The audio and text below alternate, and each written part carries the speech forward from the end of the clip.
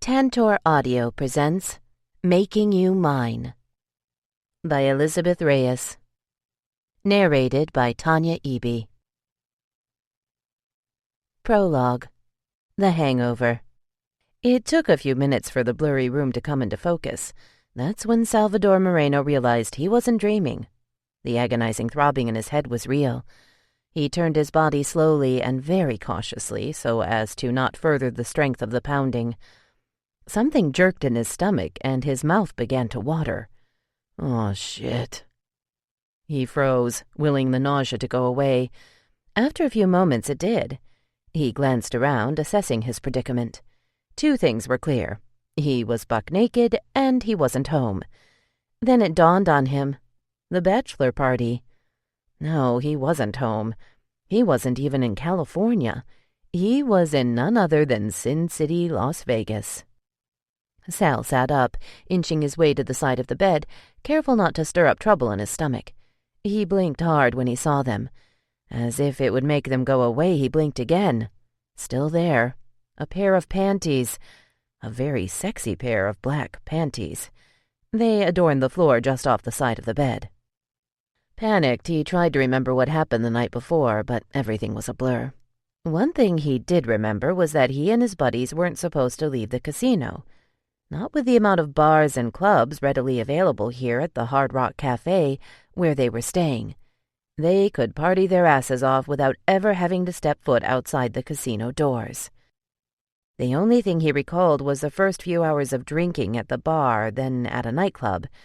After that, things got choppy. The rounds of shots kept coming, but he didn't remember any girls. Hooking up was the last thing on his mind. Glancing around the room for any other clues, he noticed the folded note on the nightstand. His name was handwritten on the outside. He stared at it for a second before reaching for it. Almost afraid to open it, he held it and squeezed his eyes shut. The thrumming of the blood pumping through his veins continued in his ears. Opening only one eye, he glanced at the note and flipped it open. Went to get us some real coffee, be back in a few, XOXO. His stomach did a flip and he thought he was going to be sick. Who the hell had he brought back to the room with him? He stood up and began to pace, running his fingers through his hair. Fuck the headache. What the hell had he done? But he couldn't forget the nausea that easily. It was brutal, and it came without warning. He rushed to the restroom and threw up. With the water running while he rinsed his face, he hadn't heard the door open. "How you feeling?" Sal spun around, and the room spun with him, causing him nearly to lose his balance. It was a good thing he held onto the vanity for support, because his legs almost gave out on him when he saw her. This was even worse than he'd imagined. Chapter 1. 3 months earlier. As usual, Grace barely made it to class on time. Her morning interview had gone on longer than she expected. And what for? "Sorry, but we're looking for someone more experienced." With her years of cooking in Mexico, she had more than enough experience. Who cared if she was still in culinary school? Some of the required classes she took were such a joke. Her cooking skills were far beyond them. Joey leaned over as she took her seat. "Miss the bus again?" She frowned while pulling her notebook out of her backpack. "No, the stupid interview went on too long." "Not good?" She shook her head. Joey reached over and squeezed her hand. "Well, don't give up. It'll happen. You'll see." Grace didn't even bother trying to smile. She was so frustrated. Joey was the only friend she'd made in culinary school in all 3 years she'd attended. She met him when she first started, and he was now one of the most loyal and loving friends she'd ever had. At first, she had a huge crush on him, until she found out he was living with his longtime boyfriend. When she met his boyfriend, Taylor, she fell in love with him too. Joey and Taylor were perfect for each other. Now they were her 2 best friends.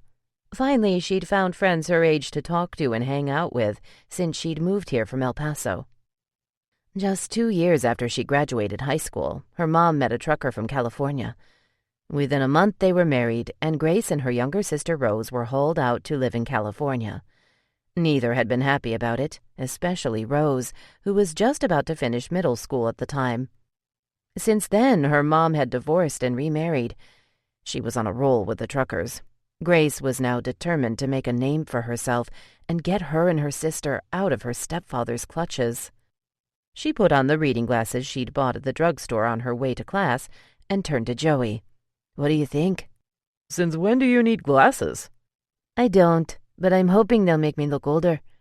I have another interview after class." He gave her a look. "They'll know how old you are as soon as they read it on your application." She tried not to smile, but she didn't respond. Joey knew her too well. "Grace?" "You didn't lie about your age, did you?" She pretended to be completely absorbed in what she was reading, but the truth was that the glasses made her dizzy. Blinking hard, she continued to stare at the blurry notebook in front of her. Joey nudged her. "I can't believe you. You don't think they'll find out when you have to show them your ID?" She pulled off the glasses that had begun to give her a headache and rubbed her eyes. "I don't have to show them. It's already filled in on the application. I just changed the year so they'll think I'm 23. "Oh, please." He waved a hand at her. "Honey, you don't even look your age, much less 2 years older." She turned to him disheartened.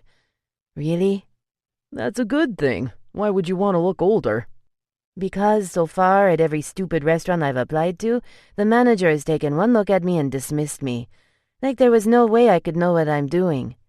If I could just get my foot in the door and show them what I can do, I know they'll give me a chance."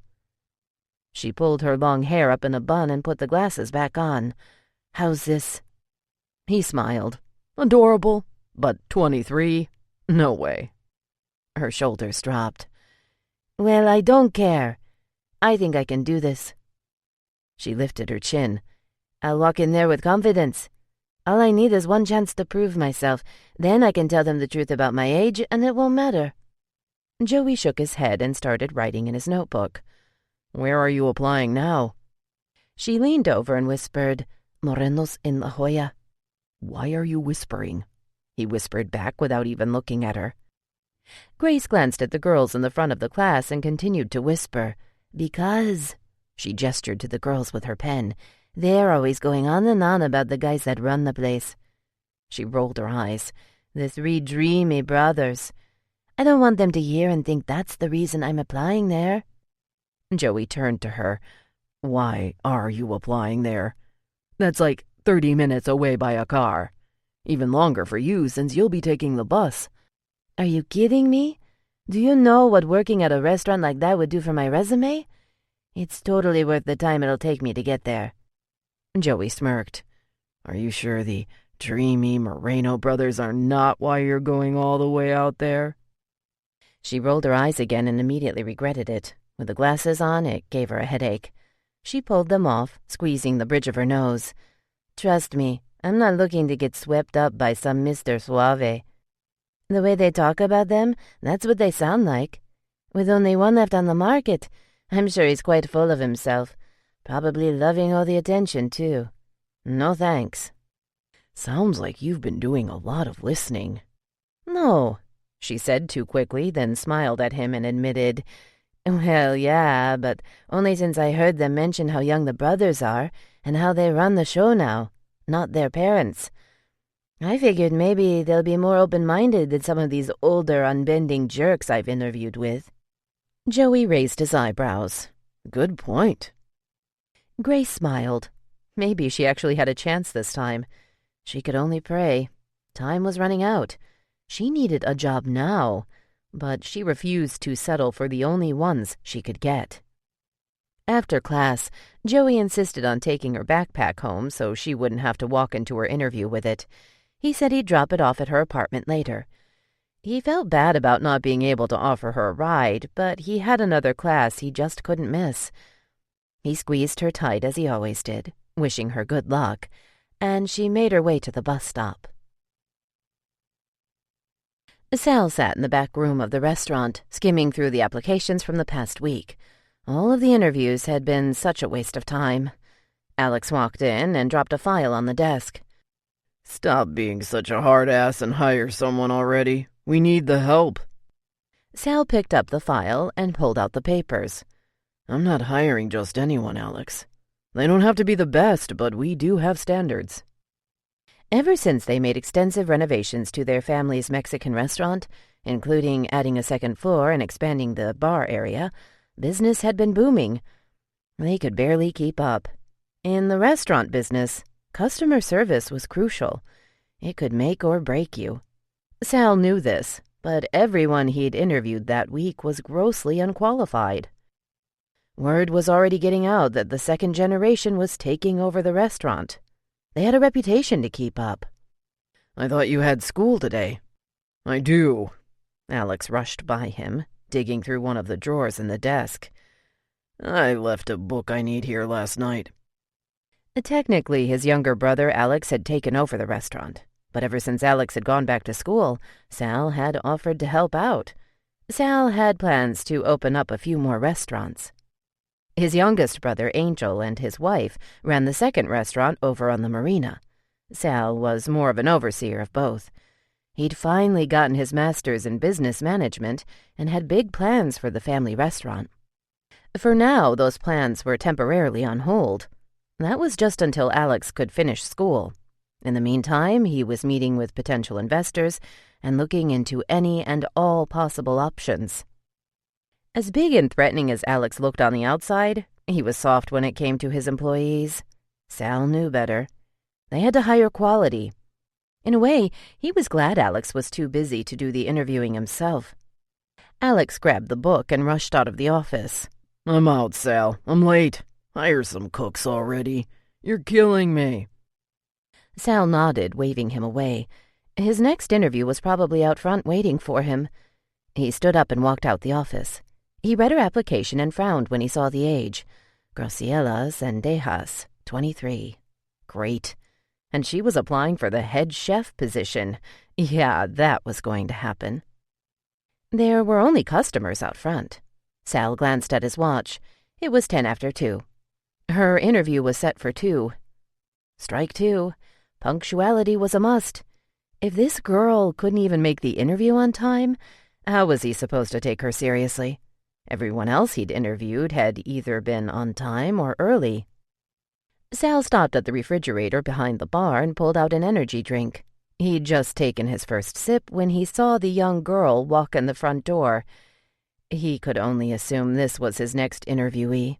Her application said 23, but she hardly looked it. Maybe this was someone else. She had to be here for an interview because she held some kind of paperwork on her arm and seemed a bit lost. She wasn't as professionally dressed as some of the other interviewees, but at least she'd worn a dress.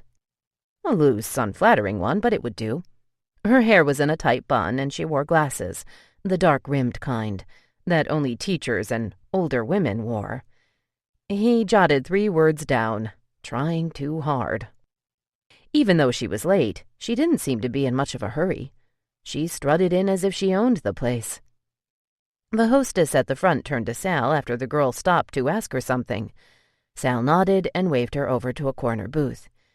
He walked over, already expecting another frustrating interview. Alex wouldn't be happy. Julie, one of the waitresses, stopped him on his way to meet with Graciela.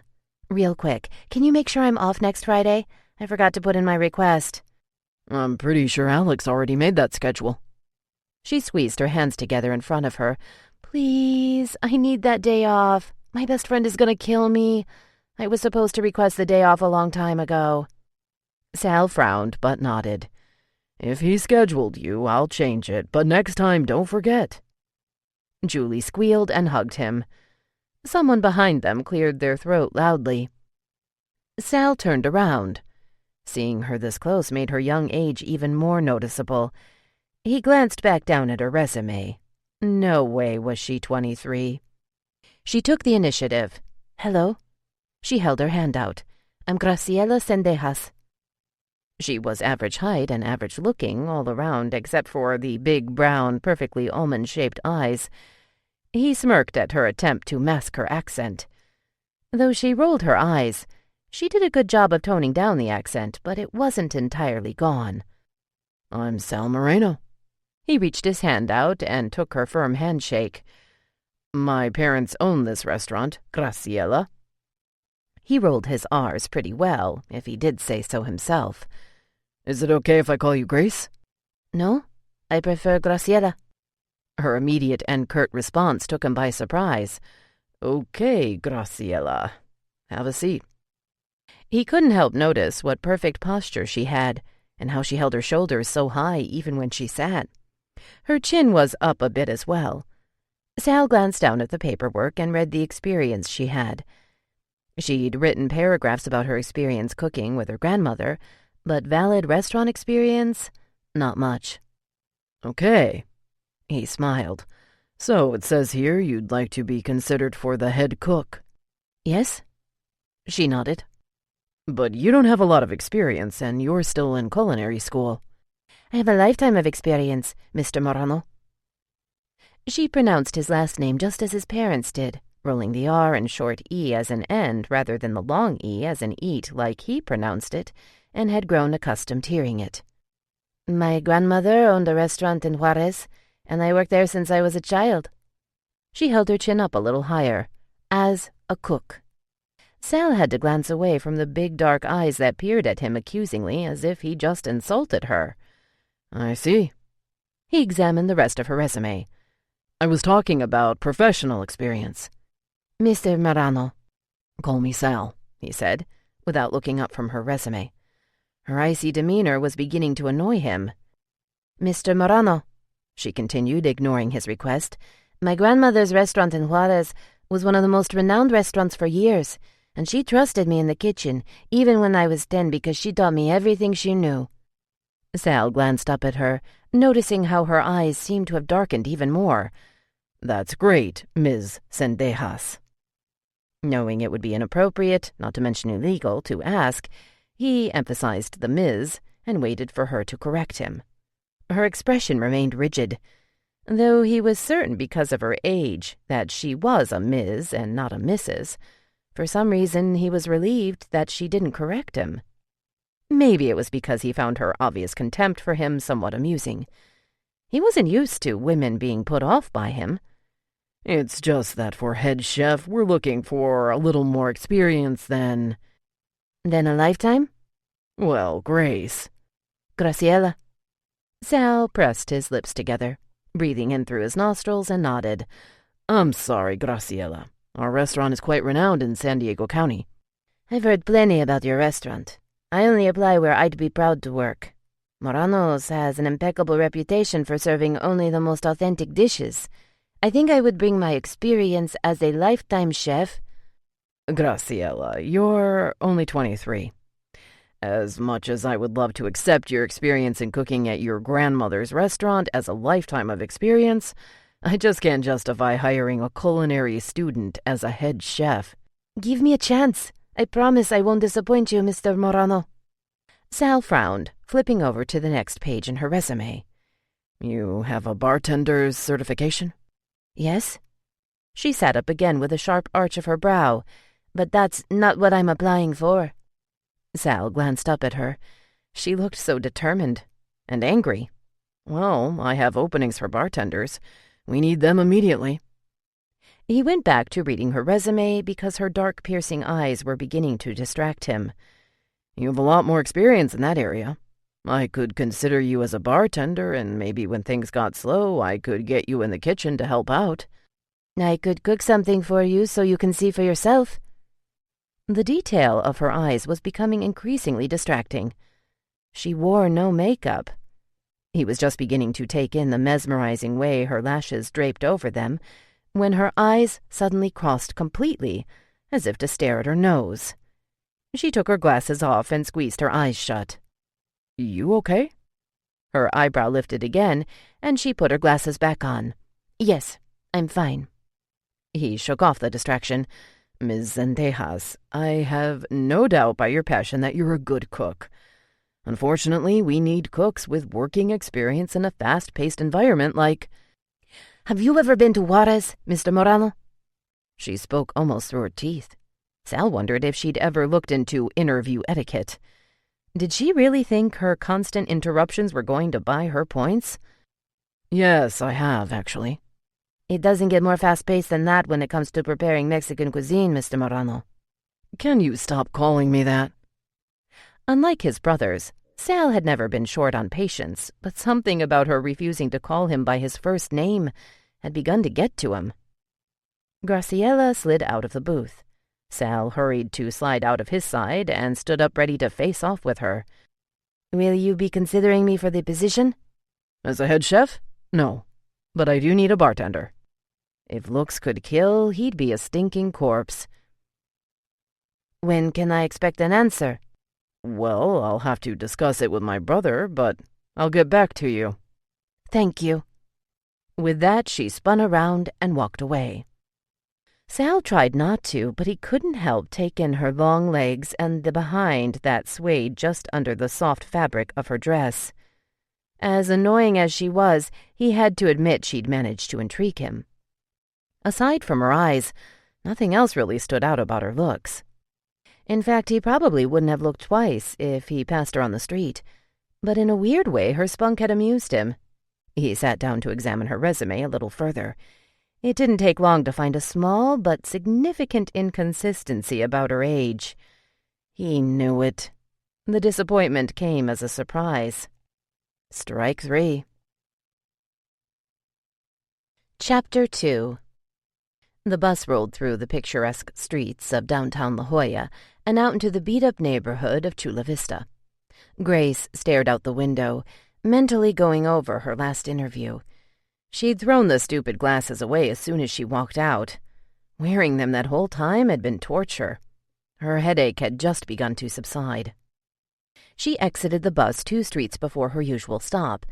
She had to swing by the meat market and pick up a few drumsticks. Chicken soup was on the menu for tonight's dinner. She hurried into the small mom-and-pop market, trying to snap out of the mood she'd fallen into during the interview. Buenas tardes, señorita Zendejas. Armando, one of the butchers behind the counter, smiled brightly. Buenas tardes. She didn't even try to match the smile. She pointed at what she wanted and let him know how much. Taking deep, frustrated breaths, she grabbed an onion and a few carrots while Armando bagged up her drumsticks. The disappointment weighed heavily. Another interview gone south before it even started. Grace had seen the way he looked at her before he even knew anything about her, only that she was way too young, which meant inexperienced. She was so sick of the assumptions. So much for younger, meaning open-minded. The brother she spoke with dismissed her experience as unprofessional. It was infuriating. For him to deem her experience as unprofessional just because it was in her grandmother's restaurant in Mexico was reprehensible. Where did he think all of his authentic dishes originated anyway? The more she thought about it, the angrier it made her. The only thing the girls in her class had been right about was his looks. He certainly wasn't hard on the eyes. But even his heavy lashes and perfectly dimpled smile didn't erase the fact that he'd been just like all the other presumptuous hiring managers. That unattractive quality alone was enough to ugly any man in her head, no matter how good-looking he was on the outside. She purchased her items and walked out into the fading sunlight. The damned buses were so undependable. She didn't bother waiting for one. Instead, she hurried along the few blocks to her apartment. Reuben, her stepfather, was passed out on the sofa when she walked in. She winced, closing the door as quietly as possible. The keys in her hand jingled as she made her way past him. Damn. Reuben shifted on the sofa, grunting. One lazy eyelid lifted. When he saw her, he sat up. Did you get the job? Grace set her bag of groceries on the small kitchen table and began to pull things out. I don't know yet. She focused on the bag, not wanting to face him. They're supposed to get back to me. She wouldn't mention that morning's flat-out no in her first interview. The sofa rattled and squeaked, and she knew he was getting up. Well, the rent's not gonna pay itself. Your mom's piddly check, from the few hours she puts in at that cafeteria, ain't cutting it anymore. He came up behind her, and she walked around the table. He had a habit of standing too close to her, and it repulsed her. Well, maybe you should start looking for a job. He cackled. No way, and give up my unemployment check? Don't be stupid. You're not gonna be able to collect that forever. It's been almost a year. Yeah, well, when the checks stop coming, I'll start looking. He walked around the table in the small kitchen. In the meantime... He paused when he saw her make her way around the table again. She didn't care if he noticed her obvious disgust for him. What the hell's your problem? The smirk on his unshaven, swollen face was teasing. I ain't gonna bite you. Grace said nothing. She grabbed her purse and headed to her room down the hall. She could still hear his cackles even as she closed the door behind her.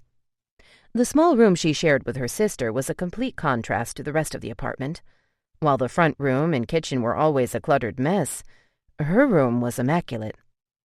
She couldn't stand clutter. Though she did her best to try to keep the rest of the apartment as tidy as her room, it was impossible with both Reuben and her mom being slobs.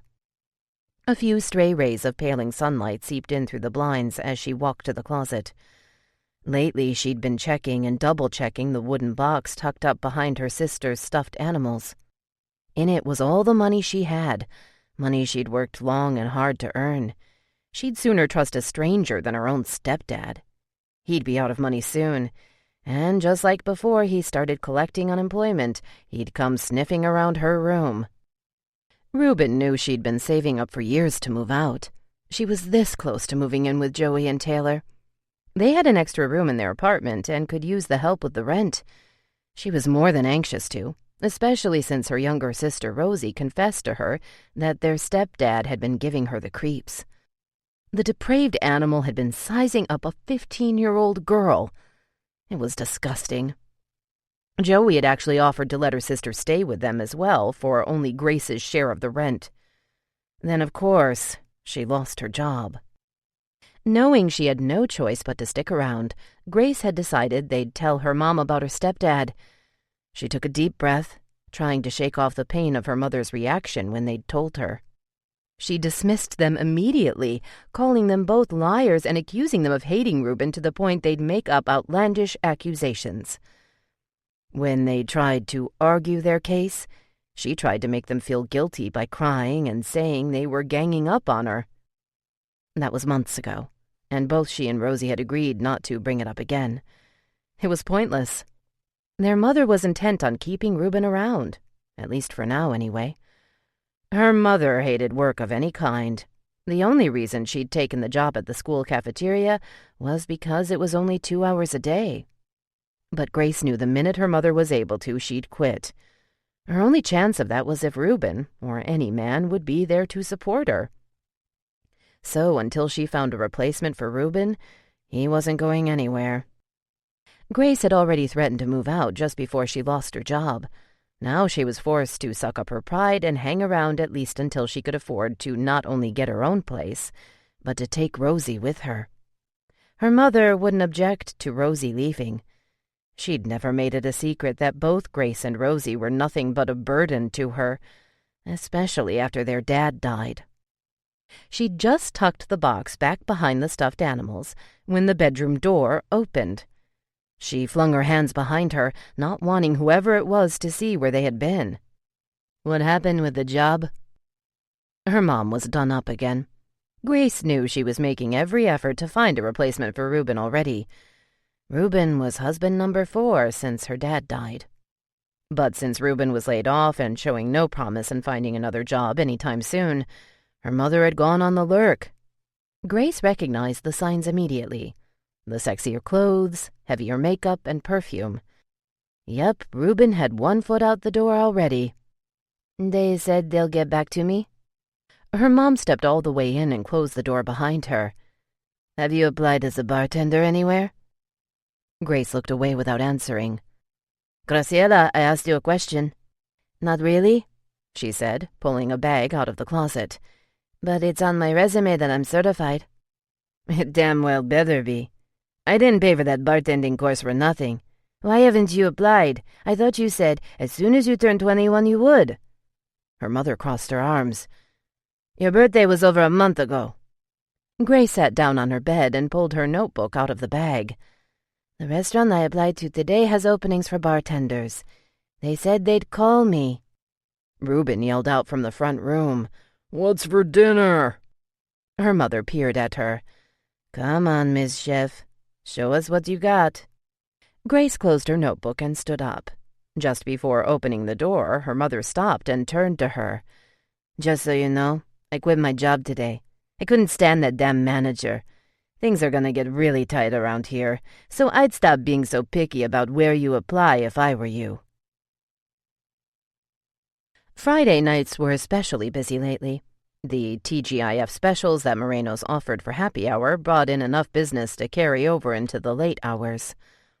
The newly remodeled sports bar area with the state-of-the-art flat screens also helped. Sal had hoped to get another bartender hired by this weekend. Unfortunately, the only person he'd interviewed that was even remotely qualified was the Zendejas girl. Of course, Alex thought Sal was overreacting about her lying on her application. He actually laughed when Sal told him about the other 2 strikes against her. No matter how trivial Alex thought it was, Sal wasn't having it. If she was bold enough to lie about her age, no telling what else she'd be willing to lie about. The last thing he needed was to bring someone into the family business with integrity issues. Truth was, he'd wasted way too much time already thinking about Ms. Zendejas. He'd actually gone back to read her resume several more times. He'd even considered calling her and asking straight out why she lied, but something told him not to. It was probably better that he just let it go. At 21, she couldn't have much experience anyway, so what difference would it make? Sal sat back and chewed the end of his pen. With that cute little accent and those hypnotic eyes, she'd be more of a distraction than any help. Nope. He threw her resume back in the desk file. He was done thinking about her. "I hope you have some more interviews lined up for today, Sal." Alex stalked into the back office. "I'm staying tonight to help out at the bar. Luis called in sick again, and we were already short." Sal winced. The one day he had to leave early, their best bartender calls in sick. "I got a few interviews lined up today." He turned to Alex, who was busy tying an apron around his waist. 2 of them are for the cook positions. One actually has some experience." Alex looked up at him with a frown. "What about the other one?" Sal shook his head. "Not much, but we'll see." Oscar, one of their newer waiters, flew in the back and stopped when he saw Sal. "Suit and tie again, Sal?" he smirked. "What are y'all dolled up for this time?" Sal had gone against his own rules and hired a friend. Oscar had attended college with Sal for a while, until he got a girl pregnant and had to drop out to work full-time. Sal always knew women would be Oscar's failing. He went through them like the restaurant went through beans and rice. There was no way Oscar and this girl would last, even with a baby. Oscar always thought with the wrong head. So, of course, things ended badly between him and the girl. Oscar's parents said they'd help him out financially if he went back to school. Having a baby wasn't cheap, though. He still needed to bring in some more money.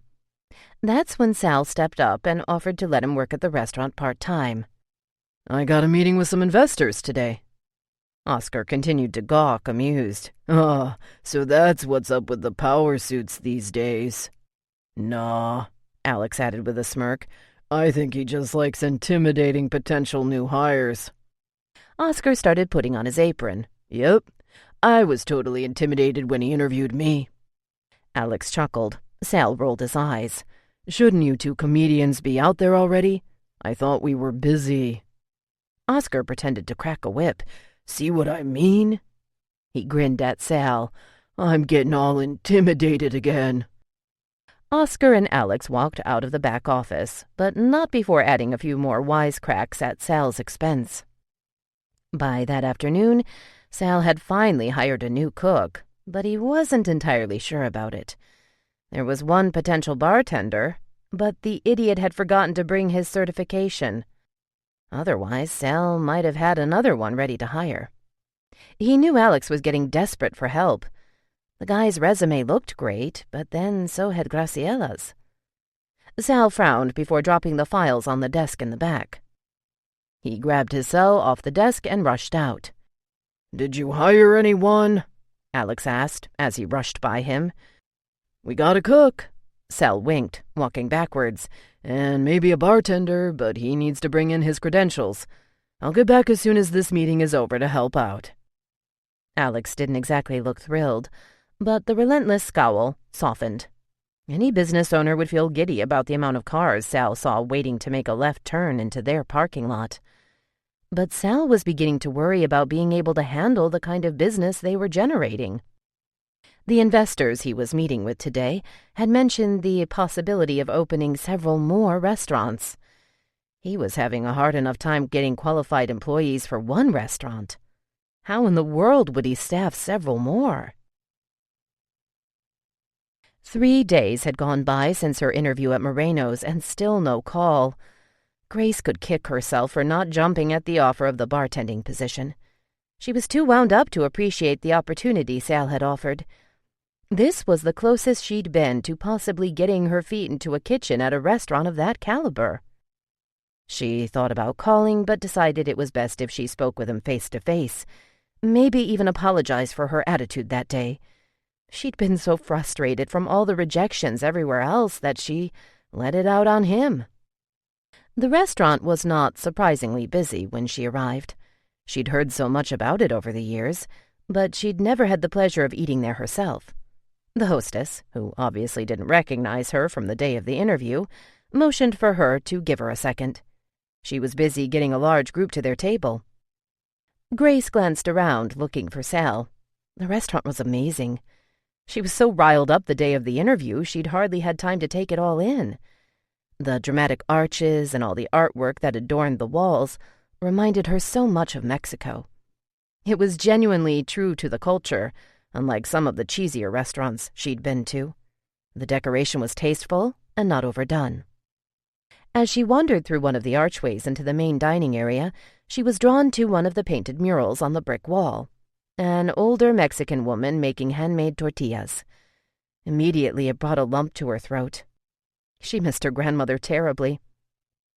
Grace tried to shake off the overwhelming emotion.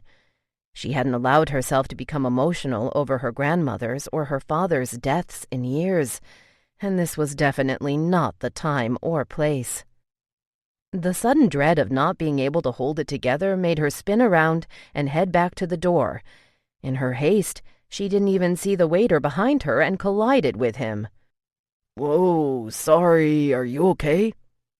He pulled the tray he was holding away from her so he wouldn't spill anything on her. "I'm so sorry." She felt like a fool. "I didn't." "It's okay. Don't worry about it." The waiter looked over her shoulder and smirked. "You just had to be watching, didn't you?" Grace turned to see who he was talking to. A guy who looked just like Sal, only with twice the brawn, was trying not to smile. The undeniable Moreno dimples she'd heard so much about gave him away. He had to be one of the other brothers. Well, the girls had certainly been right about the looks running in this family. So far, the first 2 brothers she'd met had fit the gushing descriptions right on. Maybe she'd have better luck with this brother. As big and daunting as he looked, seeing him have a good time with the waiter already gave her hope that he wouldn't be as uptight as Sal. "You sure you're okay, sweetheart?" he asked as he approached her. "I'm fine." She smiled, even though she wasn't sure she liked the term of endearment. "It was my fault, actually." "Nope." He shook his head. "Here at Moreno's, the customer is always right. I apologize for my klutzy waiter." The waiter rolled his eyes. "I already apologized." "It's okay, really. I'm not even a customer." With an eyebrow raised, he held out his hand. "Okay, I'm Alex." She shook his hand. "I run the restaurant. What can I do for you?" The waiter she'd nearly knocked over nodded at her before walking away in a hurry. She glanced at him, then back at Alex. I was here the other day for an interview?" Her stomach churned. "Sal, I believe he's your brother?" Alex nodded but said nothing. "He said there were immediate openings for bartenders. I'm certified and have a few years' experience. He said he'd call me after he talked to you.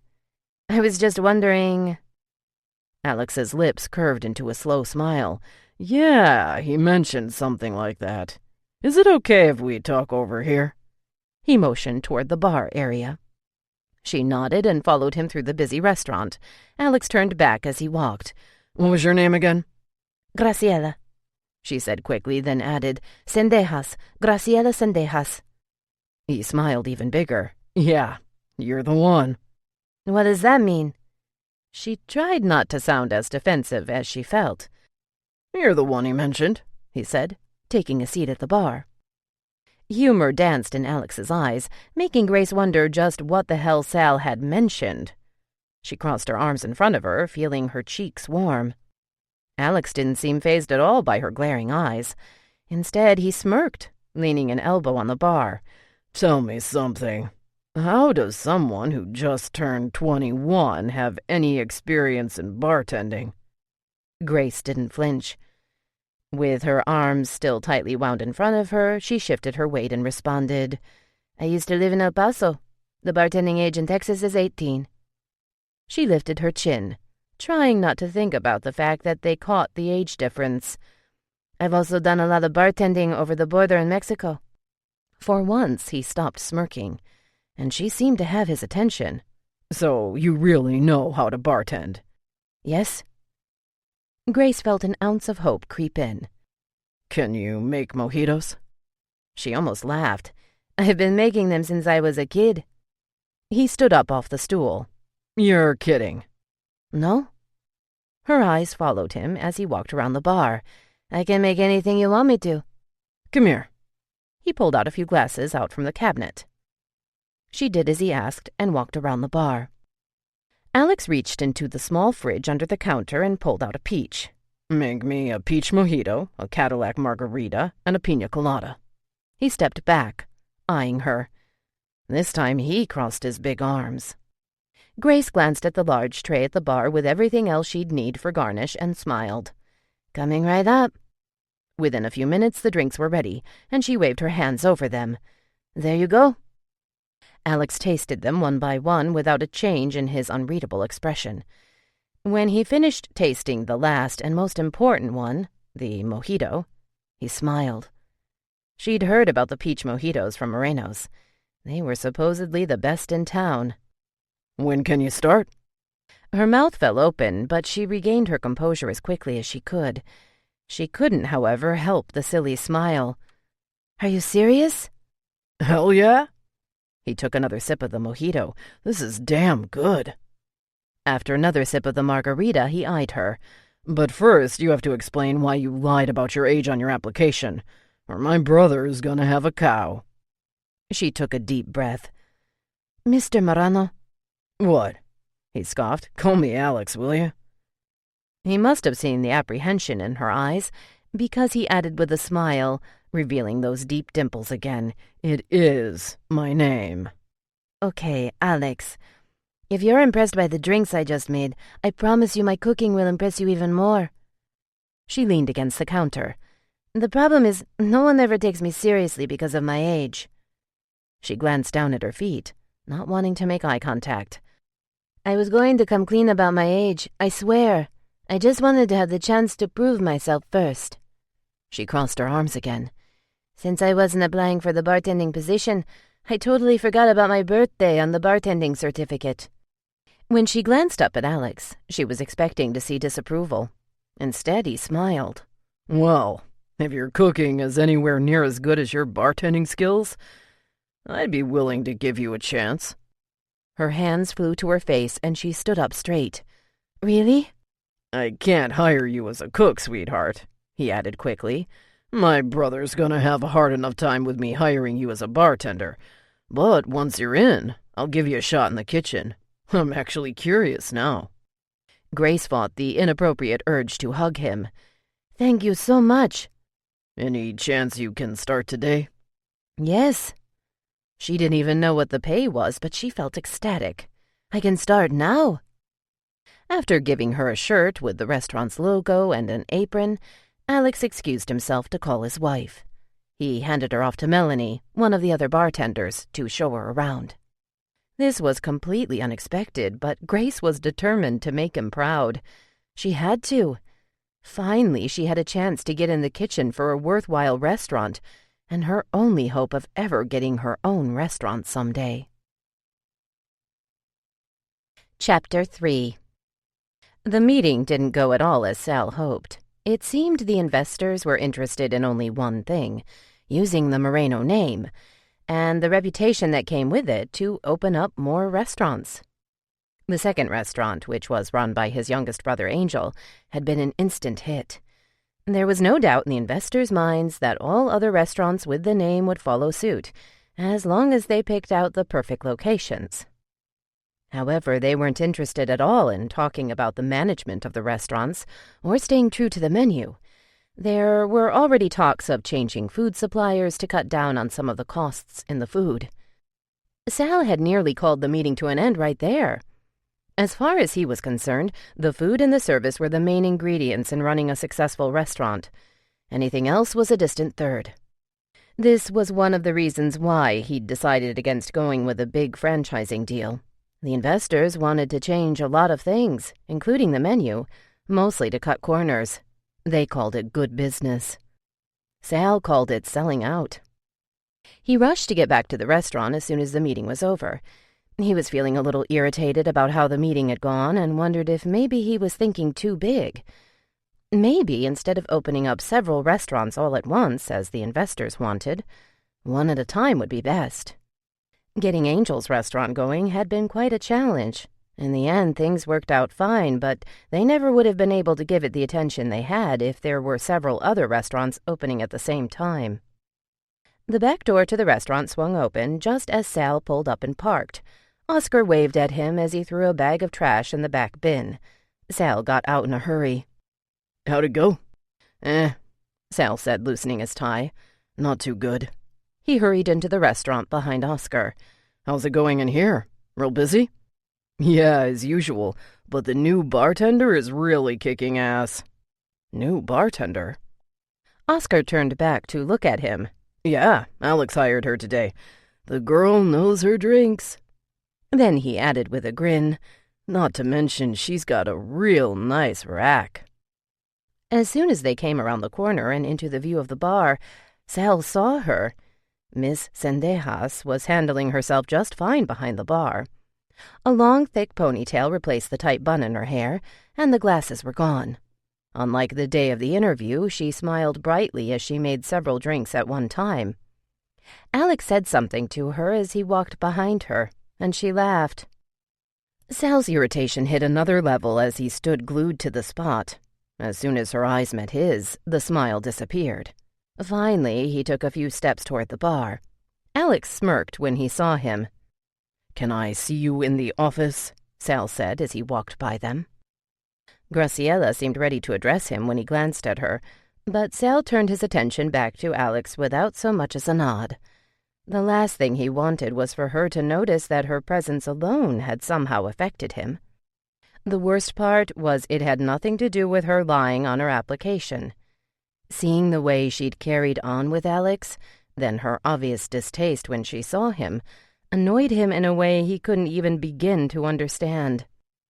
As soon as Alex walked in the back office, Sal closed the door. "Do you want to explain that?" He pointed in the direction of the bar. "Relax." Alex sat down on the chair in front of the desk. "Yeah, she lied about her age, but only because she wanted a chance to prove herself before we dismissed her based on her age alone.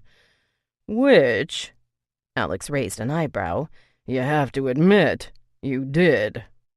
Sal couldn't believe this. Alex had always been too damn nonchalant when it came to this stuff. "Alex, what kind of experience can she have if she just turned 21? Alex raised his palm up in an attempt to calm Sal. "She lived in Texas. You only have to be 18 over there."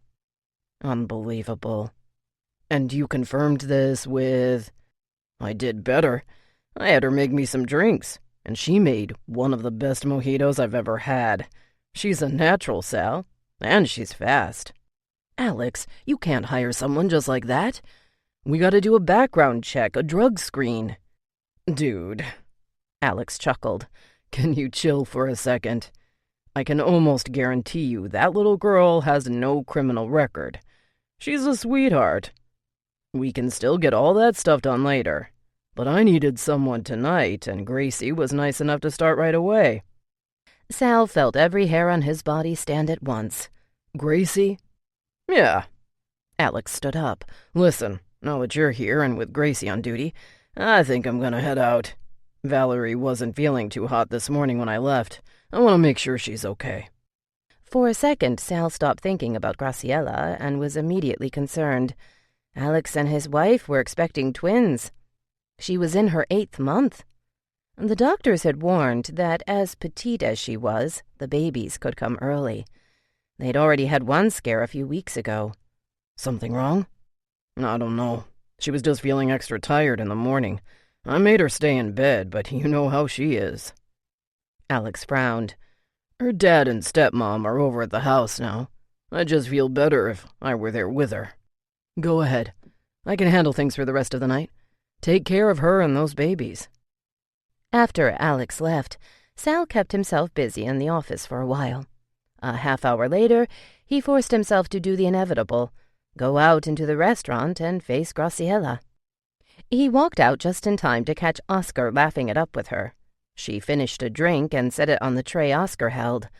I'm serious, Oscar said, as Graciela shook her head. He glanced at Sal. Uh-oh, here's the boss. Back to work. Graciela turned to Sal, and again, just like earlier, the smile dissolved. She wiped her hand on her apron. Mr. Moreno? She nodded.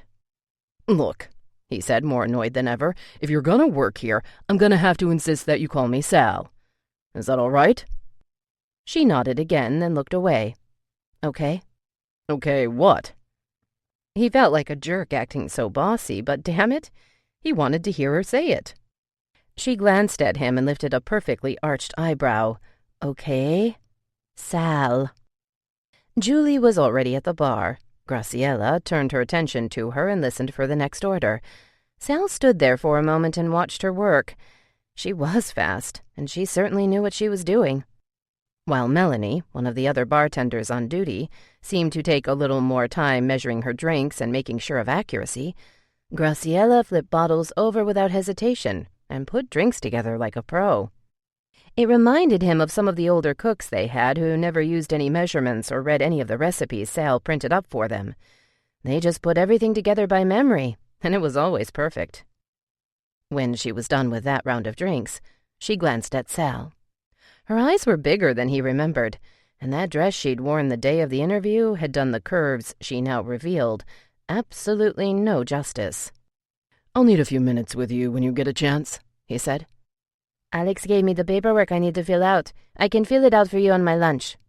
When is that? Sal needed to get a few things straight with Ms. Zendejas now. She shrugged.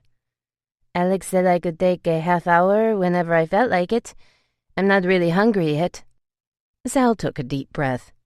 Alex and his managerial leniency would be the end of him. He glanced over at Melanie and Luis, the other bartender. You two think you can handle it out here for a few minutes while I have a word with Graciela? They both nodded and continued working. He turned to Graciela. Follow me.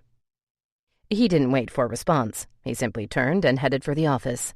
She may have impressed Alex with her drinks and that damn smile, but the fact remained she lied on her application. They hadn't had very many incidents with employees getting out of line or being irresponsible, but from experience, he knew the younger ones usually were more trouble than not. She had been late to the interview, and at 21, Graciela was now their youngest employee.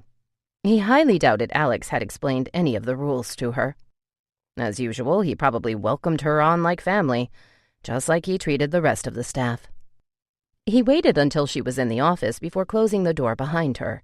Have a seat. She sat on the edge of the seat by the door as he sat back on the office chair. I understand my brother was so impressed he hired you on the spot. Her posture was as perfectly erect and tense as he remembered the day of the interview, so unlike how she'd been behind the bar when he first walked in. Yes, and I explained to him about my age. I only wanted to get a chance to prove myself, and I was going to tell you the truth after. Yeah, well, whatever the reason, lying on your application is pretty bad. He crossed his arms in front of him and leaned back. First impressions go a long way. Not the smartest thing to do is start off lying. With a slight lift of her chin, she began, I already apologized to Alex, and now I'll apologize to you. I'm sorry. I was only trying to make a point. But you're right. A liar is not how I'd like to be perceived. I'm only grateful that Alex was kind enough to give me the opportunity to prove myself. He stared at her for a moment, and she didn't look away. Instead, stared right back. She didn't seem at all intimidated by him. In fact, he'd bet she added that last remark as a jab. There are still a few things we need to get taken care of. He sat up and spun the chair around so he faced the computer. We'll need to run a background check on you and do a drug screening. He turned to face her. The dry expression hadn't changed. In fact, it seemed even more severe. I'll also need to verify your past employment. You know, the bartending experience. You don't believe I have experience? Sal held up his hand. This is standard procedure, Grace. It has nothing to do with believing you, but to be fair, you did already lie about one thing and... First of all, she stood up, it's Graciela. And second, I just apologize for that. Alex didn't seem to mind. If you just give me a chance, I can... Have a seat, Graciela. Please. I'd rather stand. What the hell happened to the smiley Graciela at the bar? The one that didn't have a problem with Alex referring to her as Gracie. Here, Sal wasn't even allowed to call her Grace? He turned back to the computer, trying to shake off the annoyance he felt. You do realize my brother is married, right? What does that have to do with anything? He lifted his shoulder. Just thought I'd mention. That's all. He felt like an ass now for even saying it. It was unprofessional and completely out of line. But it just came out. The fact that she didn't say more about his comment did not go unnoticed. Maybe it had come as an unpleasant surprise, one that rendered her speechless. He was suddenly grinding his teeth. Are we done here, Mr. Moreno?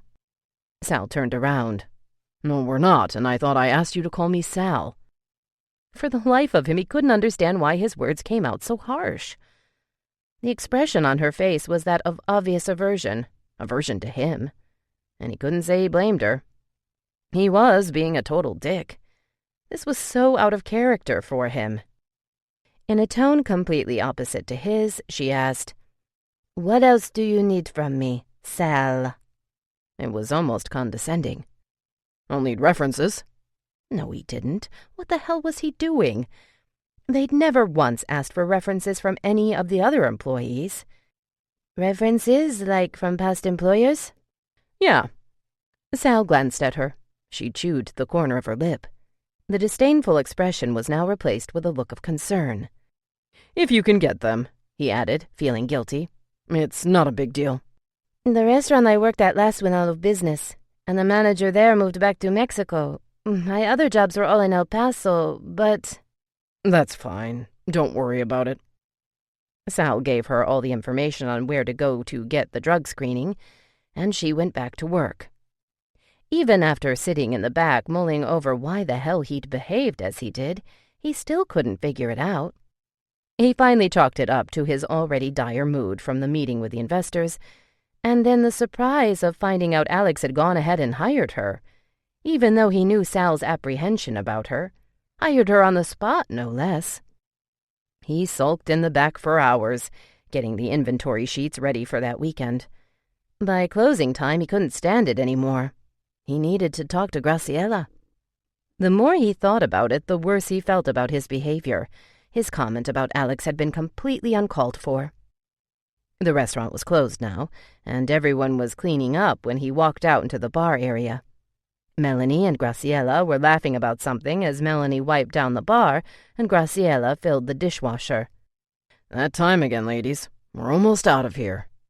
Both girls turned to look at him. Melanie smiled while Graciela's lips flatlined.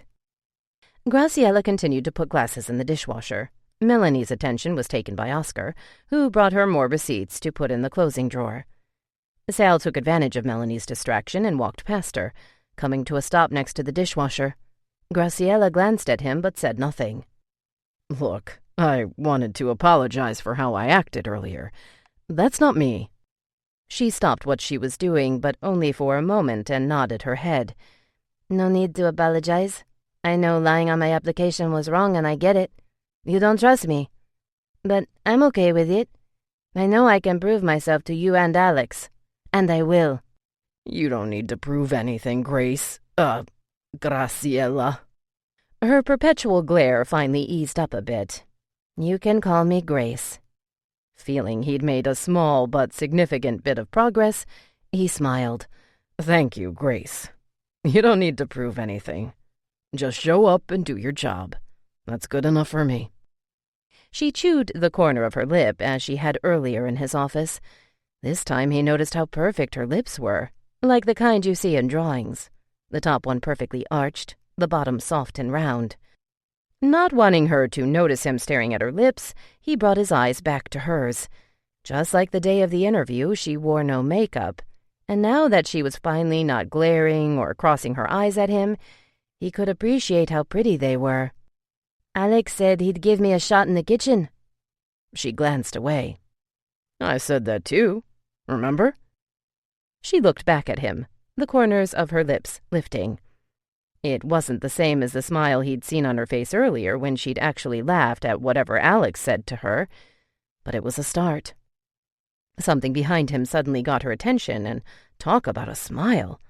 Her eyes brightened in an instant. She almost seemed excited. Sal turned to see what it was. A guy with his hands against the window of the locked front door peered in.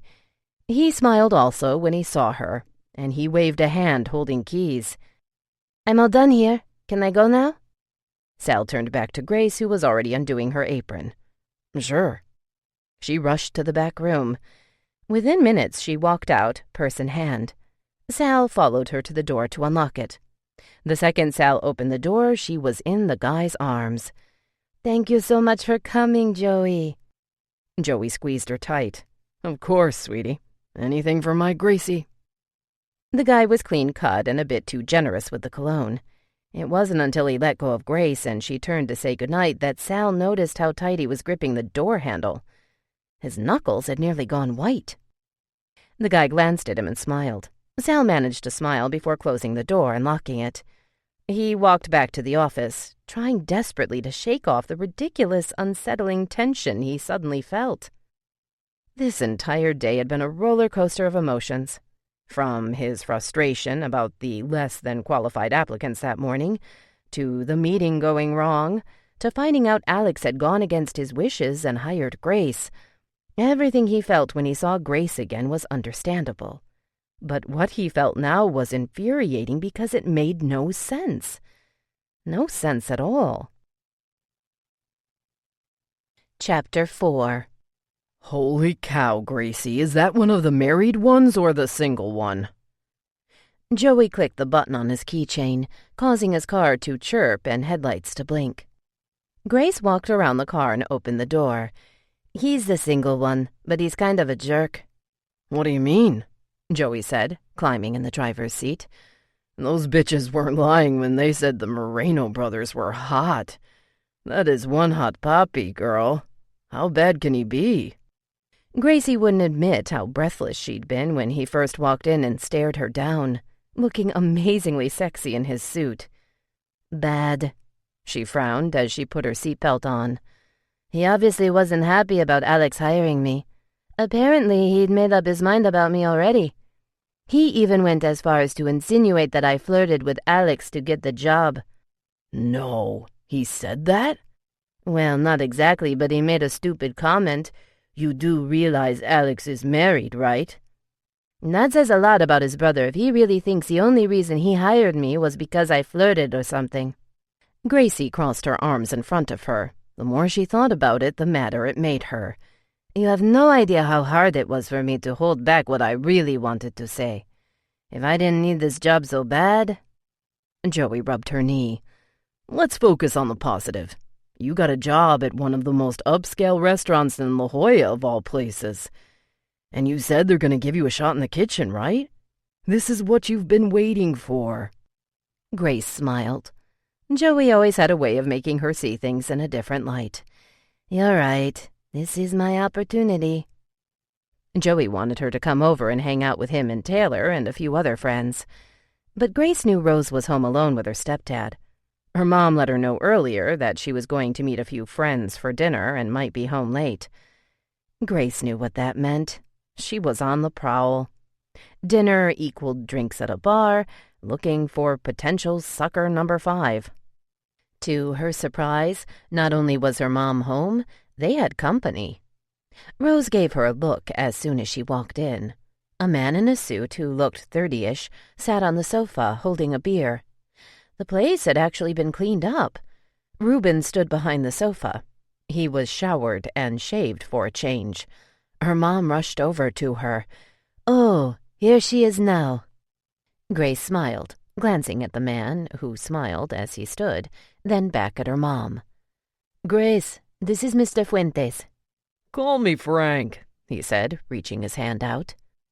Grace shook his hand and smiled. "I'm Grace." "Mr. Fuentes." Her mother caught herself and smiled, nodding at Mr. Fuentes. Frank is a friend of Reuben's from his days of doing long hauls to Novella. He owns a casino in Laughlin." "It's a work in progress," Frank said, smiling. "More of a hotel, making the crossover to casino." "Oh, but you said you got your gambling license, and that's the biggest hurdle, isn't it?" her mother said with an oversized smile. Frank nodded in agreement. Grace glanced back and forth between them, wondering what, if anything, this had to do with her. "Anyway, Grace, Frank stopped by while he was in town. He might have a job for Reuben in Laughlin." Grace's heart sunk. "We're moving?" Her mother did her fake laugh and placed her hand on her chest. No, it's a driving job. You see, Frank will need someone to drive fresh seafood to his restaurant in his casino every day." Her mother squeezed her hand at the mention of restaurant. "We're going out to discuss the details, and I thought it'd be nice if you could join us." No way. Her mother had had some crazy ideas in the past, but there was no way she'd go along with where she thought this was going. I have to study." With another squeeze of her hand, her mother smiled at her, then glanced at Frank. "She's very responsible when it comes to her studies." Frank smiled, and her mother turned back to her. "But I'm sure you can get it done tomorrow. We'll only be out a few hours." She pulled Grace by the hand. "Come on, I'll help you pick something out." She turned back to Frank. "We'll only be a few minutes. Make yourself at home. Reuben, offer him another beer." Rose followed them into her bedroom. As soon as the door closed, Grace turned to her. "What are you doing? I don't want to go out with that man." "Yeah," Rose said. "That's gross. He's old." Her mother ignored Rose. "You're not going out with him. We're all going out together. He mentioned being a little lonely these days, so I thought maybe if you came along, he might sweeten his offer." "No."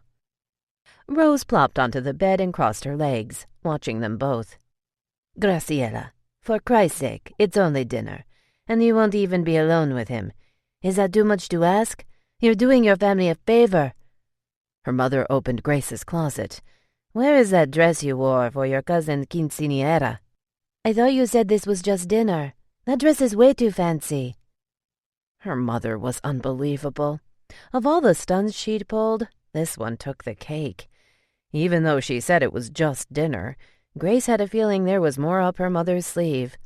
Judging by the way she squeezed her hand at the mention of Frank owning a restaurant, she knew her mom was already scheming. "Well, he's taking us somewhere fancy, so you have to look nice. Did you not notice the man is wearing a suit?"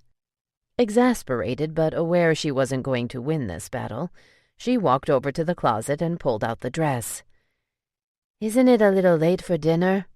"Dinner, cocktails, dancing, whatever, it's all the same thing. Just hurry up and get ready."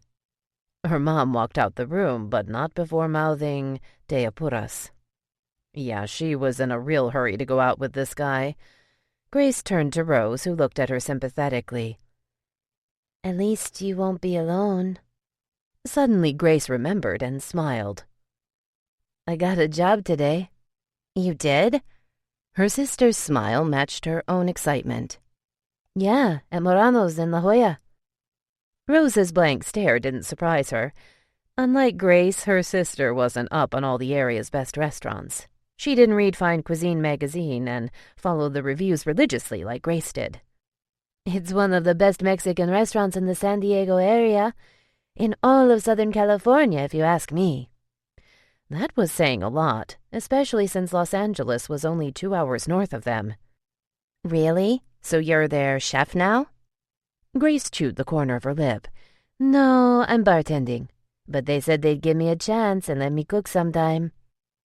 For a second, Rose seemed disappointed, but quickly snapped out of it. She knew how much Grace had been going on and on about trying to get hired at a good restaurant.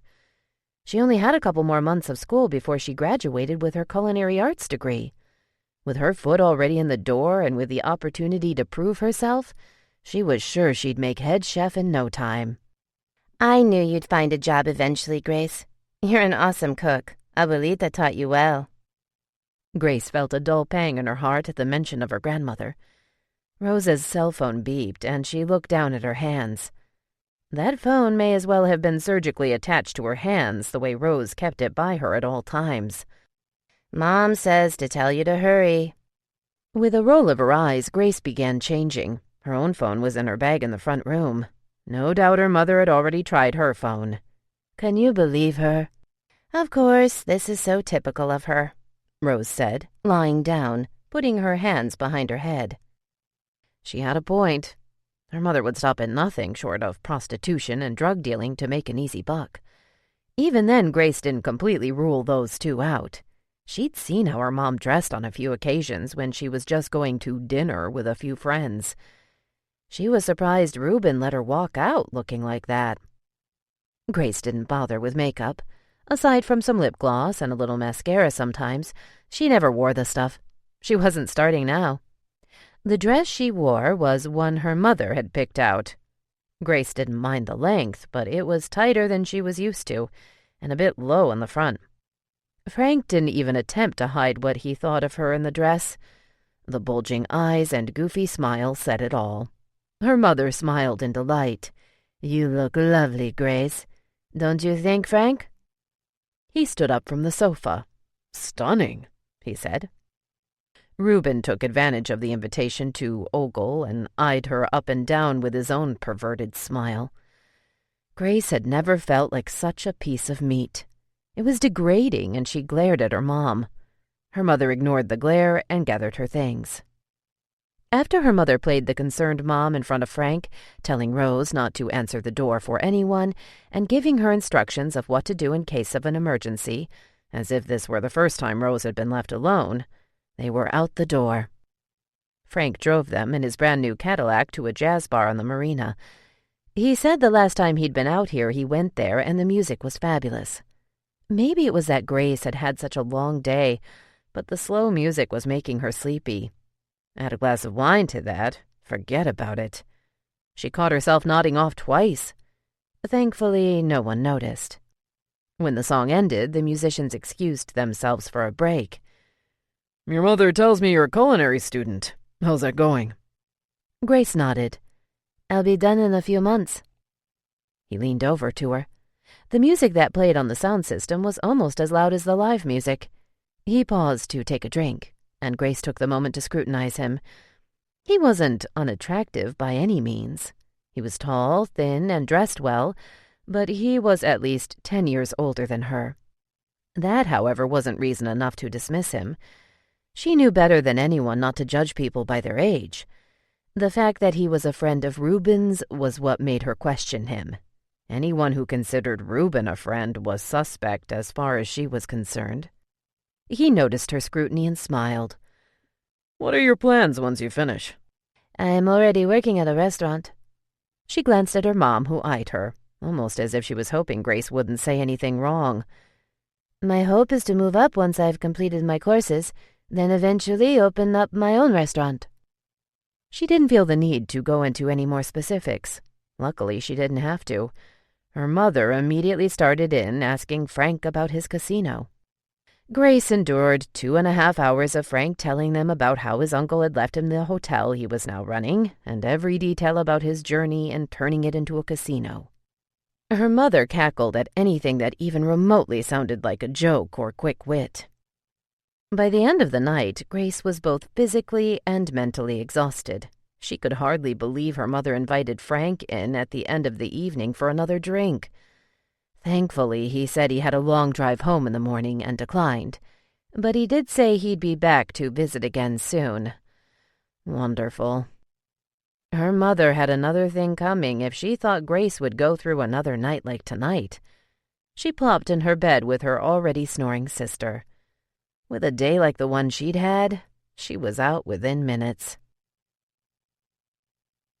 Sal didn't go into the restaurant on Saturday. Since Alex was hardly there during the week, he'd go in on the weekends. Typically, Sal would drop by to check things out, even if he wasn't scheduled to be there. Today, however, he didn't want to. He checked first with Alex to make sure Valerie was feeling well enough to be left alone. She was. So, after the day he had yesterday, Sal thought it better he took the day off. In college, Jason had become one of Sal's best buddies. They roomed for 4 years until Jason got engaged and moved in with his fiancée. Even then they stayed close and often met up for a round of golf, or just to throw a few beers back and shoot the breeze. So did you meet with the investors yet? Sal frowned as they rode in the cart to their next hole. Yeah. How'd it go? Not good.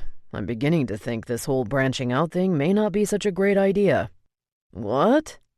Jason pulled over as they reached their next hole. That's all you talked about in school. You can't let one bump derail all your plans. Sal got out of the cart. There were still a few players finishing up on their next hole, so Jason and Sal pulled beers out of the ice chest. It's just not what I was expecting. Sal took a swig of his ice-cold beer. If you want, I could talk to my dad. He knows a bunch of investors always looking to get in on a good deal. It's not that. Sal took another drink. I've got plenty of interested investors. It's just all they're thinking about is the money. Jason laughed. Sorry to break it to you, bud, but that's usually all investors think about. Sal flicked his bottle cap at Jason. I know that, ass. I'm trying to be flexible, but if I leave it up to them, Moreno's will be the next El Torito or Acapulco's. That's not what I want. Hey, that doesn't sound too bad. The hole opened up, and Sal gave up trying to explain why he wasn't about to sell out his family name. Halfway through their last hole, Jason brought up an entirely new subject. I need a favor. I knew it. When Jason called him out of the blue, Sal had a feeling. The last time he'd asked for a favor, things got pretty sour. What? You don't even know what I'm gonna ask. 10 to 1, Sal knew exactly what it was. Almost a year ago, he'd gone out with Jason's fiancée's cousin, Melissa. She was nice enough. In fact, she seemed perfect at first. Beautiful, classy, just passed the bar exam, sexy as hell. But she turned into a clinger, calling and texting him at all hours, showing up at the restaurant. Finally, she somehow got in his apartment when he wasn't there, made dinner, and greeted him in her birthday suit. That actually wouldn't have been so bad if his date hadn't been with him when he walked in. After that, Sal made it clear he wanted nothing to do with her. He couldn't believe someone so smart could stoop to that level. Before that happened, he'd done nothing to encourage that kind of behavior. In fact, he'd been so turned off by her pushiness, he stopped taking her calls and returning her texts. She called and texted him for months after he completely cut her off. The last time he bothered to read one of her texts was when one woke him in the middle of the night. Apparently, in her inebriated state, she decided she'd profess her love for him.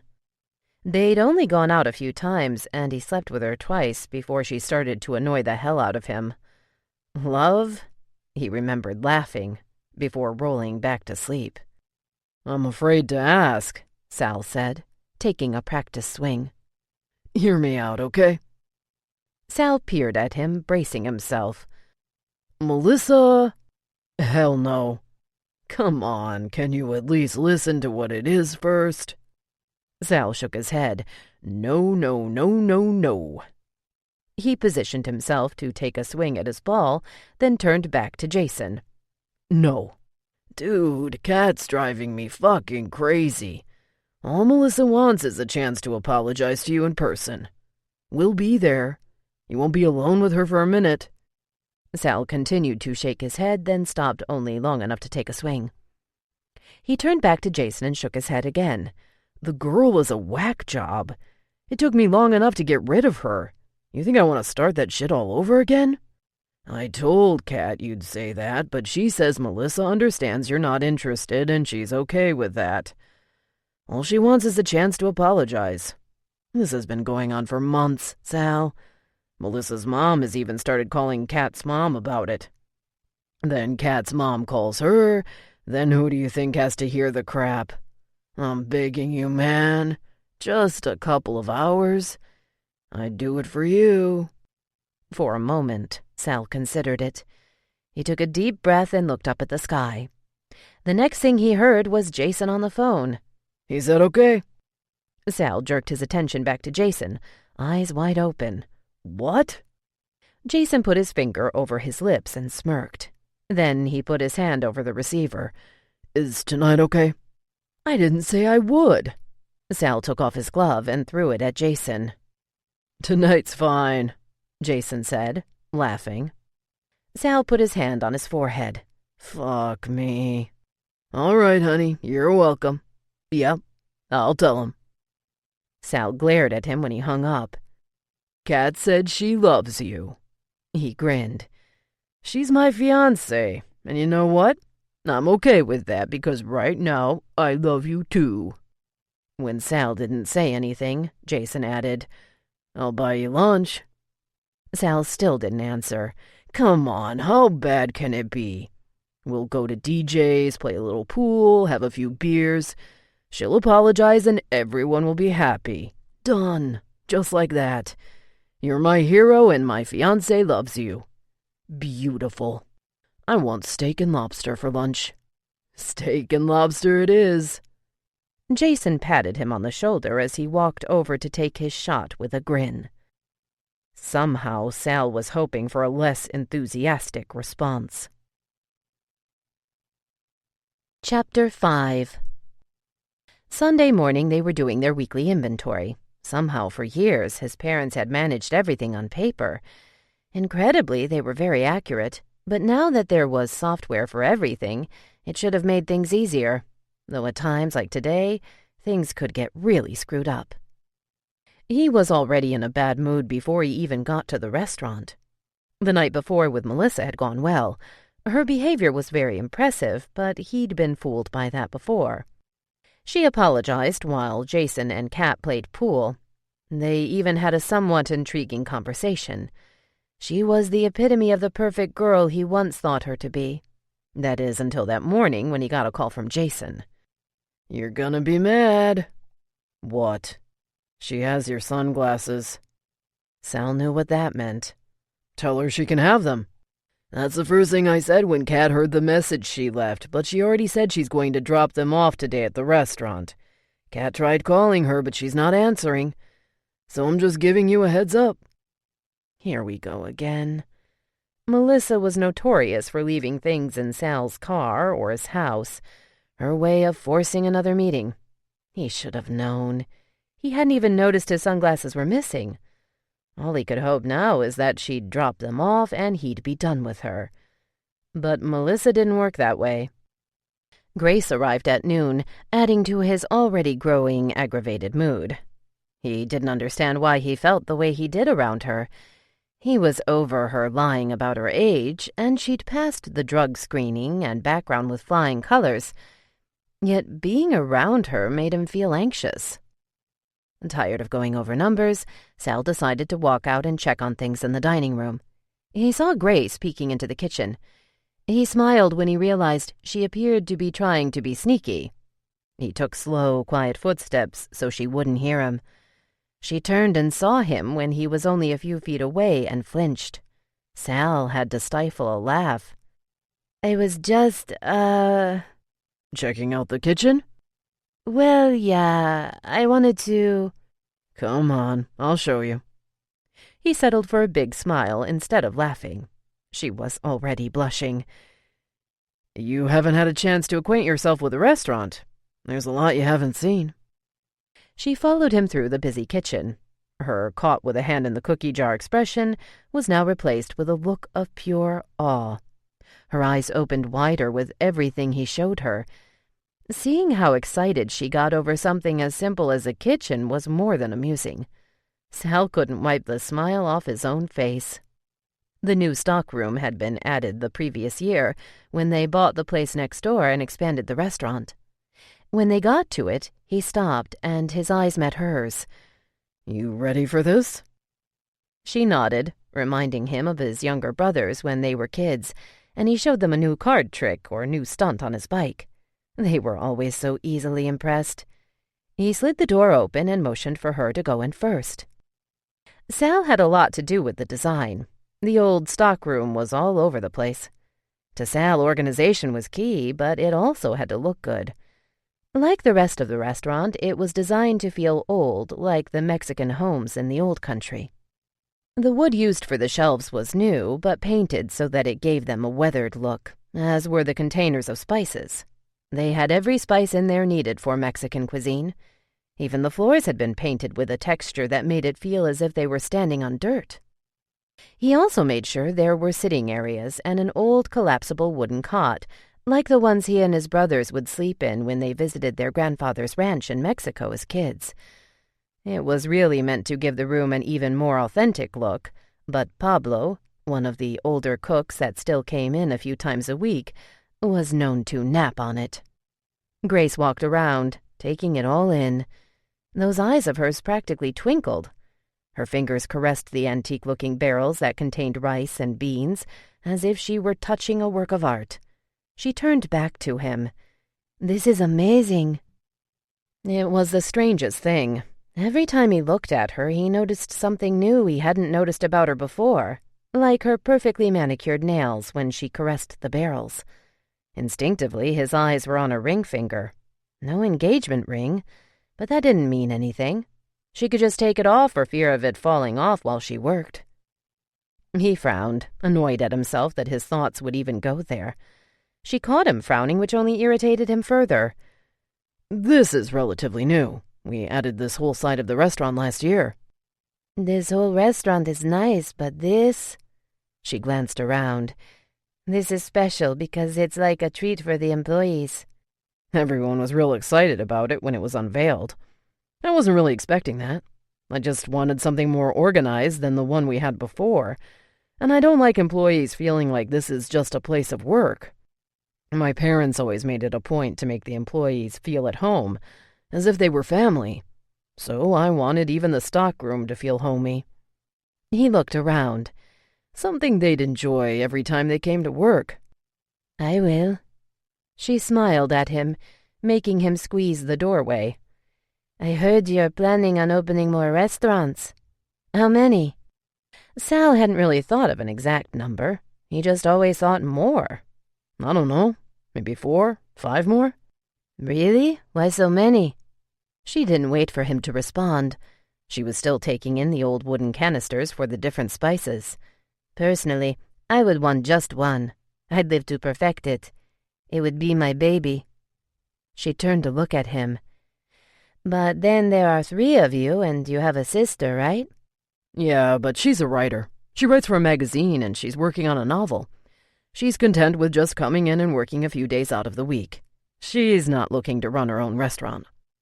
Grace tilted her head. So then 3 restaurants for 3 brothers would seem like the perfect number to me. She shrugged. But that's me. I don't usually think on such a grand scale like a lot of people do. My desires out of life are far more simple than most. Sal thought about explaining that it wasn't just about the number of restaurants. It was his way of paying homage to his parents and grandfather. He wanted the Moreno name to be respected and honored for the hard work his father had put in for so many years. Pay him back and show him that his extended education had been worth it. But he didn't think it was a good idea to get into all of that now. Is that what your plans are? To open your own restaurant? Her face tinged slightly with color, and she nodded. Someday. It doesn't have to be all this. I just want my own little restaurant where I can do what I love best. Cook like my grandmother taught me. Grace's dream was to have her own restaurant. She said she'd live to perfect it, the very thing he'd been trying to do with his family's business for years, and now he'd be dedicating his life to this. A smile almost escaped him, thinking about the hours he could spend talking to her about just this.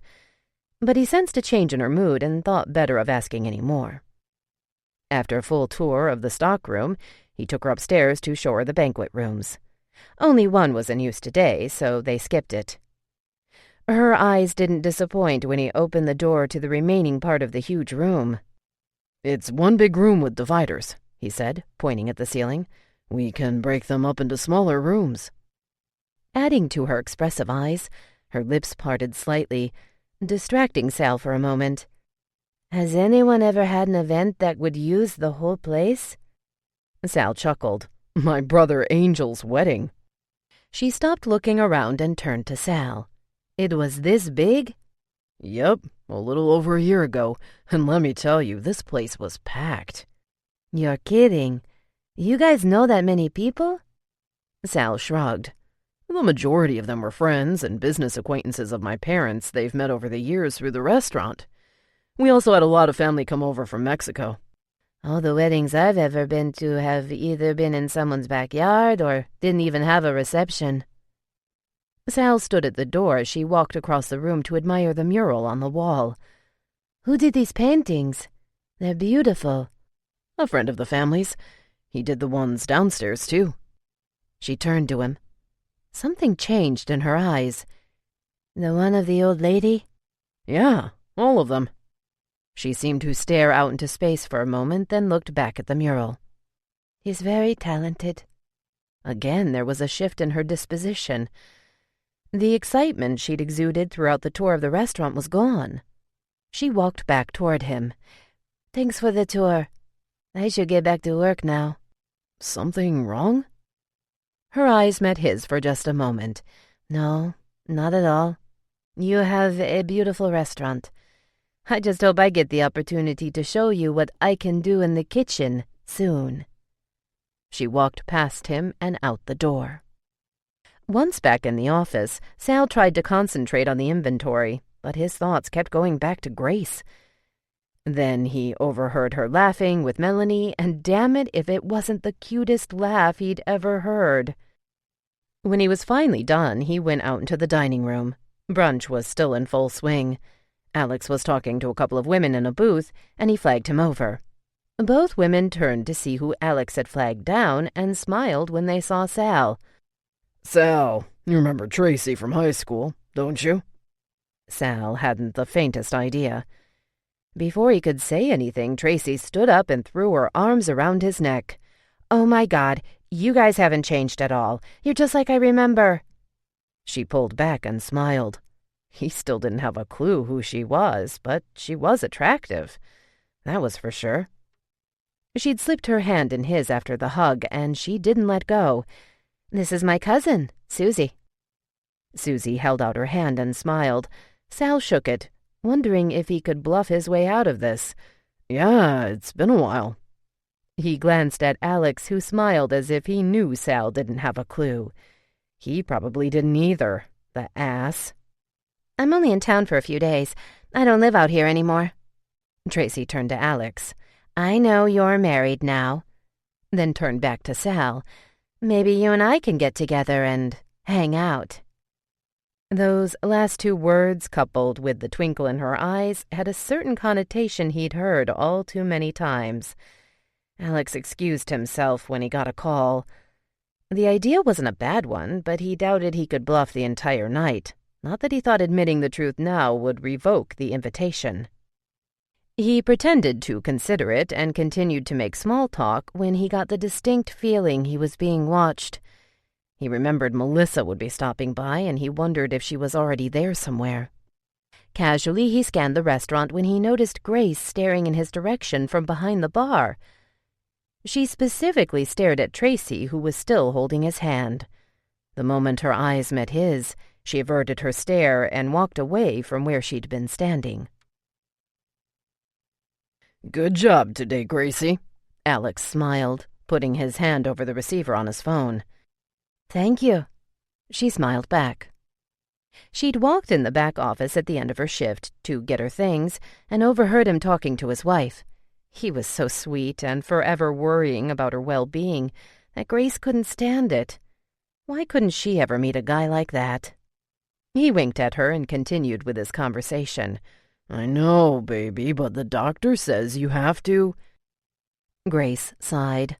She was so glad he'd been there the day she showed up to actually talk to Sal. Knowing what she knew now, she'd still be out of a job if Alex hadn't been there. She thought Sal had finally started warming up to her Friday night when he apologized for his behavior, but today he was back and forth from sweet to his ornery self. Even when he showed her around, she couldn't shake that feeling that he just wasn't comfortable with her. He obviously still had his reservations about her. She walked out to the parking lot where Joey said he'd be waiting. She felt bad that Joey was chauffeuring her around, but he insisted it wasn't out of his way. The gym where he'd started working out wasn't too far from the restaurant. Plus, he said there was no way neither he nor Taylor would let her take the bus home in the evening. She smiled, thinking about it. She did have guys who worried about her. Now, if only she could find one who wasn't gay. As she turned the corner to the parking lot, she saw Sal engaged in what appeared to be another amorous conversation with a different girl. Grace focused on Joey, who sat in his car waiting for her. No way was she getting caught staring at Sal and his girl again as she had earlier. She felt so stupid. She'd just been curious.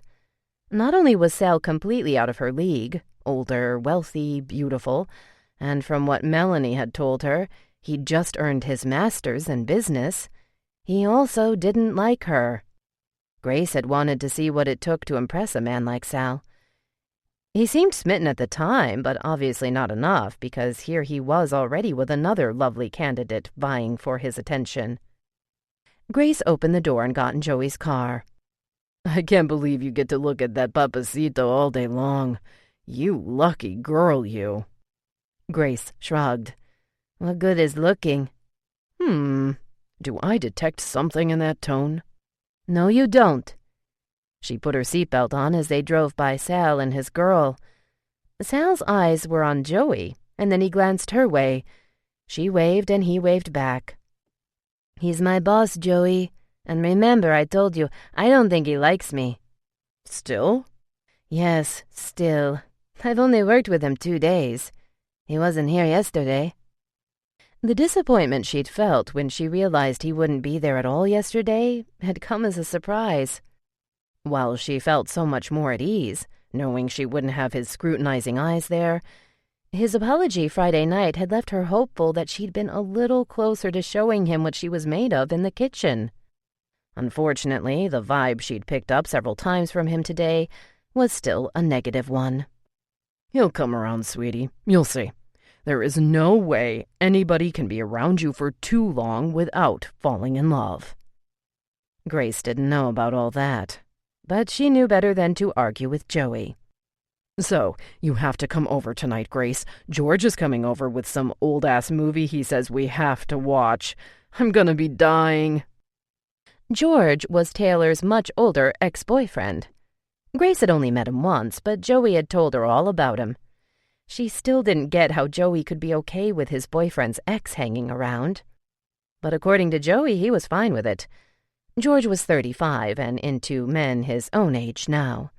Taylor and George had been friends before they got together and vowed to stay friends even though their relationship hadn't worked out. "What movie is it?" "Jacob's Ladder." Joey made a face. "He said he's seen it many times and still doesn't get it. We made fun of him, so now he's challenging us to watch and see if we get it. From what he described, it sounds pretty freaky." That sounded interesting to Grace. "Can we pick up Rosie? I'm not sure if my mom is home, and I'd hate for her to be alone with that pig." "Of course." Grace texted Rose to be ready and they picked her up. After watching the movie, which Grace thought she got until the very end, they ate some of Joey's carrot bread. It was one of his specialties and absolutely delicious. He and Taylor planned on opening up a bakery when he was done with school. He'd made her the most fabulous cake for her 21st birthday. As far as Grace was concerned, baking and creating masterpieces was Joey's calling. They all stood around in the tiny kitchen, oohing and eyeing over the delicious cake. "Oh my God, Taylor, you have to check out Grace's boss. He's a walking wet dream." Taylor shot Joey a look. "Is he gay?" Grace laughed. "Not even close." "I was gonna say." Taylor licked his finger. "Your ass better not be checking out her gay boss." Joey nudged him as he walked by toward the fridge. Joey and Taylor couldn't look more different. Joey was taller. His hair was black and he wore it very clean cut. He was the pretty boy of the two, always perfectly ironed and matching. Taylor had long, dark blonde dreadlocks, usually pulled back in a ponytail as he had it now. Most of the time he went barefoot, and he had a permanent 5 o'clock shadow. While Joey's eyes were as dark as coal, Taylor had the most amazing green eyes. One thing that Grace finally got used to was the way Taylor would flirt with her outrageously, even in front of Joey. Obviously he was gay, but he had these bedroom eyes that could just melt you, male or female, and he knew it too. He loved talking to her in this sensual way, always saying things with double meaning and watching her squirm. "I've been to Moreno's, good food, and yes, I've seen the eye candy that runs the place. But what's it like working for them?" George asked, taking a seat at the small kitchen table. "The arrogance must be endless." Clean-cut pretty boys were hands down Taylor's type. George had clean-cut and pretty boy written all over him. Taylor did his internship at a radio station where George was an executive. That's how they met. Actually, no. Alex, not the one Joey saw, couldn't be sweeter, and he spends most of his time checking up on his pregnant wife. She smiled. He's like a big muscular teddy bear. He was a little smug the day I met him, but I wouldn't call him arrogant. She shrugged. But then he's the one that took a chance on me, while Sal didn't even give me the time of day. So maybe I'm a little biased. "Oh, he must be the one I saw when I was there. The guy was huge," George said. "Yeah, that's Alex. I haven't met their youngest brother. He runs the Moranos on the marina with his wife, but I've seen pictures in the back room. He's just as good-looking as these two. He's also happily married, but holding off on the baby-making because they just opened the new restaurant last year. At least that's what the girls at work say." She turned to George.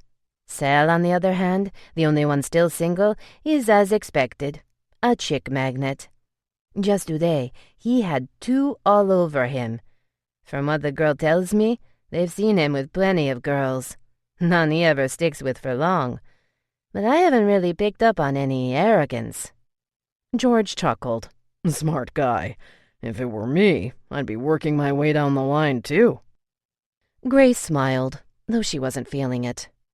"Oh, but you have to see him, Taylor," Joey gushed. "You'll just die." Taylor rolled his eyes. "I'll have to check this guy out now." They talked a while longer about the Morenos, and then, thankfully, they moved on to another subject, deciphering the movie's ending. After a while of that, no one agreed. Finally, they called it a night, and Joey drove Grace and Rose home. "They're always so much fun," Rose said as Grace climbed in bed next to her. "Taylor is so hot I can hardly stand it."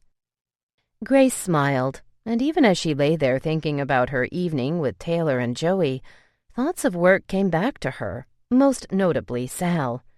She didn't care if he didn't like her so much as she disliked the tension she felt when he was around. Alex had asked if it was okay if he scheduled her a full 40 hours this week. She could definitely use the money, but it would be cutting into her schoolwork time. Still, she agreed. There was no way she was passing up the extra cash. Her plans hadn't changed. Save up and move in with Joey and Taylor as soon as possible. Sunday evening, Sal had stopped by his parents on his way home. He hadn't had a chance to tell his dad about the meeting until then. As expected, he wasn't happy about it. "I don't want them changing shit." Sal assured him he wouldn't sign or even think about signing anything with anyone without checking with him and his mom first. His mother hadn't been in the best of moods either. Her plans to throw Alex and Valerie a huge baby shower were spoiled with the news that Valerie would be confined to her bed from now until the babies came. She was carrying the babies too low now, and at this point the doctors didn't think it was wise that she be walking around if she expected to carry to term. Alex had his hands full, trying to keep his energetic wife following doctor's orders. Sal's younger and only sister, Sophia, walked in from the back door. She was in her running gear and pulled her earphones out when she saw Sal. "Hey, big brother." She smiled, hugging him at arm's length. "I'm all sweaty." Sal leaned over and kissed her on the forehead anyway. "How's it been over there?" Sophia had been helping out at Angel's restaurant for the past week.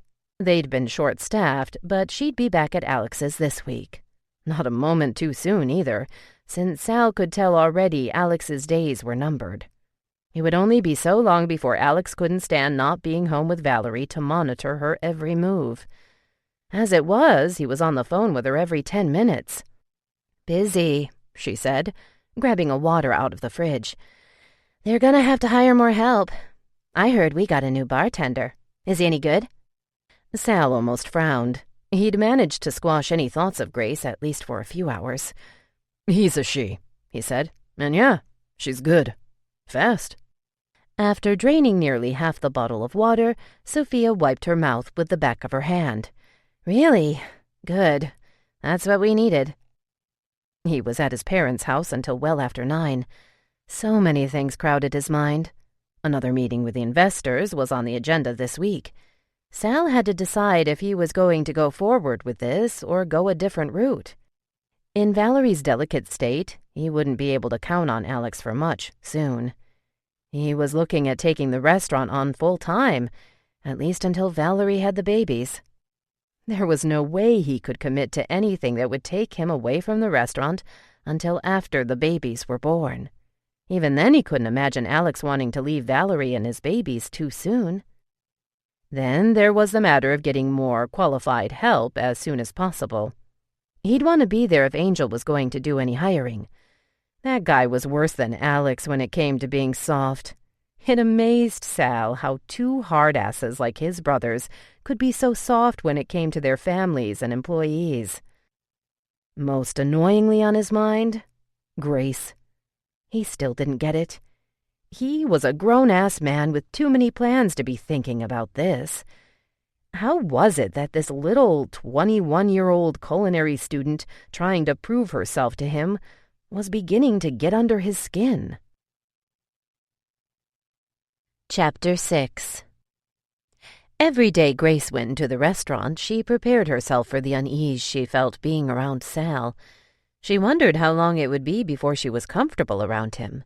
She'd been off Monday and Tuesday. Wednesday had been fairly painless. Sal had spent a lot of time out of the restaurant. He'd had a meeting, and Thursday he spent at Angel's restaurant on the marina, interviewing potential hires. Friday she came in and again was overcome with the same disappointment of not seeing him, something she refused to admit to anyone, not her sister, not even Joey or Taylor. She felt like a silly schoolgirl waiting for the cute guy to show up to class. This was her boss, for heaven's sake, a boss that hadn't even wanted to hire her, a man she'd labeled a jerk. They'd since hired another bartender and a new cook. She watched the cook, who was not yet head chef, as he prepared his dishes. He didn't seem very confident. At times it even seemed that his nerves got the best of him, and he'd begin to panic. Really? She'd been passed up for him? Grace was busy making 3 margaritas when she glanced up and nearly spilled what she was pouring. Sal walked in wearing a black-on-black business suit. Everything black, including his tie. He looked amazing. More than amazing. Jesus, she felt like those shallow girls in her pastry class. She didn't even realize she was gawking until Melanie nudged her. "Take a number," she giggled, handing her a towel to clean what she'd splattered. Feeling her face flush, she took the towel and tried sounding genuinely confused. "What do you mean?" "Are you kidding me? Sal gets that same reaction from all women. Isn't he mesmerizing, though? If I wasn't already engaged, I swear I'd be all over that." Grace chewed on the inside of her cheek. Something about that second statement made her feel so ridiculously insignificant. She didn't want to get lumped in as one of his groupies. So he was good-looking, big deal. She'd been around plenty of good-looking guys. This was the man she worked for. It was completely inappropriate to be gaping at him that way, not to mention embarrassing as hell. Trying not to show her agitation about having been so obvious, she wiped her hands on a wet towel. "I don't look at him like that." "Oh, really? Could have fooled me." Grace felt her face flush again, but refused to concede. "He just looks different today, that's all. He must have a date or something." A sudden heat now accompanied Grace's flushed face. She placed the margaritas on the tray Julie had left on the counter. "Damn," Julie said as she walked up to take the tray. She was staring in Sal's direction. Grace busied herself with the next order of drinks. "I wonder who the lucky girl is tonight." Julie stood there for a moment, blatantly staring his way. "Oh, here he comes. Back to work." She grabbed the tray and walked away. Melanie had walked over to the other side of the bar to take someone's order, leaving Grace alone. The discomfort she normally felt around Sal had spiked to a new height. He was still a few feet away, and she could already smell him. He wore the most alluring cologne she'd ever smelled, and she closed her eyes for a second, taking it in. "Hey, Grace, has it been busy?" Unwilling to take him in this close proximity, she pretended to be engrossed in the drink she was preparing, even bent over to grab something out of the refrigerator just to avoid looking at him. "Off and on?" She indulged herself with a quick glance, regretting it almost instantly. As good-looking as he'd been even on her first day when he arrived suited up from his meeting, today just wasn't fair. Something about the all-black suit brought out his amazing eyes, and those heavy lashes taunted her. "You know," she cleared her throat, annoyed that her stupid voice nearly gave out on her, "how it is. They come in herds." "Let me go tell Alex I'm here so he can take off. I'll be back. I have something for you." He finally had her full attention.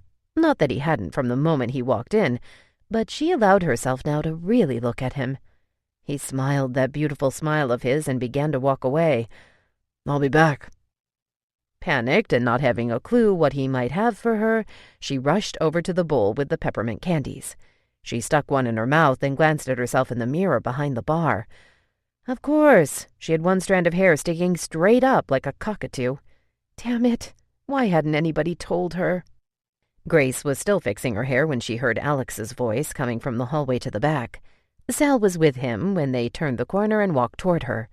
She grabbed a towel and began cleaning off the bar area diligently. "I'm out of here, Gracie. I'll see you tomorrow." Alex waved at Melanie and said his goodbyes to a few of the other servers before walking out.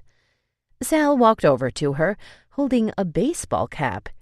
He handed it to her as soon as he was close enough. "This is yours." She took it, examining it. It had the restaurant's logo embroidered on it and the phrase, "Slam dunking for over 30 years," around the back. She glanced up at him, confused. "March Madness is going on right now. We get a lot of people in here watching the games. So on game days, all the bartenders wear these. I'm ordering jerseys with the logos as well." He flashed that killer smile. "Team Morenos." Something about being part of a team, his team, even if it was just metaphorically, excited her, and she smiled. Probably a little too much. "This is just a temp," he added. "I'm having your name embroidered on one. Is Gracie okay?" As silly and as trite as that was, that excited her even further. "Yeah, Gracie is fine." She turned to the mirror and tried it on, pulling her ponytail out of the back opening. She turned back to Sal with a giddy smile. "How's that?" He stared at her for a moment before saying, "Looks good." Just like that, the moment they were having was lost.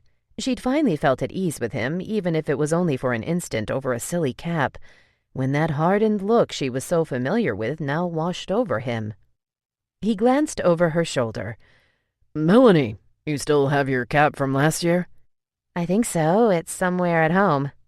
"Let me know if I have to order you another one." Sal's eyes met hers one last time as she removed the cap before he excused himself, saying he had to make some calls. Grace sighed. She'd never figure him out. She slipped the cap under the bar, but after spilling something that almost dripped down there, she decided to take it back and put it in her cabinet. She slowed as she reached the open office door. Sal was on the phone. "Melissa, you have a way of always turning my words around." Grace held her breath, glancing around to see if anyone was watching her. No one was. "Sweetheart, I think I'd remember if I said that." Someone walked out of the kitchen, forcing Grace to keep walking. "No, I'm not calling you a liar. I'm just saying—" He stopped talking when Grace walked in. Grace motioned that she was putting the cap away. He nodded and continued. "I'm just saying you obviously misinterpreted what I said." She could not get out of there fast enough. Sal laughed as she walked back to the bar, rolling her eyes. Chick magnet. The man had them coming at him from every angle. Melissa's phone calls were starting up again. Sal knew he should have never agreed to see her again. After a hair-splitting phone call with her, where she conveniently mistook his saying, "I'll see you around," to mean, "I want to see you again," he finally got her off the phone without having to promise to get together with her. He checked his email to see if the investors he'd met with today had sent him the proposal they promised to have for him by the end of the day. It was still a little early, but he was anxious. This was the first time, since he started looking into teaming up with others to expand the restaurants, that they were more interested in being silent partners than having a hand in everything. But they did say they had a few stipulations of their own. Stipulations that would be outlined in the proposal. Sal almost went home first to change, but he'd hardly been in the restaurant this week. He was anxious to get there already. He told himself it was because Alex was waiting for him so he could go home to Valerie, but there was more to his anxiety about getting to the restaurant. Something he wasn't even ready to admit to himself yet. He pushed it to the back of his head until he saw Grace when he walked in. Even then, he reasoned the thrill that he felt was nothing more than the comfort of being back in a familiar place with familiar faces. But after a few doses of her wide-eyed excitement, topped with how sweet she looked with the ball cap on, he had to get it together, had to snap out of it. One look at his inundated email inbox and Sal's head nearly hit his keyboard. He kept saying he would go through it soon. Now was as good a time as any. He spent about an hour clearing it out, and still no proposal. With his head swimming from all the emails he had to go through, he left the office to grab something to drink. He ran into Grace, who hurried into the back. "Sorry," she said, smiling, her hand on his chest. Her touch sent a bolt through him, as if it were the first time he felt a woman's touch. "Where's the fire?" He managed to keep his voice steady. "I'm off now and my ride is here." She looked up at him. This was the closest he'd been to her, and Sal had to fight the incredible urge to get even closer. He moved out of the way, letting her by, and walked into the dining room. It was still a few hours before closing time. Grace usually worked the closing shift, but she must have come in earlier today. Julie was manning the hostess desk at the front of the restaurant. He walked over to check if they had any late reservations or if tonight would be all walk-ins. There was a scruffy guy at the door in dreadlocks as Sal walked up to the hostess desk. Sal didn't miss the way the guy checked him out thoroughly. So much so, he made it a point to address him. "Have you been helped?" The guy's smirk was a bit too smug. "No, I'm good."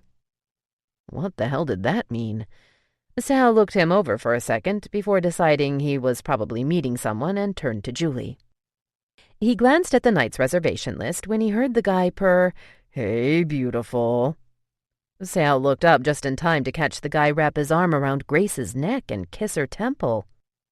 She turned to Sal and Julie and waved as she walked out with the grunge freak. Sal stood there stunned or something. He wasn't sure what he was feeling, but somehow the scene had left him rattled. Another boyfriend? Forgetting about the reservation list, he stalked back toward the office. He didn't even realize he was pissed until he slammed the door shut. He sat back in his chair, breathing hard, and stared at the ceiling. What the hell was wrong with him? All right, I'll give Joey this one. Your boss is smoking hot. Grace was getting tired of hearing this now, first from the girls in class, then Joey, then the girls at work, and now Taylor. It wasn't like she needed to be reminded of the obvious. She only wished it didn't bother her. Why should it? She nodded but said nothing to further that topic. Taylor pulled up to the front of her apartment building where there were two homeless men arguing outside. You want me to walk you in? No, I'm okay. Those two are always going at it. She smiled as she watched Randy and the snake shake their fists at each other. They're harmless. Taylor stared at them, taken aback. Are you sure? Absolutely. She turned back, leaning in to give him a kiss on the cheek. He turned his head, and she stopped just before their lips met. She frowned.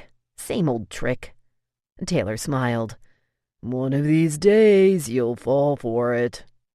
Grace nudged him before opening the door. I'll make sure it happens when Joey's around. You'll be walking crooked for a week. Taylor squeezed his legs together and winced. Why do you always have to go there? Gracie laughed, then thanked him for the ride. Taylor always did things like that, even in front of Joey. Joey played the part of being jealous, but if anyone was the jealous one, it was Taylor.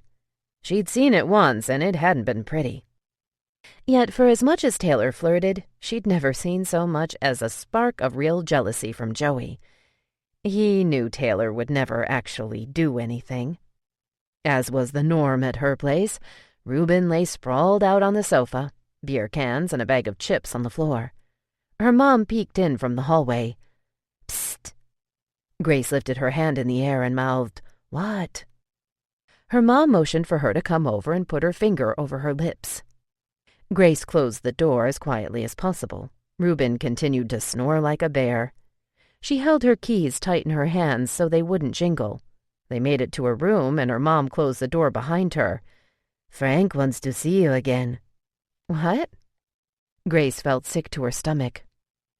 Rose was on her bed with the laptop on her legs. She glanced at Grace, giving her that "I feel for you" look.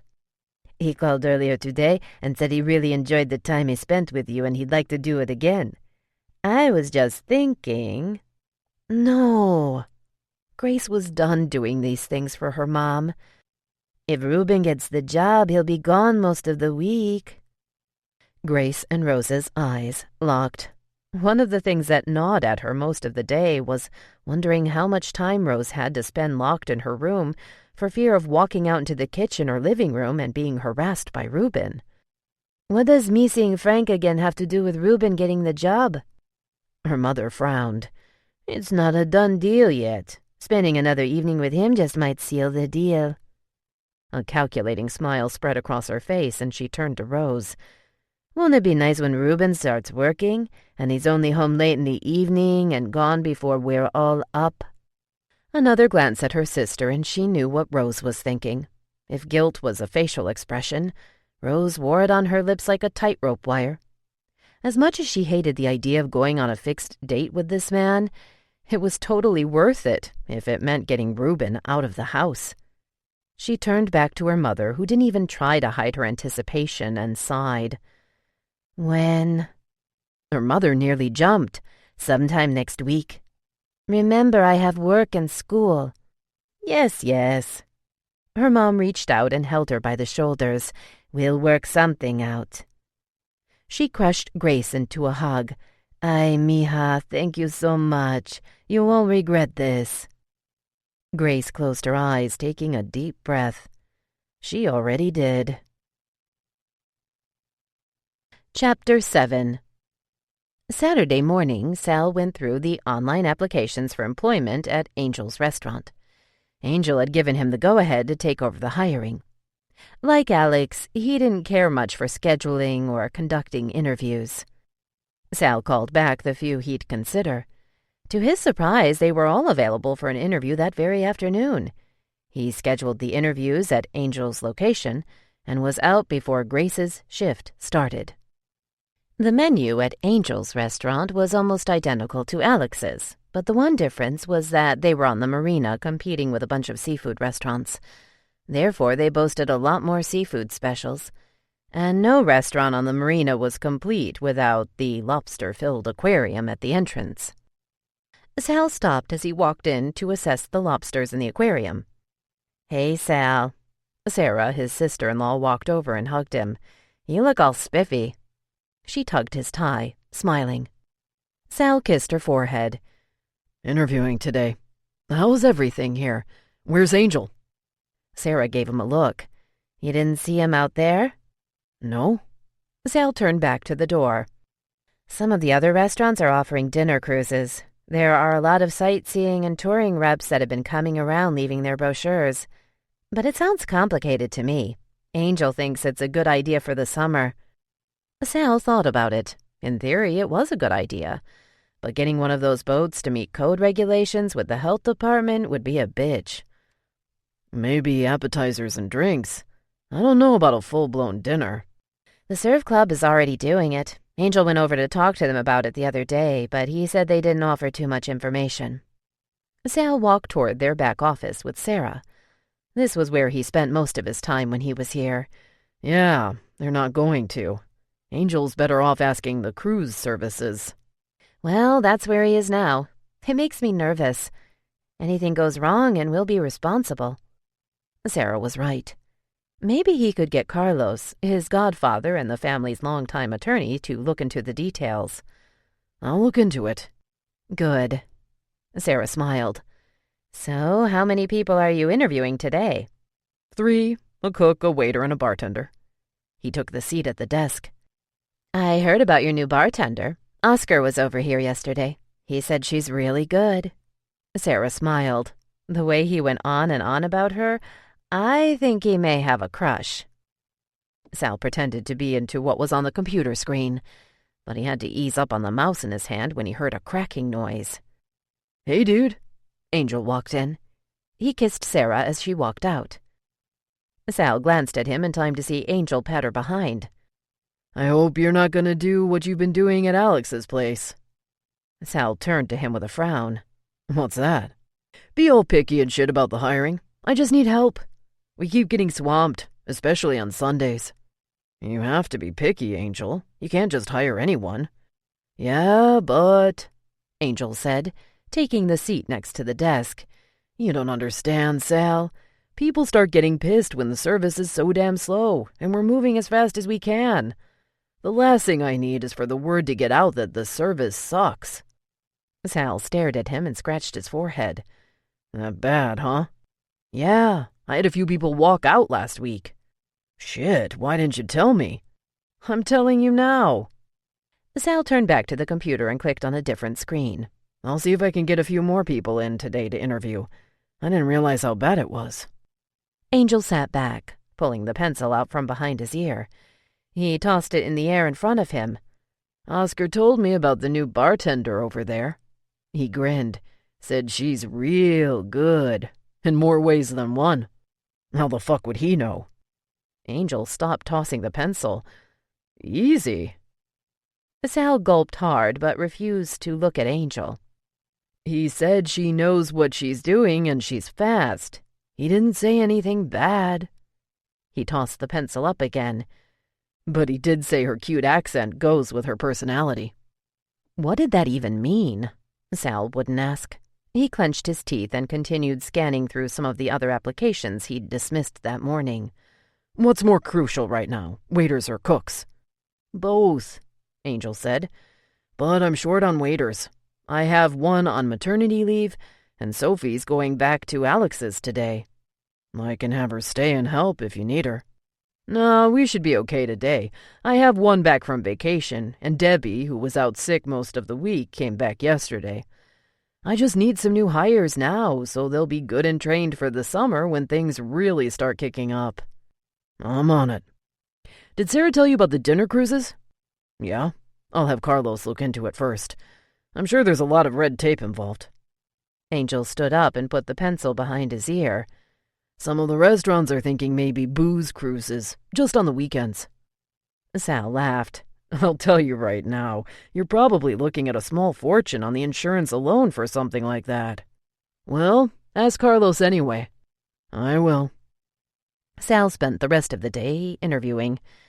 In light of what Angel had told him about customers walking out, he found himself lowering his standards a bit, at least when it came to the amount of experience he normally was comfortable with. If he had to be there to train the less experienced himself, he would. In spite of staying busy most of the day, his mind kept wandering back to Grace and her 2 boyfriends. What the hell was that about? He reminded himself that her personal life was none of his business. Yet the annoying thoughts continued to plague him throughout the day. Another day of showing up to work and finding out Sal wouldn't be there came. Nearly colliding with him last night, being that close, touching him, had Grace feeling things she knew she shouldn't. She'd nearly forgotten all about it when she got home and her mother dropped the news about Frank on her. But as soon as her head hit her pillow, those thoughts were in high gear again, so much she actually dreamed of him, talking to him and staring in his eyes, like she was never quite able to do in real life without looking away. As disappointing as it was that he wasn't there, it was better that way. This infatuation, if that's what she was going to call it, was beginning to get out of hand. The man didn't even care for her, much less see her in that way. Even if by some miracle he ever would, Melanie had told her about his love-'em and leave-'em tendencies. He seemed perfectly content with his bachelor status. In the short time she'd worked there, she'd witnessed his action with the ladies firsthand. She knew better than to get caught up in that web. Grace had just finished putting on her apron when a girl she'd never met walked in the back room. "Hey." She smiled big. Grace knew Sal was still working on hiring more people. This girl had long, thick, beautiful hair and was drop-dead gorgeous. Great. "Hey." Grace smiled, but not nearly as big as the girl had. "You knew?" "No. Actually, I've been helping out at the other restaurant for the past week. They had a few people call in sick, but I'm back now." She pulled an apron out of one of the drawers in the cabinet. "I'm Sophia." The big, perfect smile was still draped across her face. She tied the apron behind her. "You must be the new bartender I heard about." Grace waited a second before responding. "I'm not the only bartender they hired recently." "No, it's you." Sal spoke of a girl. "I know he hired another guy, but he didn't mention much about him." "And he'd mentioned her?" Trying not to sound too interested, Grace turned away from Sophia and placed her purse in the cabinet. "Really? What did he say?"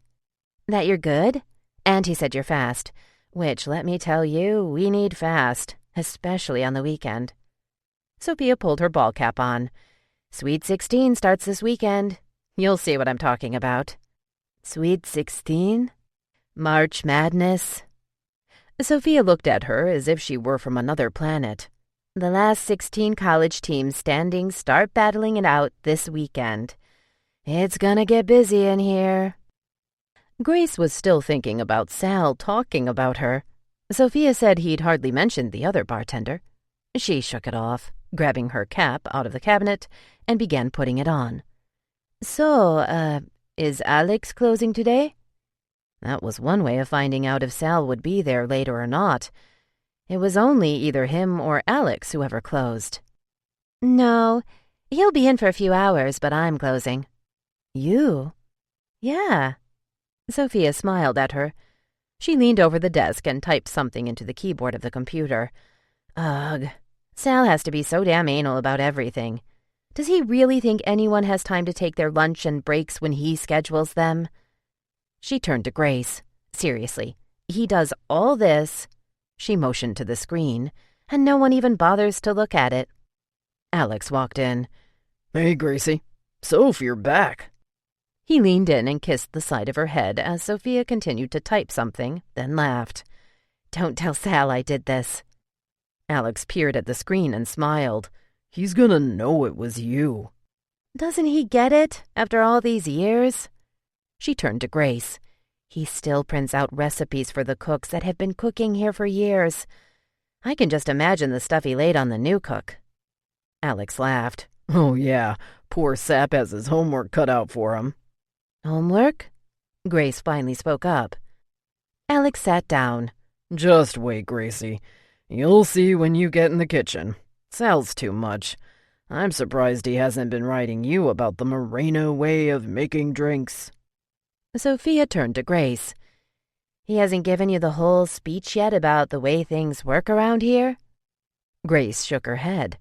"No, the most he did was give me a tour of the restaurant." Alex and Sophia exchanged glances. "Maybe it was the way things went down with Grace. I hired her, not Sal." Alex chuckled. "He wasn't too happy about it either." Grace tried not to frown at that. "Why?" Sophia turned back to Alex. "He even said she was good." "Ah." Alex winked at Grace. "Minor details on her resume. You know Sal. But it's all good now. Gracie's in, and we got ourselves a hell of a bartender." Sophia rolled her eyes, then smiled at Grace. "Once you get used to Sal's meticulous ways, he's not so bad." It wasn't until a few hours later that Grace got a revelation making her feel like an idiot. The whole time since Sophia had arrived, the way she spoke of Sal and how at home she made herself at the restaurant, Grace had begun to wonder about her relationship with Sal. Then Sophia's fiancé dropped by and asked her something about her brothers. When Sophia told him only Alex was there, Grace nearly slapped herself on the forehead. Of course. She'd been so preoccupied with how pretty Sophia was and how Sal, who obviously did most of the hiring and was so meticulous, had not only hired her, but given someone so young the responsibility of closing the restaurant by herself, Grace missed the resemblance entirely. She didn't even put it together when she saw the dimples Sophia flashed. Now it all made sense, even the way Alex had greeted her with a kiss. What bothered Grace now was how relieved she'd been. What business was it of hers to care about who Sal hired and what inspired him to anyway? She was forgetting her whole purpose for being here. Time in the kitchen. That's what she should be focusing on. From that moment on, she vowed to stop with what was beginning to smother her every thought. But as much as she tried to stay busy and focus on doing her job, she couldn't help looking up and hoping it was Sal every time someone walked in. Even after they were closed, she looked up, hopeful it was him who knocked on the locked door. She smiled when she saw Joey, but couldn't help feeling let down. Sophie unlocked the door and smiled at Joey as Grace walked out. "You working tomorrow, Grace?" "Yeah, I close. Alex said maybe we can get you in the kitchen this week. I think tomorrow would be good. Most of the day it's a brunch, but we do get some people ordering off the menu instead. Might be a good time to get you in there since menu orders are at their slowest on Sundays." Grace glanced at Joey. He was already smiling. Grace nodded, feeling the sudden excitement. "Yeah, for sure. So come in early. We got enough people to cover the closing shift." "Okay." "Great. See you in the morning." Sophia closed the door. Grace didn't even wait for her to finish locking the door. She turned to Joey, who looked ready to burst, and jumped in his arms. He picked her up and spun her around. Grace saw Sophia laugh. "I told you, Gracie, this is it. There's no way they won't be impressed with your cooking." Suddenly, everything she'd been obsessing about all day took a back seat. She was going to be cooking in Moreno's kitchen tomorrow. This was a dream come true. She leaned her forehead against Joey's. "Oh, my God. How am I gonna get any sleep tonight?" Joey laughed, and she pulled away. They started walking to his car hand in hand. "You need to bring your A game tomorrow, so you better get some sleep." Don't blow this, Grace. He squeezed her hand. "Aw, what am I talking about? You got this." The whole drive home, she talked Joey's ear off about the way she'd seen them prepare certain dishes, and how Alex and Sophia had both said Sal was so anal about everything. She had her own way of cooking, and she didn't do recipes. What if Sal insisted she did? She almost wished he wouldn't be there tomorrow, but at the same time, she wanted him to taste her cooking. By the time they got to her house, she was all talked out. "Relax, you're gonna do great." Joey squeezed her hand, then kissed it. "I'm so excited for you. Call me as soon as you get their first reaction. I'm sure they're gonna be floored." That night, Grace lay in bed, trying not to toss and turn too much. Her sister was sleeping soundly as usual. She'd told Rose about getting her chance in the kitchen tomorrow, and she'd been just as excited about it as Joey had been. As exciting as finally getting her opportunity to prove herself was, and as much as she tried to focus on that and that alone, her thoughts kept swaying in one direction. It wasn't about would they be impressed. All she could think of was, would Sal be impressed? She reasoned that it was because he was the one who initially dismissed her as inexperienced, but in her heart, she knew there was more to it. For some reason, the thought of impressing Sal Moreno in any way had suddenly become a priority. Sunday morning, Sal rushed in early to get the week's inventory done as quickly as possible. He wanted to be out of there before the closing shift came in. He'd already called Jason. Sal was meeting him for a round of golf, and then he was stopping by Alex's. His mother was preparing a Sunday dinner over at Alex's house, since Valerie couldn't get out of bed, and she wanted everyone to drop by. Staying busy was good. It helped keep his mind off of other things. He'd finally admitted to himself that maybe he was a little attracted to Grace. But after seeing her with boyfriend number 2, it squashed any possibilities. Besides, it was out of the question.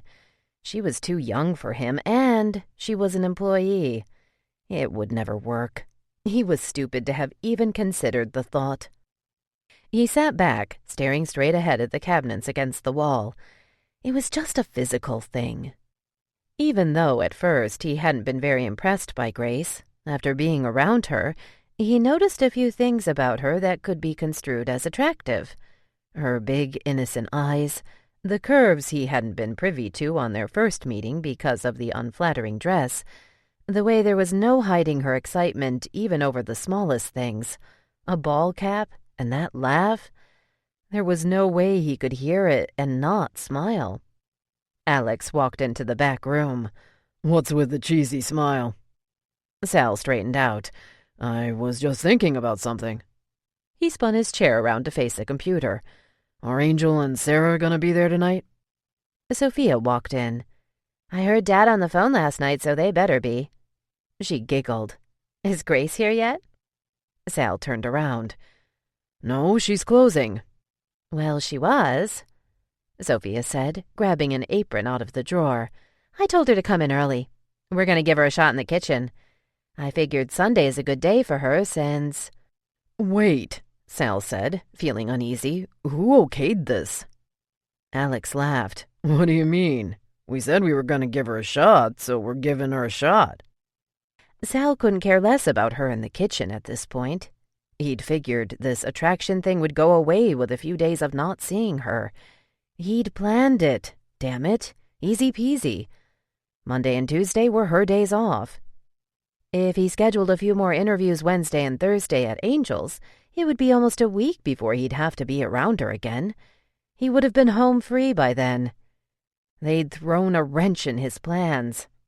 "Yeah, and you should have seen how excited she was last night when I told her," Sophia added. "Even her boyfriend was excited. He picked her up and spun her around. He's a cutie." Sal squeezed the armrest of his chair. "Which one?" "What do you mean?" Sophia stopped tying her apron. Before he could gather his thoughts to respond, Alex's words made him hold his breath.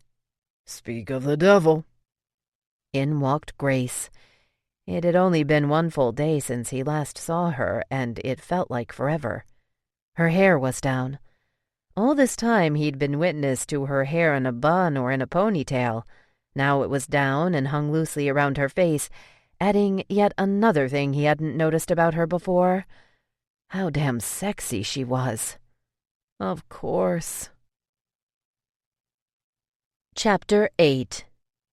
They'd been talking about her. Grace felt her heart speed up at Alex's words, but seeing Sal when she walked in the back room pushed her nerves into overdrive. "Morning," she said to no one in particular. "Good morning, Grace." Sophia was the first to respond.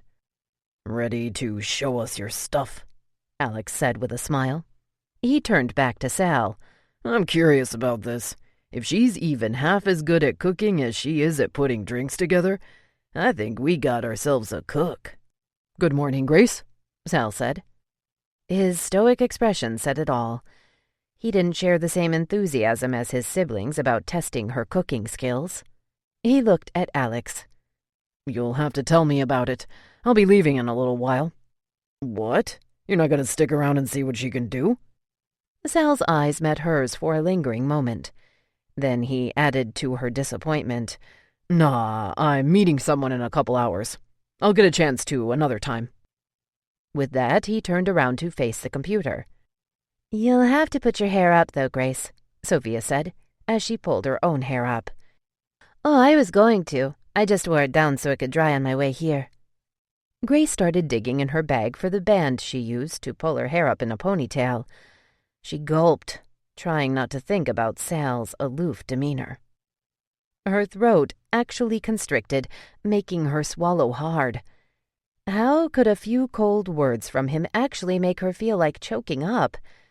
It was so stupid. She was so stupid. All night and all morning it was all she had thought about, what he would think of her cooking. She'd been a ball of nerves the whole bus ride there. Then hearing Alex's words stirred things up in her stomach even more. But seeing Sal had done it. All day yesterday she'd longed to see him, even if it was for just a moment. Now here he was, and as usual his indifference for her was palpable. Even as anal as they'd made him sound about the cooks, he wasn't the least bit interested in seeing how she fared in his precious kitchen. Of course not. Why would he? God, she felt ridiculous. This restaurant, as important as it was to him, wasn't his life. He had a life outside of this place, and apparently whoever he was meeting today took precedence. Alex stepped out of the office to take a call from his wife. Sophia finished with her hair and apron before Grace. "I'll go check what orders, if any, are in the kitchen. But it's rare that anyone orders off the menu during brunch, especially because all the breakfast stuff is already out there." Grace nodded, hurrying to get her hair done. She didn't want to be left alone too long with Sal. As soon as Sophia walked out the door, Sal turned to Grace, almost as if he'd been waiting for Sophia to leave the room. "So, which one is your boyfriend? Or are they both?" His question came out of nowhere. She stopped what she was doing. "What?" "The guys that pick you up after work?" He stared at her, the apathy now replaced with significant interest. He shrugged. "Just curious. Sophie mentioned your boyfriend seemed real excited last night when he picked you up. Does he know about the other guy?" His tone was anything but just curious. It was almost accusatory. Wow, he wasn't kidding when he'd said first impressions went a long way. He still had her pegged as a liar. "They're both just friends of mine. Neither is a boyfriend." She saw the insolence in his smile. "So, do your friends know about each other?" Was he for real? Alex walked in just in time to hear her response. "As a matter of fact, they do. We hang out together all the time." She wasn't about to get into Joey and Taylor's relationship with him. It was none of his business. How dare he pass judgment on her with all the women he had hanging all over him? She finished with her hair and reached for her apron. "Sounds interesting." He turned around to face the computer again. "You'll need a jacket if you're going to be in the kitchen." He almost sounded mad. Having his reservations about her as an employee because of the lie on her resume was one thing. She'd give him that, even if she'd already apologized for it. But getting haughty over something he found questionable about her personal life was crossing the line. He had no right, no matter how anal he was about his employee's integrity. She took a deep breath, glancing at Alex, and held in what she really wanted to say. "Where do I get a jacket?" "In the stockroom. Sophia can show you." She finished with her apron and shoved her bag in the cabinet. "Showtime," Alex said. As excited as she'd been when she got there, she couldn't even muster a smile before walking past Alex out the door. If Sal had made up his mind about her already, then there was no need to even try to impress him. Apparently, the jerk had her all figured out. Wait for it. Wait for it. What the hell was that about, Sal? And there it was. What do you mean? Alex closed the door. You know what I'm talking about. You pissed her off. What did you say to her? Sal turned around. Just a few weeks into it, and Alex was already turning into the protective big brother. This was so like him. Sal shrugged. 2 different guys picked her up last week. I just asked her about them. She didn't seem mad to me. Are you kidding me? She looked ready to spit nails. What did you ask her? Alex crossed his arms and stared at him. Sal couldn't help frowning. Truth was, she had been a little too defensive.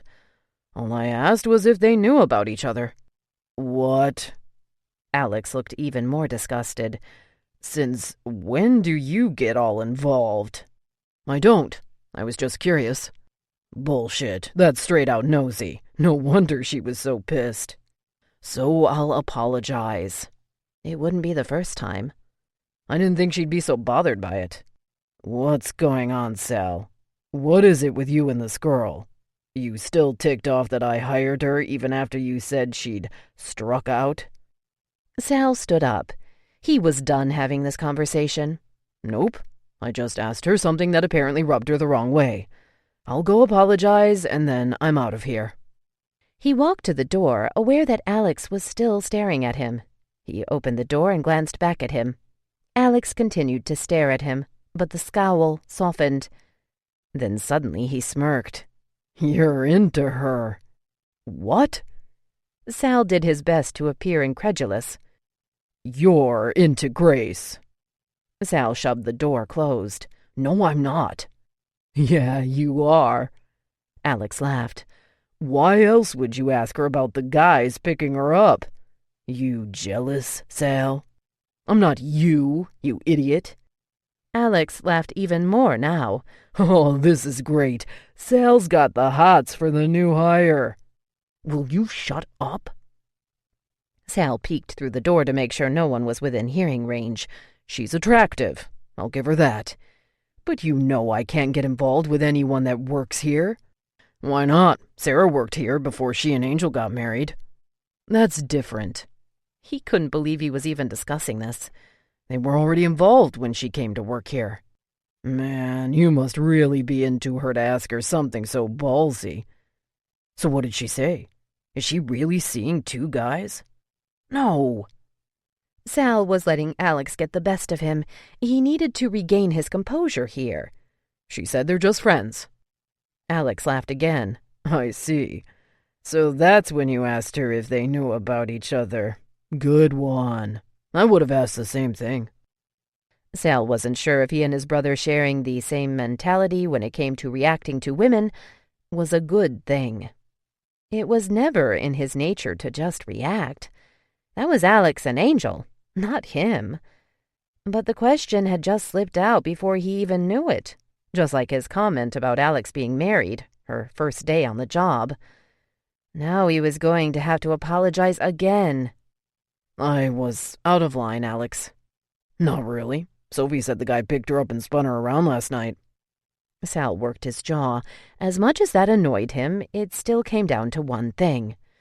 Friend or not, it's none of my business. Technically, I'm the boss here, Sal. I think she's pretty damn adorable. You want to make it your business? Have at it. I don't have a problem with it. Sal opened the door. That was impossible. There was no way it would work. Not only did she have guy friends who were a little too friendly for his liking, but he'd managed to come across as a total asshole more than once now. Hey, Alex added. Sal turned around. Don't just mess with her, man. That I'll have a problem with. I like her. She's a sweet girl and a damn good bartender. I don't want you giving her any reason to leave. He almost walked out without responding, then stopped and turned around. Not a word about this to anyone, you hear me? Alex smirked. I'm serious, ass. Alex nodded in agreement, but not before getting in a few more laughs. Grace was already busy in the kitchen when he got there, and she looked as comfortable as she did behind the bar. You got breakfast orders? Grace shook her head without even looking up. Obviously, she was still mad. One of the other cooks addressed him. She's helping out with the brunch, Chief. Sal nodded, watching her for a moment. She was a natural. Julian, the other cook he'd hired, was still fumbling around after more than a week of being here. Grace had been in the kitchen less than a half hour, and she seemed in complete control. He walked toward her until he was just a few feet away. She still didn't look at him. I want to apologize, he said softly. Again, I was out of line. What you do outside of the restaurant is your business. I have no place questioning you about it. Finally, she looked at him. Why did you? He was hoping she wouldn't ask that. I don't know. Curious. They both seemed a little too friendly to be just friends. They're gay. His expression must have been as blank as it felt because she laughed. They're each other's boyfriend and my best friends. Oh, was all he could think of to say. But he couldn't help smiling. This changed everything. So, you accept my apology? She smiled, nodding. Yeah, I guess. The whole time he'd been standing there, she hadn't stopped what she was doing. She whisked eggs without even looking at them, and the cheese-filled green chiles she'd dipped in them was something she had put together effortlessly. That looks good. They are. She smiled, smug. His phone buzzed, and he pulled it out and read a text from Jason. On my way, see you there. Damn, he didn't want to leave now. I gotta go. But maybe Wednesday we can get you in here again, and I can watch you work your magic. He watched as her smile slowly evaporated, and she glanced at his phone. Sounds good. Have fun. He hated to leave, but he did. Now he was going to have to go almost 3 days before seeing her again. Stupid plan. By the end of her shift, Gracie had impressed not only Alex and Sophia, but some of the other cooks. She even made a dish that wasn't on the menu, one of her grandmother's specialties, a green chili chicken enchilada casserole. They had a whole list of enchiladas on the menu, all of which she could whip up with her eyes closed, but this was something her grandmother had come up with that could be made in huge quantities in half the time it took to roll up equal amounts of enchiladas. The casseroles were big sellers in her grandmother's restaurant. People bought them for parties back in Juarez. Sophia walked into the kitchen as Grace finished clearing her area up. You're a hit. Grace smiled. Alex had already left, but he'd said the same thing before he walked out. As good as it felt, she couldn't shake the disappointment of not having been able to show Sal what she could do. What's this? Sophia pointed at the casserole on the counter. Enchilada casserole? It looks good. Who's it for? Grace lifted a shoulder. Alex said he'd have a houseful tonight. My grandmother used to make these for parties. I thought maybe you'd want to take it with you. Sophia's eyes widened. Yeah, that'd be great. Sal will be there. He can get a sampling of your cooking. Those were her thoughts exactly, but now it made her nervous. Oscar was in the back room when she walked in to get her stuff. You're off too? Yeah, they switched me last minute to open instead of close. Grace didn't miss the way his eyes wandered. It wasn't the first time she'd seen him looking at her that way. It was so barefaced it was almost rude. "Your ride here yet?" She grabbed her bag out of the cabinet. Nope, I'm taking the bus today. "The bus? Where to?" Chula Vista? Oscar's mouth fell open. "You take the bus all the way to Chula Vista?" Yep. She nodded as she walked past him. Sophia walked in just as she got to the office door. "I can give you a ride, Gracie." Up until now, the only one she'd allowed to call her Gracie was Alex. There was something about him. It was sweet, not predatory. With Oscar, it felt weird. Still, she didn't correct him. You don't have a ride, Grace? Sophia asked. Grace stopped at the door. Yeah, I do. The bus, Oscar said, as if it were illegal or something. "All the way to Chula Vista." Oh, no. Sophia shook her head. If Oscar can do it, have him take you. I would, but I gotta close. Grace took a deep breath and agreed to have Oscar take her. Oscar was a talker. Good thing, because she wasn't much in the mood for talking. He told her about the other car he was working on, some classic 12-year-old car his uncle had bestowed on him. Grace was no expert, but she was pretty sure it took longer than 12 years for a car to become a classic. Then he told her about his daughter. "I like to be upfront, with any girl I meet about my daughter. She's not something I'm gonna hide like some guys would." Girls he meets? Grace hoped he wasn't jumping to any conclusions. She knew she should have insisted on taking the bus. Oscar wasn't bad-looking, but he was definitely not her type. She wasn't sure what her type was. She just knew it wasn't him. His blatant elevator eyes weren't reserved for just her, either. She'd seen him do it many times with the other girls that worked there, not to mention some of the customers. The only one he wasn't so obvious with, but she'd still seen it, was Sophia. She was sure his refraining from ogling Sophia so openly had everything to do with her two big brothers around all the time. Grace hardly got a word in the entire ride. Not that she tried. Most of the way her mind wandered off to the usual. Only now she had more to think about. Sal's questions about Joey and Taylor had come out of left field. Why would he act like such a jerk, then apologize and take it back? It made no sense. This was the second time he'd done that. Grace wondered if this was something she'd have to get used to. She hoped not, because the longer she was around him, the more his surly behavior toward her was beginning to get to her. "Are you?" Grace came back to earth and realized they'd passed her apartment building. I'm sorry, Oscar. I live back there. But you can stop here and I'll walk. "No, that's okay. I'll turn around." Once he'd made a U-turn, he turned to her. "So, are you purposely avoiding my question, or did you not hear it when you were in La La Land?" She turned to him, feeling terrible. She hadn't heard a thing he said for the past 5 minutes. I didn't hear you. "I asked if you're seeing anyone." No, not at the moment. She saw his lips curve into a smile. But I am talking to someone, so, I'm just playing it by ear right now. She bobbled her head, wondering if he'd bought it. She hated awkward situations like this. The last thing she needed was one more person at her job making her feel uncomfortable. Here it is. She pointed at her apartment building. She thanked him and got out before he could start talking again. Next time, she'd take the bus.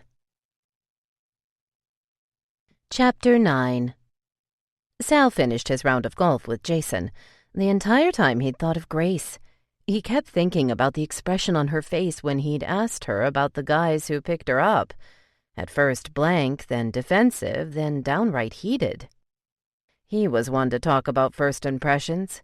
He had to wonder what kind of impression he was making on her with his accusatory remarks and insinuations. If she thought he might be an asshole before, he'd just confirmed it this morning.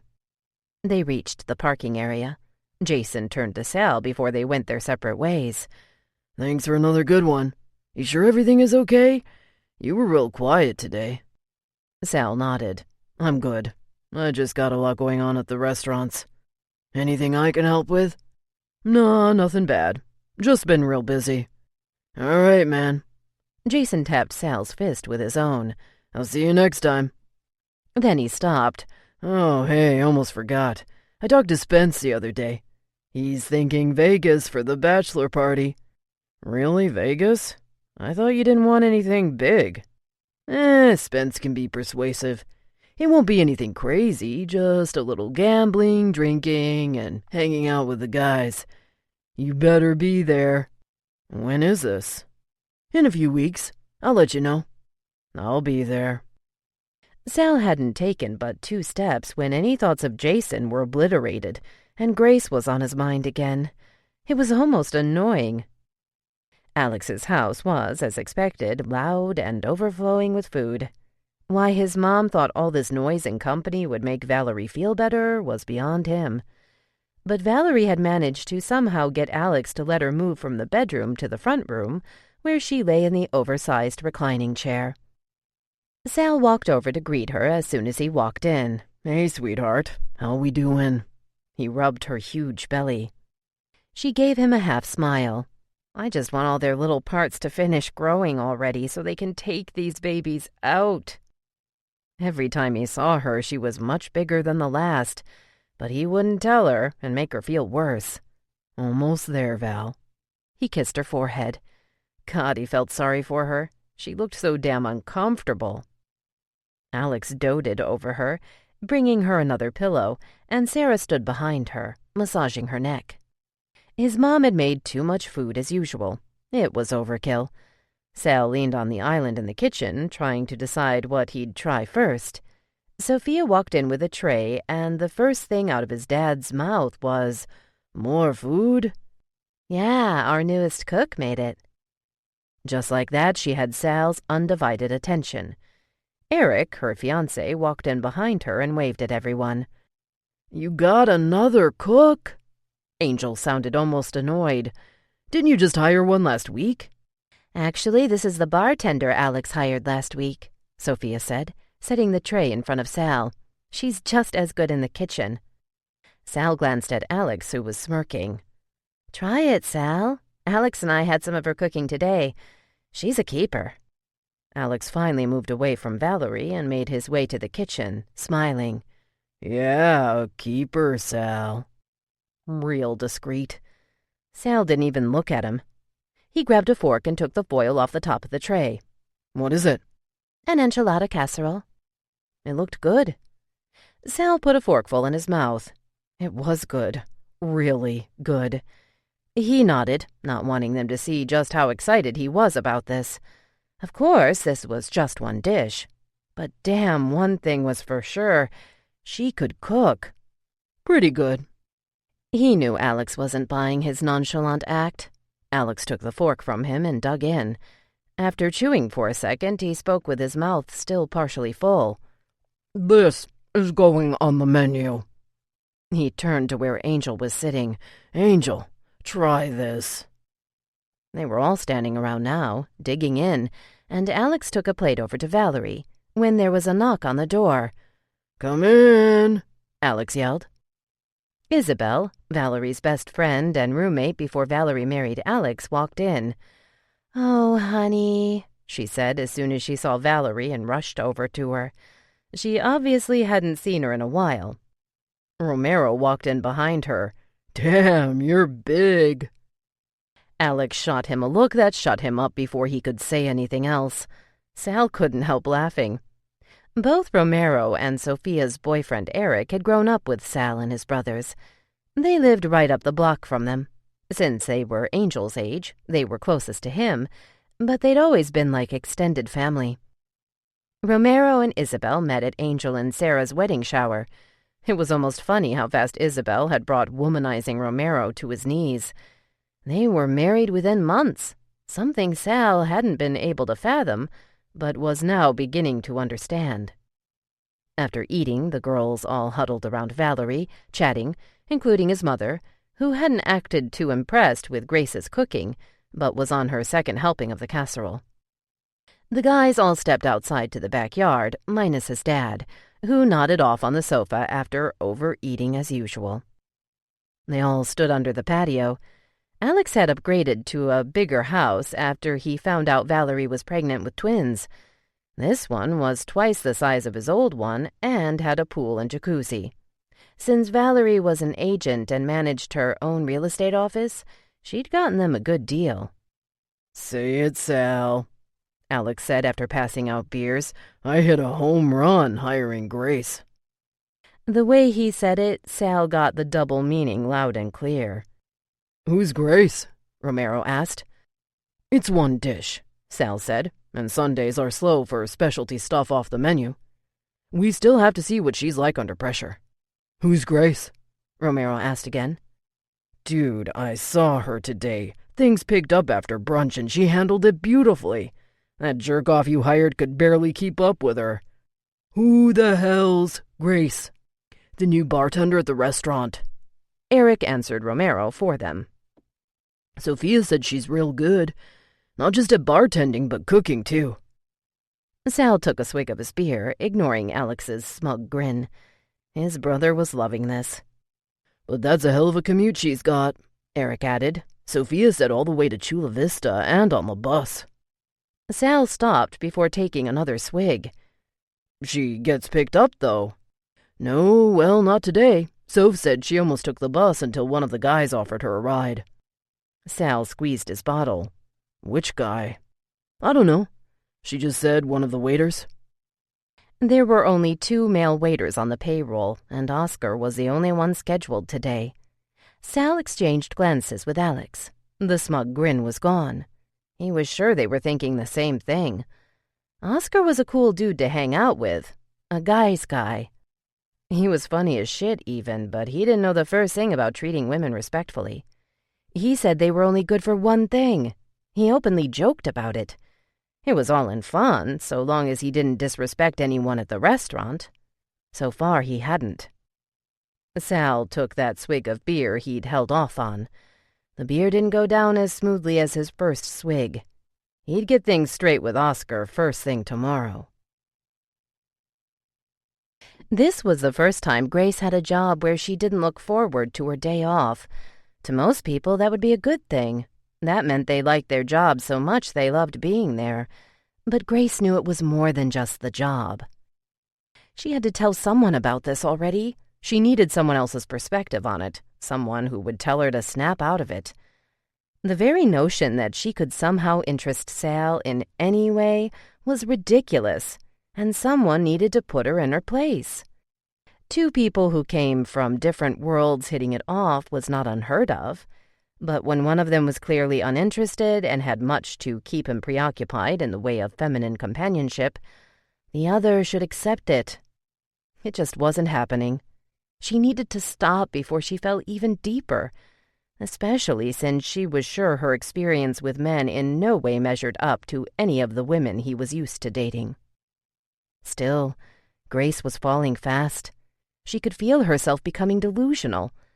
The whole night before, she thought of what Sal had said to her yesterday morning. At one point, she came to the conclusion that maybe Sal had asked about her personal life because he wanted to know what her status was. She nearly woke her sister up when the absurdity of it kicked in, and she laughed. After her first class, she met Joey at their usual Monday morning watering hole, the school's coffee shop. She'd already called him the night before to tell him how it had gone with her time in the kitchen, but she left out everything else that happened. They had exactly 20 minutes before their next class. Joey was so good at reading her. As soon as they sat down, he said, "Okay, spill it." "Really? It's that obvious?" "Yes. Tell me everything." She ran her fingertips up and down the sides of her cup. She didn't even know where to begin. The stupid girls in her class, even Joey, Taylor, and George had gone on and on about how good-looking the Moreno brothers were. How could she let herself get sucked in? He wasn't even nice to her. She'd never been so shallow as to get taken in purely by a man's looks. "Grace, I'm waiting." "I feel so stupid." Oh no, there it was. She was getting choked up again. She stared at her cup, willing the tears to go away. Joey reached out and touched her hand. "Why? What's wrong?" She gulped hard, and for the moment the tears seemed to subside. "I think I'm falling." And there they were again. Shit. She looked up at Joey, who was staring at her. "Promise me you won't laugh, Joey." "Laugh? Honey, you're crying. Why would I laugh?" "Promise." He squeezed her hand. "I promise." She couldn't look at him when she said it, so she stared at her coffee cup again. "I think I'm falling for Sal, my freaking boss." "So why does that make you sad?" She looked up at him and felt guilty now for making him promise not to laugh. His expression was nothing more than complete concern and compassion. "Because he doesn't even like me as a person, much less a love interest. Every time I see him, he does or says something that's even more telling of the kind of person he thinks I am." "Like what?" "Like yesterday." She told him about how he behaved when she arrived in the morning so excited to show off for him.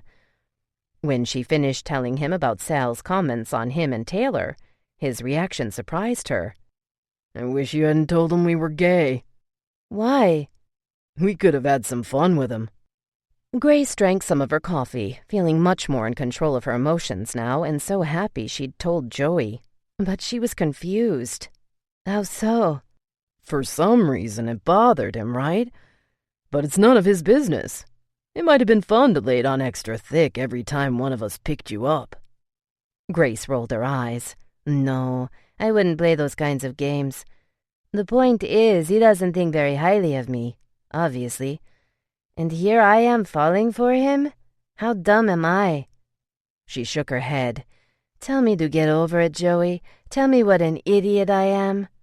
"No, because you're not. Okay, let's think about this. What about him, besides his looks, has you falling?" "Nothing, I'm telling you. He's been a total jerk to me twice now. And the worst thing is, while I'm sitting here on my day off talking about him and daydreaming about him every other moment of the day, he's out meeting girl after girl, enjoying a life outside of the restaurant. And all I can do is think about getting back there. It's pathetic." "Then maybe that's it," Joey said, raising his eyebrows. "What's it?" "Maybe you like the cold, indifferent type." Grace laughed. "Great. That seems like the best type of guy to get hung up on." "I still think it's strange that it bothered him about me and Taylor. I mean, why would he care?" Grace shrugged. "He's like that. Even Alex and his sister said he's too much nitpicky, almost to a fault. Maybe he found it offensive somehow?" "Offensive to whom? Him?" Joey lifted his eyebrow even higher. "You know, that could only mean one thing." Grace shook her head. "Oh, please, let's not even go there. I already went over that possibility, and it's too preposterous to even consider." "Why?" Joey couldn't be serious. "What possible interest can he have in me?" She saw that look on Joey's face. He was about to let her have it. Before he could, she continued, "He's 25, Joey." "And?" "He's been around town and back. The man hasn't even lived at home for years. He's into women, not girls. Did you not see that woman he was talking to in the parking lot the other day?" "The blonde in a foo-foo suit?" "Exactly. That's what he's used to and apparently into." Joey shook his head. "You weren't there when he first stepped out to talk to her. If I had to make an observation, I'd say the ditz was getting on his nerves." "Didn't look like that to me. And neither did the one in the restaurant that same day. It was the same thing. She looked sophisticated and experienced in dealing with men." "You have experience." Grace gave him a look and sipped her coffee. Joey knew all about her experience, or lack thereof. She just hadn't filled him in on all the detail of why, but he knew she was still a prissy virgin.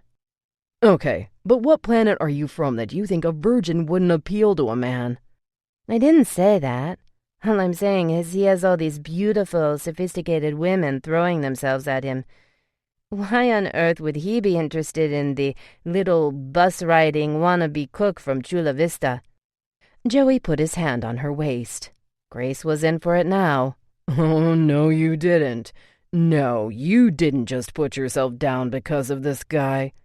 He shook his head. "Grace, I won't have this. But... No, I won't let you turn into this little wimpy hoo-ha over some guy you just met. I've stood there all year and watched you cook the living shit out of every recipe those instructors have thrown at you. You've blown them all away time and time again. Are you actually going to start questioning your talent, your worth, because of some guy? He pointed a finger at her. You may be riding a bus now, but this... His finger went up and down in front of her. This is where it all starts. You're going to be great. More than great. And why? Because you worked your ass off to get there, unlike Mr. Perfect over there. What did he do besides take over Daddy's already successful restaurant? Wow, he should feel real proud of himself. What a man. All right. Grace was fine listening to Joey's little rant until he started putting Sal down. I am aware that I can cook. I was just being melodramatic. And for the record, he went to school and got a master's in business management. He's incredibly smart and meticulously organized. It's amazing the way he's able to run not just one very busy restaurant, but also help with the other one, and be in charge of meeting with all these investors. Everybody at the restaurant seems to love him, and although it's a lot of work to run the place and deal with the meetings, he handles it all brilliantly. He's also planning on opening a lot more restaurants, so he didn't just take over his father's business. Joey smirked. But it's just his looks you're attracted to. Huh? Grace picked up Joey's wrist, twisting it. Ow! She saw on his watch it was time to go and stood up. We're gonna be late. Joey shook his wrist, making a face. This, my love, is not over. We'll have to get to the bottom of his odd behavior. Grace was done trying to figure it out.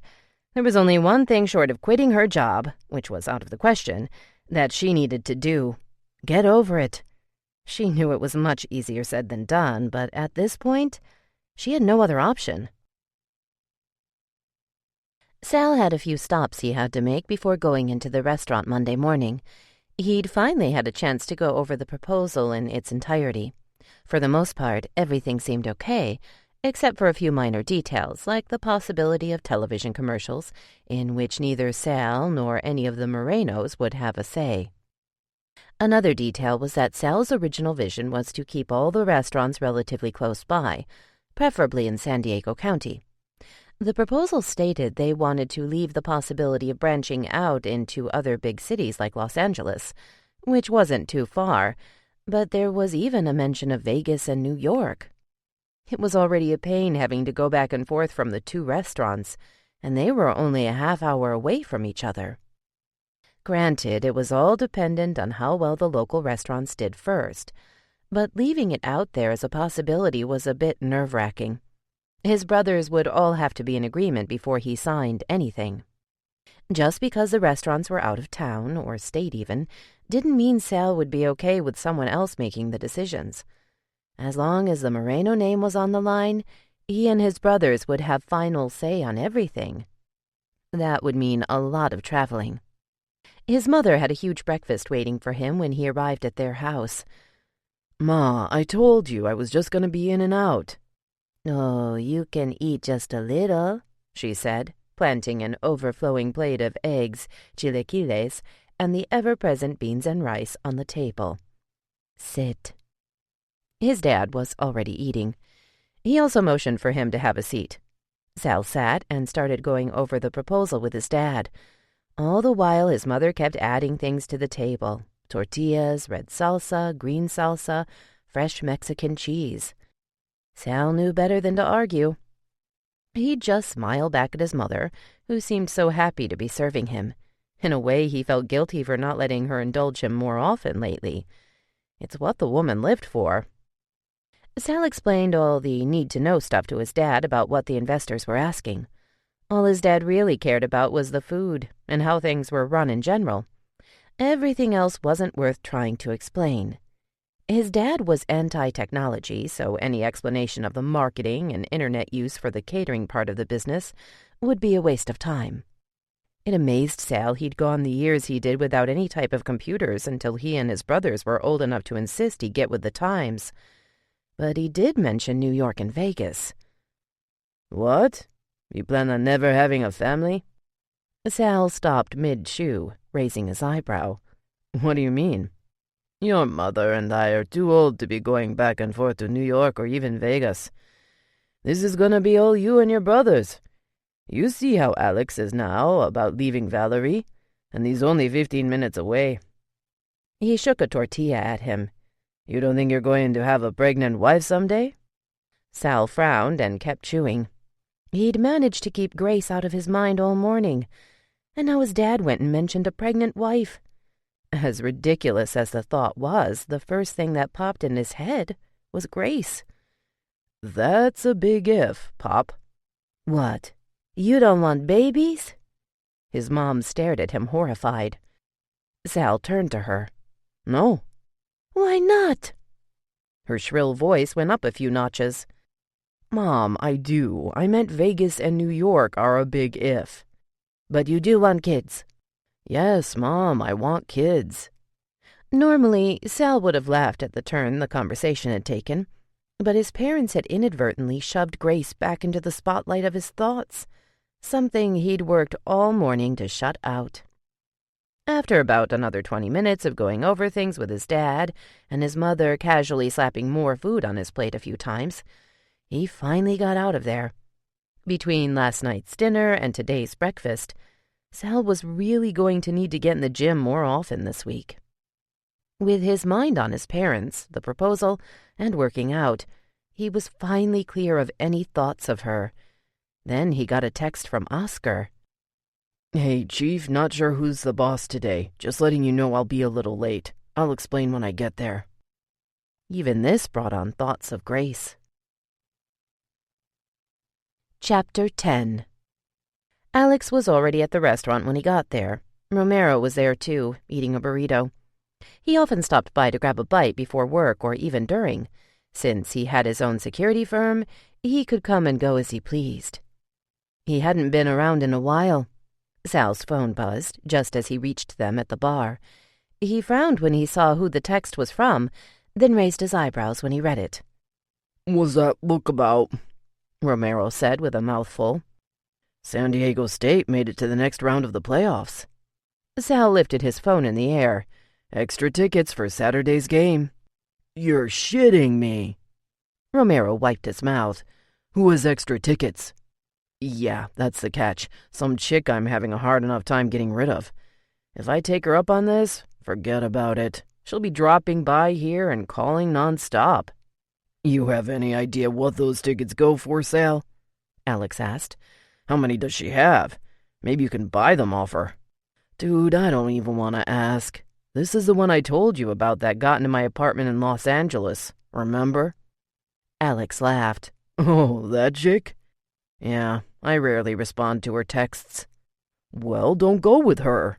Take the tickets and we'll go with you, Romero said. Sal gave him a look. You don't think she's gonna be there? His phone buzzed again and Sal read it. 2 tickets. Dibs, Romero said. I can't go anyway. Alex frowned. Valerie's ready to go any minute. Sal started toward the back. I'd rather not. It's not worth it. Ask her how much she wants for them. Romero followed him to the back. I'll buy them. Those tickets are sold out for sure. Sal stopped at the door. He knew Romero's persistent ass was not going to stop. He should have never said anything. He took a deep breath and texted Melissa back. My friend is interested. How much do you want for them? Her response was immediate. Don't be silly. I'm offering them to you for free. But I was really hoping you'd go. Sal glared at Romero. She says they're free if I go. So tell her you will. You don't have to. I can't do that. Then we'll go together. What's the big deal? His phone buzzed again. I'll drop them off this week. Gotta get back to my hearing. TTYL. Great. Sal tossed his phone on the desk. What? Now she has an excuse to drop by. She's bringing the tickets this week. Yes! Romero did an inward fist pump. So you're going with me? I guess, Sal said, taking a seat at the desk. 'Cause if you don't want to, I'll buy them off you and take Izzy. I wouldn't sell them to you, ass. But I gotta be there. Romero drummed his hands against the doorway. Then let me know how we're gonna do this. I can drive if you want.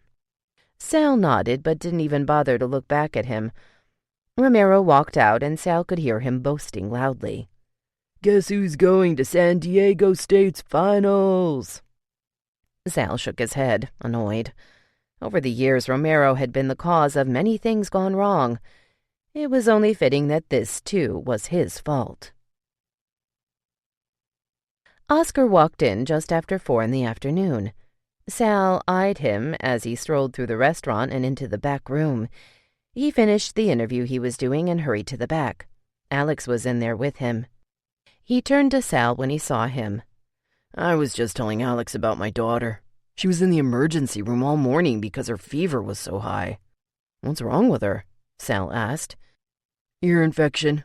The doctors say if she keeps getting them, they may have to insert tubes.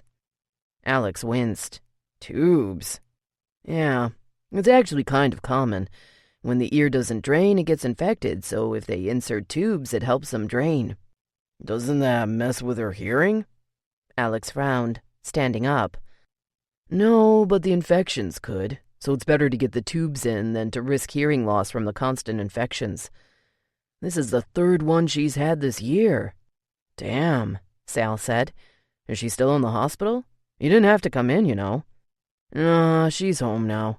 I'd rather be here anyway. I need the money. Alex walked out, leaving Sal alone with Oscar. Oscar was busy pulling his stuff out of the cabinet. Sal wasted no time. So I heard you took Grace home last night. Oscar turned around. Yeah, can you believe she takes the bus to Chula Vista? She acted like it's no big deal, but shit, that's far. Sal took a seat and leaned back, giving Oscar all his attention. Good looking out, then. That is far. Oscar grinned. You know me. He winked. I couldn't pass up the chance to be the charming gentleman. Typically, this would be Sal's cue to wink back and grin with him. Instead, he ground his teeth and began rocking back and forth in his chair. I'm sure you couldn't. Actually, Grace is pretty hot in a reserved kind of way. They say those chicks are usually freaks in bed. They act all innocent and sweet, but get a finger or two in... Whoa, what the fuck, Oscar? Sal stopped rocking and sat up. What? Can you have a little respect? She's a nice girl and an employee. I told you about this kind of shit already. You better not even think about messing with her like that. Oscar lifted his hands in the air. Dude, this is how I always talk.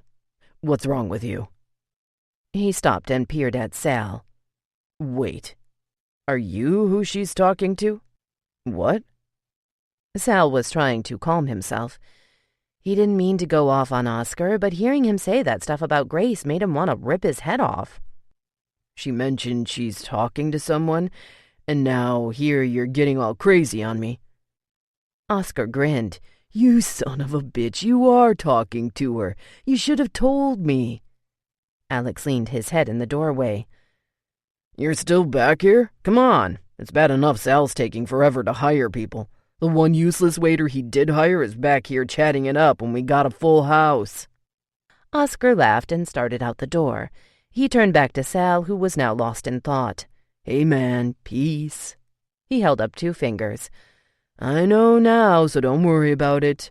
Bros before hoes. Sal didn't even respond. He didn't care what Oscar thought, but he'd given him yet one more thing to obsess about when it came to Grace. Apparently she was talking to someone. What the hell did that mean? Monday and Tuesday completely dragged. It was no Wednesday morning, and Grace was mad at herself. She was presenting her menu today for this week's final at school, a 3-course meal that was to be prepared in under 40 minutes. She remembered a time when this was exciting, sitting in class now waiting for her turn to go up, All she could think about was the fact that she might be seeing Sal today. That is, if he showed up. She went through the motions of her presentation perfunctorily. As expected, the instructor was thoroughly impressed, calling her menu a little ambitious, but that wasn't the first time she'd heard that. The bus ride to work was torturous. Her insides were a hot mess. This was the first time neither Joey nor Taylor could pick her up, and Joey had been beside himself, even offered to call George and see if he could pick her up. Grace assured him she'd get a ride from someone at work, though she had no intentions of asking anyone. She'd taken the bus before in the evening. It wasn't so bad. Everyone assumed taking the bus was the lowest form of transportation. She'd take the bus any day over flirting for a ride like she'd seen so many girls at school do. Initially, getting to work was a huge disappointment. Sal wasn't even there. Then she heard Alex say Sal was coming in to close so he could go home early because his wife might be having contractions. Though she felt for Alex, because he seemed so incredibly nervous, she couldn't help feeling excited. She had to remind herself she was supposed to be getting over this. Seeing him when he walked in was more gut-wrenching than expected. He wasn't in a suit, as he had been so often lately. He wore jeans and a black polo. She tried playing the busy bartender when she saw him walk in, but it was impossible not to glance over at him. He seemed concerned when he spoke to Alex, but he still turned and smiled at her when he caught her looking. Alex left, and Sal came over to the bar where she and Melanie were talking in a rare moment of no orders. "I might be an uncle soon." "We heard. Congrats," Melanie said. "Poor Alex, he was a wreck." Sal laughed, those beautiful dimples melting Grace. "He'll be okay." Oscar walked up to the bar, and Melanie took the order he brought with him. Since Melanie started to make the drinks, Grace had no choice but to give Sal her attention. She smiled, trying to think of something to say, but he beat her to the punch. "How were your days off?" "Okay," she said, trying not to read too much into the way he gazed at her. "School? Homework?" He smiled. "I had some of your casserole." "Oh?" Her insides were going wild. This was insane. He was just talking to her. How did those damn women do it and look so in control? "It was delicious. Alex is putting it on the menu, so I hope you're prepared to share the recipe and train all the cooks how to make it." "Really?" She smiled, and for the first time since he got there, she felt excited and not completely love-struck. He smiled even bigger. "Yeah, really. Alex and Sophie were completely impressed by your cooking. You'll be spending a lot more time in the kitchen. I think I've been overruled." "Why? You're still not impressed?" Sal leaned over and spoke closer than he ever had. "Oh, I'm impressed, Grace." There was no denying the undertone of his words. She didn't know how to respond, especially since he held her gaze and his smiling expression faded into a smoldering stare. Something jolted him, and he reached for his phone, pulling his phone from his holster and glanced at it. "It's Alex." He answered and walked away. "What's up?" Grace let out a slow breath, her heart hammering away. If this is what it was going to be like from here on, she didn't know how many up-close conversations with Sal her heart could take. For the following 15 minutes, Grace did her best to stay busy and keep her mind off of Sal's last comment. It didn't mean anything. She had to stop reading into everything he said. But even if it did mean just what he said and nothing else, that alone was enough to make her heart pound. Sal had been impressed. So what if it was just with her cooking? Her heart inflated anyway. She saw him hang up and make another call and then walk back toward her with the smile that had begun to haunt her dreams. "He's meeting her and her dad at the hospital. Unless the doctors can stop the contractions, Alex just may be a daddy tonight." Sal chuckled. "And he's nervous as shit." Grace remembered the look on Alex's face just before he left. She thought he might be sick. "I can only imagine. He's been so nervous all these past weeks." "It should be okay. I'll swing by the hospital tonight after we close up. See if I can't calm him down a little. My parents are already on their way."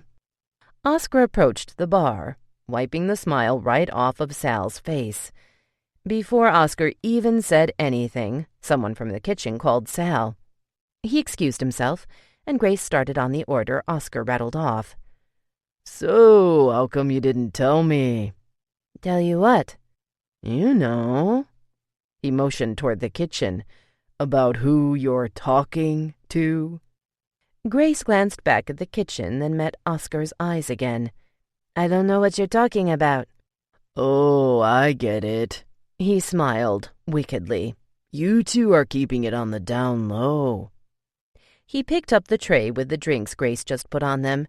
"Makes sense. Him being the boss and all." He took the tray and walked away in a rush. Grace froze, feeling the mortification sink in as Oscar walked away. Was she that obvious? She turned to see Sal walk out of the kitchen and into the office. What if it got back to him? What if Oscar mentioned it to Sal?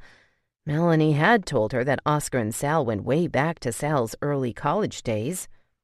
She felt her face warm. This was a nightmare. Oscar was on his way back to the bar, and Grace made sure to get his attention.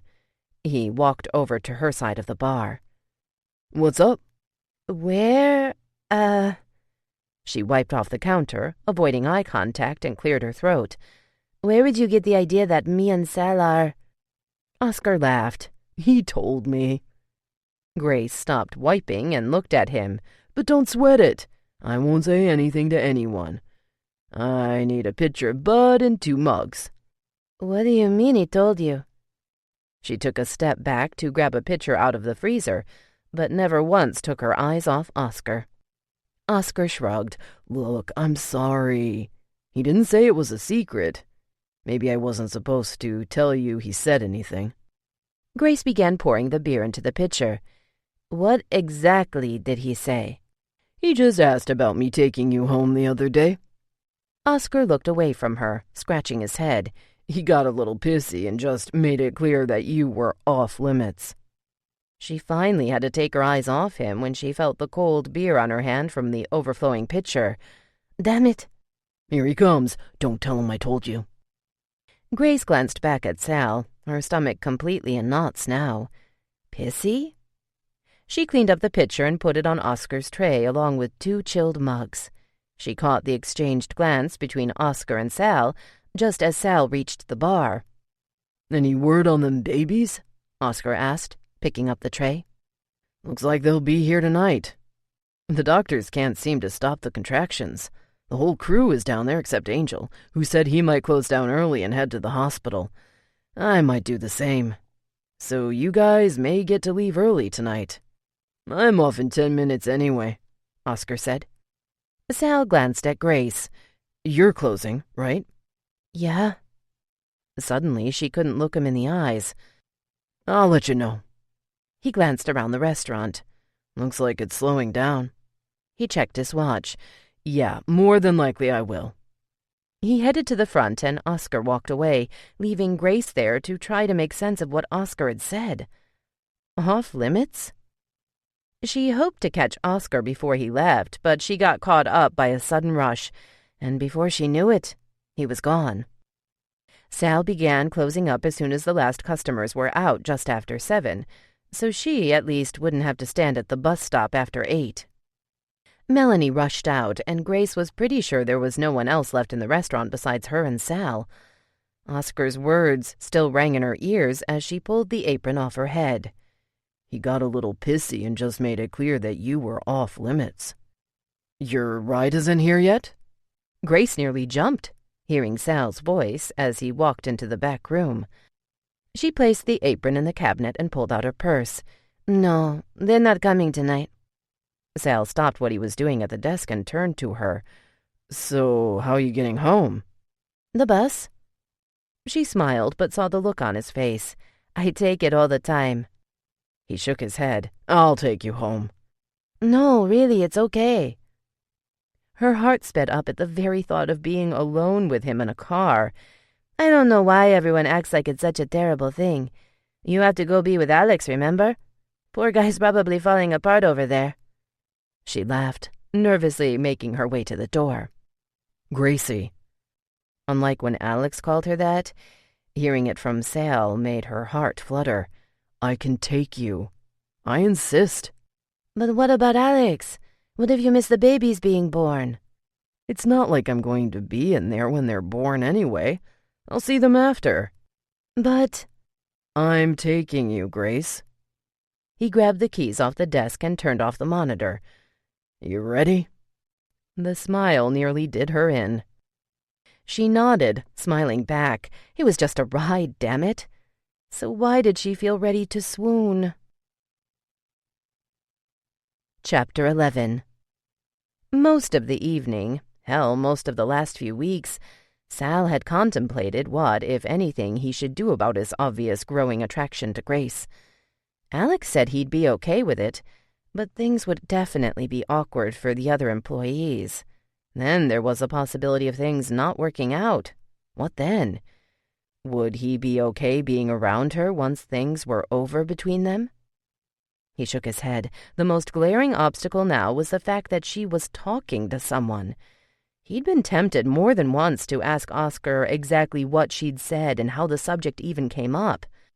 But it could only be one of two things. Either he asked her straight out, which he wouldn't put past Oscar, or she'd brought it up on her own.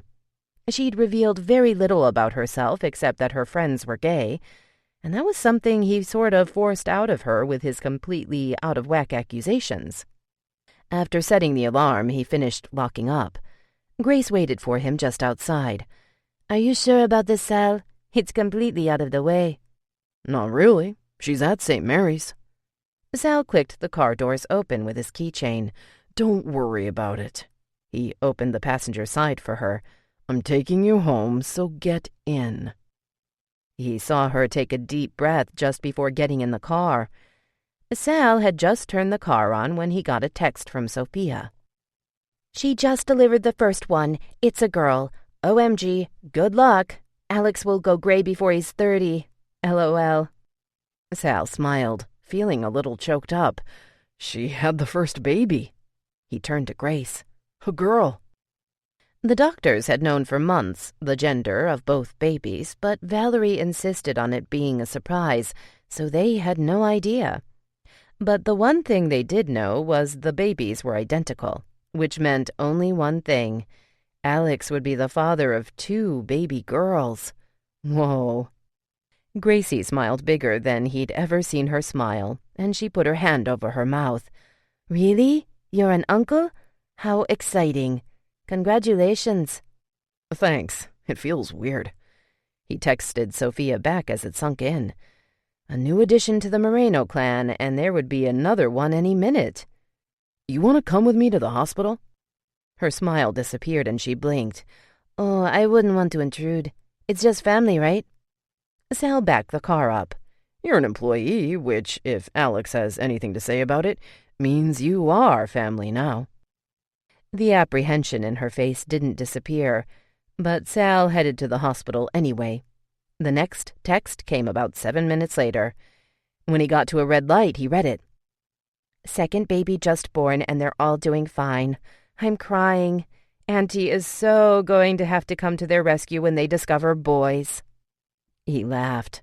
Second one was just born. Wow, 2 girls. Damn, my brother's going to have his hands full. Grace smiled again, looking almost as excited as he felt.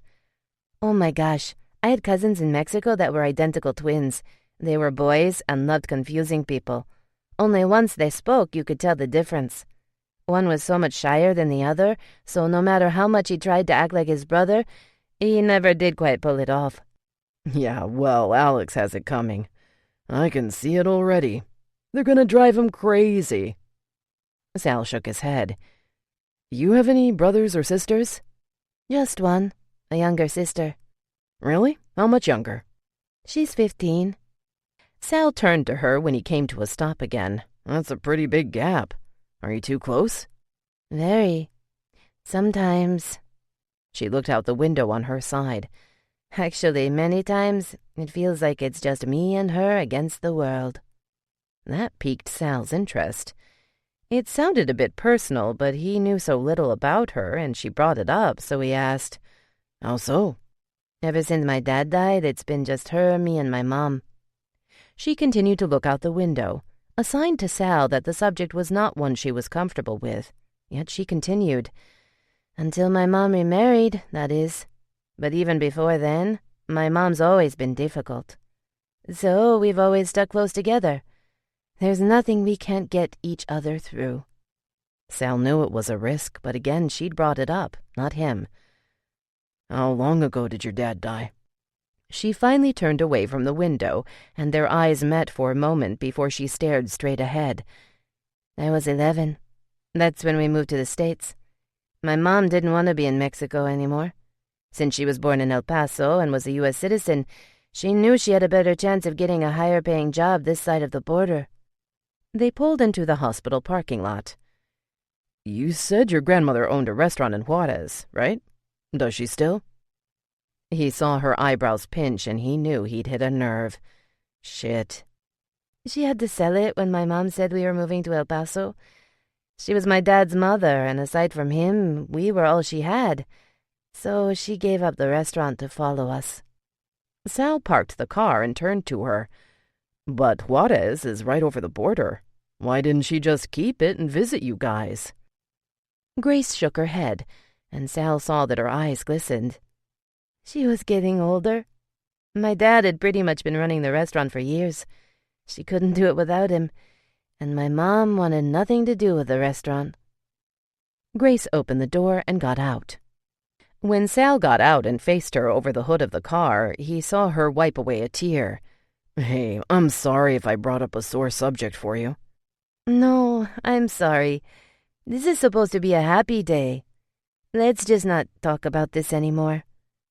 Her forced smile was hardly convincing. Let's go see those babies. Damn it. He knew he should have stopped when his gut told him to. Okay, he said, refraining from asking or saying anything more. They walked into the hospital silently.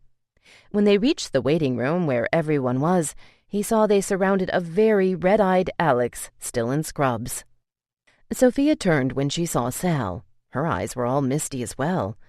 The closer he got, the more he noticed everyone was tearing up. Everything okay? Yes, perfect, Sophia said, hugging him. Sienna and Savannah. Those are the names of your two beautiful nieces. Sal swallowed hard, feeling silly about the lump in his own throat. He walked over to Alex and hugged him hard. How's it feel, little brother? Alex nodded, but was clearly still feeling emotional. I gotta get back in there. They're gonna be in the NICU for the first 48 hours, but the doctors said it's just precautionary. The girls are actually looking very good. How much did they weigh? They were both just shy of 5 pounds, so as soon as they hit that 5-pound mark, we're out of here. Their mom hugged and kissed Alex. You're going to be such a good father, mijo. After letting them in on a few more of the details about the birth and how Valerie was doing, Alex went back in. Sal's mother finally turned her attention to Grace, then looked at Sal. Mom, this is Grace. She's the one that made the casserole. Oh. His mother reached out her hand. You're the new cook. Your casserole was delicious. Thank you, Grace said, obviously a little self-conscious. She's a natural in the kitchen, Mom, Sophia added. So you're the new cook we're gonna have to steal, Angel said, wrapping his arms around Sarah from behind. Alex saw Grace's face flush a little. She obviously wasn't used to being the center of attention. You'll have to go through Alex to steal her. He's very proud of being the one who discovered her. Sophia smiled at Grace. The only glimpse they got of the babies was through a window, but it was hard to really see them since they were in an incubator. They stuck around and waited for a chance to see them up close, but after Alex came out to let them know it wasn't happening tonight, everyone grudgingly started to make their exits. Sarah and Sal's mom still insisted on at least seeing Valerie. Sal and Grace said goodnight to everyone and left. As they exited the hospital, they ran into Romero and his Izzy. Since Isabel and Valerie were so close, Sal had actually been surprised that they hadn't been at the hospital when they got there. "Hey, you out already?" "Yeah, we're not going to be able to go in and see the babies tonight. We were already in there for a while." Isabel's expression fell. "But you can see them through the window and go in to see Valerie. My mom and Sarah are going to."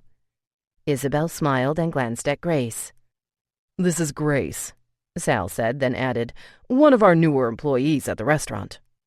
Once everyone was introduced, Romero asked, "So, did you get the tickets?" "Oh my God, he hasn't stopped talking about those tickets." Isabel laughed. "It's the Elite Eight."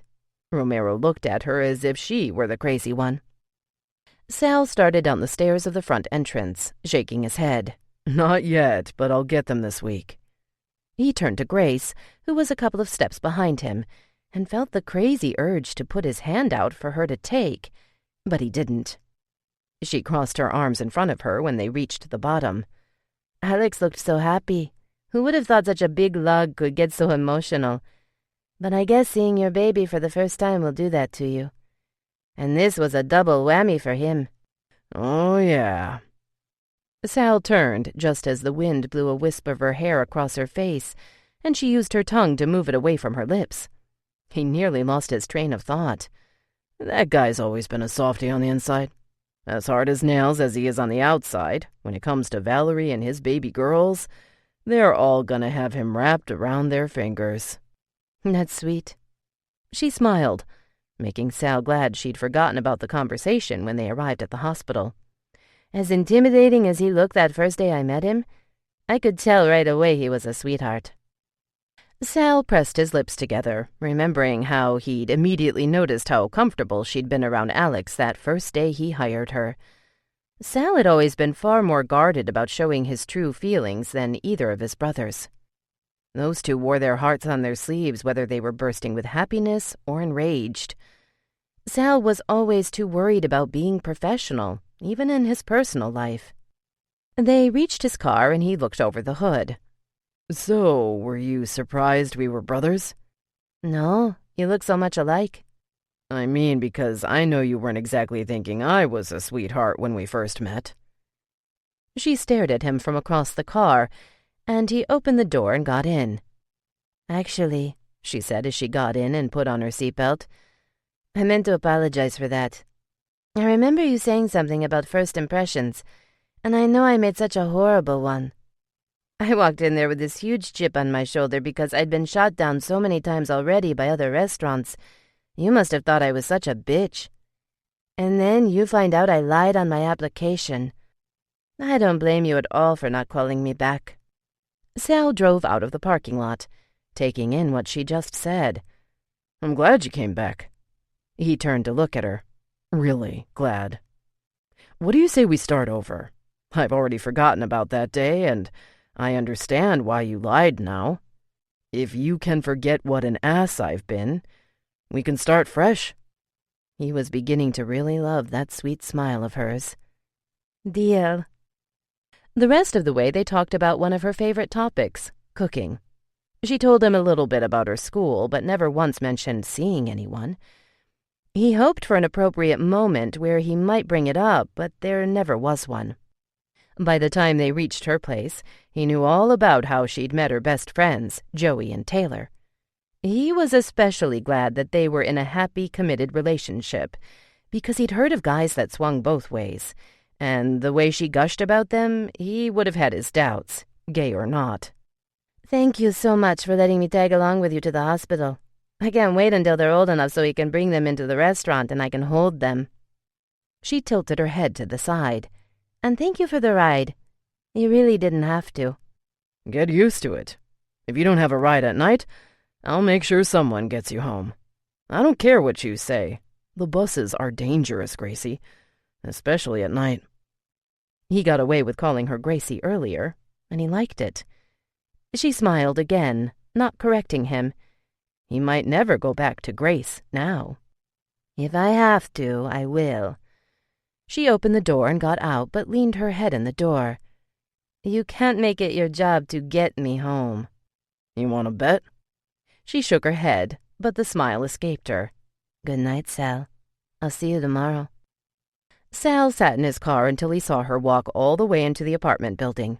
He glanced around the area. A couple of bums were lying out front by the building next to hers, and some drunk-looking guys walked down the sidewalk, arguing. She was nuts if she thought he was going to let her take the bus home. After spending more time with her tonight, his attraction to her was irrepressible now. The first thing Grace did when she got to work the next day was corner Oscar in the back room. After spending the evening with Sal, she was certain she felt something from him, but she was terrified of getting her hopes up. It didn't help that Melanie and Julie made him out to be the biggest ladies' man they'd ever encountered. I promise this will be the last time I ask you. Oscar turned to face her. She glanced out the door to make sure Sal wasn't there yet. You really said I was off limits? Those exact words? Oscar seemed a little uncomfortable. I don't remember the exact words, but he warned me to not even think about trying to, get with you or anything. Said you were an employee, but I got what he meant loud and clear. Grace took in the new information. That made more sense now. Though she didn't think he was so bad. Alex and Sophia said he was anal about everything. Maybe employee relationships were frowned upon. Sure, she'd begun to get a vibe from him, but for someone who hadn't made any kind of move, he sure would be taking an awful lot for granted to just blatantly tell another guy she was off limits for any other reason. But then, why wouldn't he take it for granted? Look at him and look at her. She frowned. She saw Oscar made a face. Why, does that make you mad? No, I'm just surprised. She supposed if it were really what Oscar was thinking, it should make her a little mad. Maybe if she wasn't busy trying to keep from reading too much into it, it would. Thanks, Oscar. Please don't tell him I asked you. Oscar laughed. Don't worry. No way am I bringing that subject up again. She still had a few minutes before her shift started. Grabbing her phone, she went outside. She needed to talk this out with someone. Joey was out of class now. Before she could even dial, her phone rang. Her mom. Irritated that she'd probably take up the few minutes left before she started work, she answered. Hello? Hi, Mija. Her mother only called her that when she wanted something. Yes. Frank is in town. He wants to get together tonight. Nothing fancy like last time.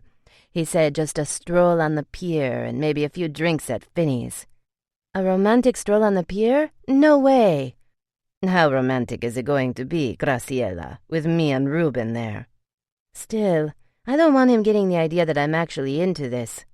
It's only until Ruben gets the job. She heard her mom huff. Fine. I'll think of somewhere else. But it'll be casual, so don't worry about changing when you get home. Great. She didn't have a ride again. Unless Sal insisted on taking her home, she probably wouldn't even be there until almost 10. And she had that final tomorrow morning. She stalked back into the restaurant, already annoyed. Working fast to pull her apron on, she rushed into the restaurant. She was shocked at what she felt when she saw Sal near the bar with that same girl he'd been talking to in the parking lot weeks ago. The girl was blonde and wore a pantsuit. The same kind she'd worn the last time, only this one was black and hugged her body perfectly. She was already tall and she wore ridiculously high heels. But most pointedly, she was completely flirting with him, and he seemed to be enjoying it. She kept touching his arm when she spoke. It killed Grace to admit it, but they looked perfect together. She'd seen pictures of Valerie in the back room. She was a blonde, too. Maybe Sal was partial to blondes also. God, what was she thinking? Of course this would be his type, beautiful and sophisticated. She felt so stupid now. She gulped hard, trying to hold it together, but the truth was, she felt ready to fall apart. He leaned against one of the bar stools and glanced at Grace as she approached. I didn't know they were floor tickets. My friend is gonna go wild. He's already excited about just going. Oh, it's gonna be awesome. Then after, we're all headed to Brewster's in Oceanside to crack open some crab legs. Some of the players will be there as well. You have to go, Sal. The whole place is reserved just for our group. It'll be so much fun. Your friend is welcome to come too. Players are going to be there? Shit, I know he's gonna want to go. Good, then it's a date. Grace turned her back to them, feeling her gut kicked in, and then she heard Sal laugh. I haven't agreed to anything yet, Melissa. Oh, but you will. Melissa's voice was so suggestive, Grace wondered what else he'd be agreeing to on their date. Feeling like a complete idiot for even allowing herself to consider the possibility of her and Sal, she rushed to the ladies' room before she lost it right there in front of them. Chapter 12. Relieved that Grace had stepped away, Sal was still pissed at the fact that she overheard his conversation with Melissa. He wasn't sure what was going on with her and whoever she was talking to, but he didn't like the idea of her thinking he was off the market. He already felt her apprehension about opening up last night when she told him about her dad. The last thing he needed was to put up another wall. Melissa could be that very wall, especially if her crap started up again. Why the hell had he listened to Romero? When Melissa finally left, he walked around casually, looking for Grace, but she had completely disappeared. She was back at the bar when he emerged from the back room after an hour-long conference call. Feeling like a giddy high school kid, he walked up to the bar. So, you have a ride tonight? She turned to him but went back to making the drinks she was working on. I do. Disappointed, he glanced around the restaurant, trying not to show it. Joey or Taylor? Neither. He turned back to her. Who's picking you up? She continued making the drinks without so much as looking up. The RTD. He smiled, feeling relief wash over him. Nah, I'll take you home. Sal. Don't argue, Gracie. You're not taking the bus. I'm taking you home. He walked away before she could protest. He had to make a move soon. He could hardly look at her anymore without staring at her lips and thinking about how much he wanted to kiss them. Taste her. Julie informed him they were solidly booked for the night with reservations. He really needed to step up the hiring. He thought he'd gotten better at not being such a hard ass, as Alex put it. He walked back to the bar. They were fully covered, but the kitchen was lacking.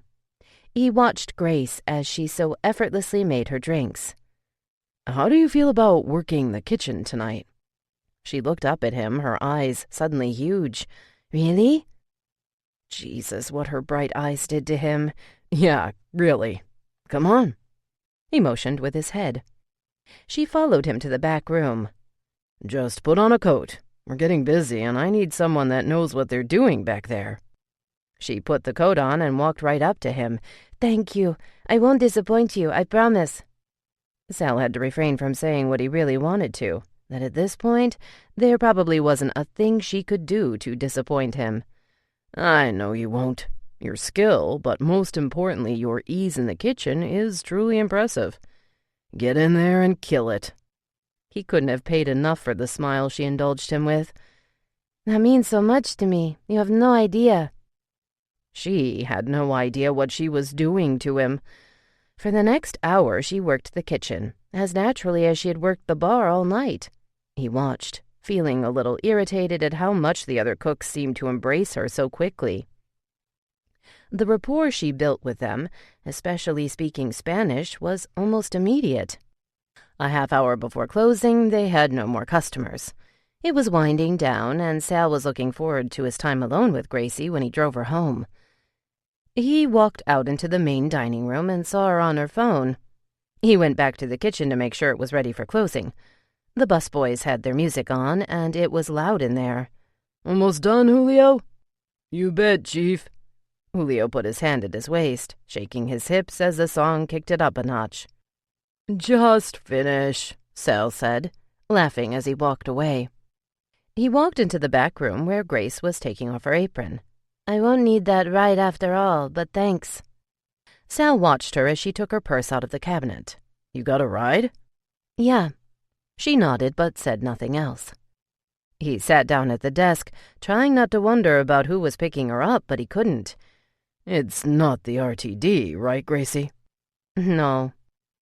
Since she was obviously not going to offer more information, he shut down the computer and headed out front to make sure everything was wrapped up. He walked to the front to lock the front door and saw a Cadillac parked right out front and a man leaning against it, holding a bouquet of roses. Sal took a deep breath, feeling his heartbeat speed up. This couldn't be a ride. The guy was too old. Feeling a weird unease come over him, Sal looked around to see who else was still in the restaurant. He knew Melanie's fiancé, and it wasn't this guy. Grace rushed to the door. "Is it locked?" "No." He watched from the hostess stand. "Good night, then." "Is that your ride?" These moments of complete inability to keep his thoughts to himself were happening a little too often now. She nodded but didn't turn to face him and pushed the door open. "Is he gay too?" She turned around and met his eyes. "No, he's not." Unable to take his eyes off her, he watched as she walked right into the guy's arms, giving him a quick hug, then taking the roses with a smile. He gulped hard, trying to understand how someone he'd only begun to get to know could affect him so profoundly. Mortification and anger were the two emotions Grace felt as she sat in the front seat of Frank's car. She was going to kill her mother. She'd told her over the phone they would all be stopping by to pick her up, not Frank by himself, with roses. And did he really have to be standing right in front of the restaurant? This was the last thing she needed to deal with after the day she'd had. Seeing Sal with that girl and listening to their banter while the reality of her delusional mentality sunk in had been far more emotional than she would have ever imagined. The day she got choked up when she told Joey about the feelings she was developing for Sal had been surprise enough, but breaking down and crying in the restroom for as long as she did today was utterly ridiculous. How was she going to continue working there? Inevitably, she was going to keep seeing him with women, probably hear about them too. Was she going to turn into a blubbering mess every time? Grace hardly heard anything of what Frank was saying as they drove back to her place to pick up her mom and Reuben. Something about his hotel and the restaurant coming along and how he was looking for more cooks. Grace did a lot of nodding. This was the last time she'd agree to going out with Frank.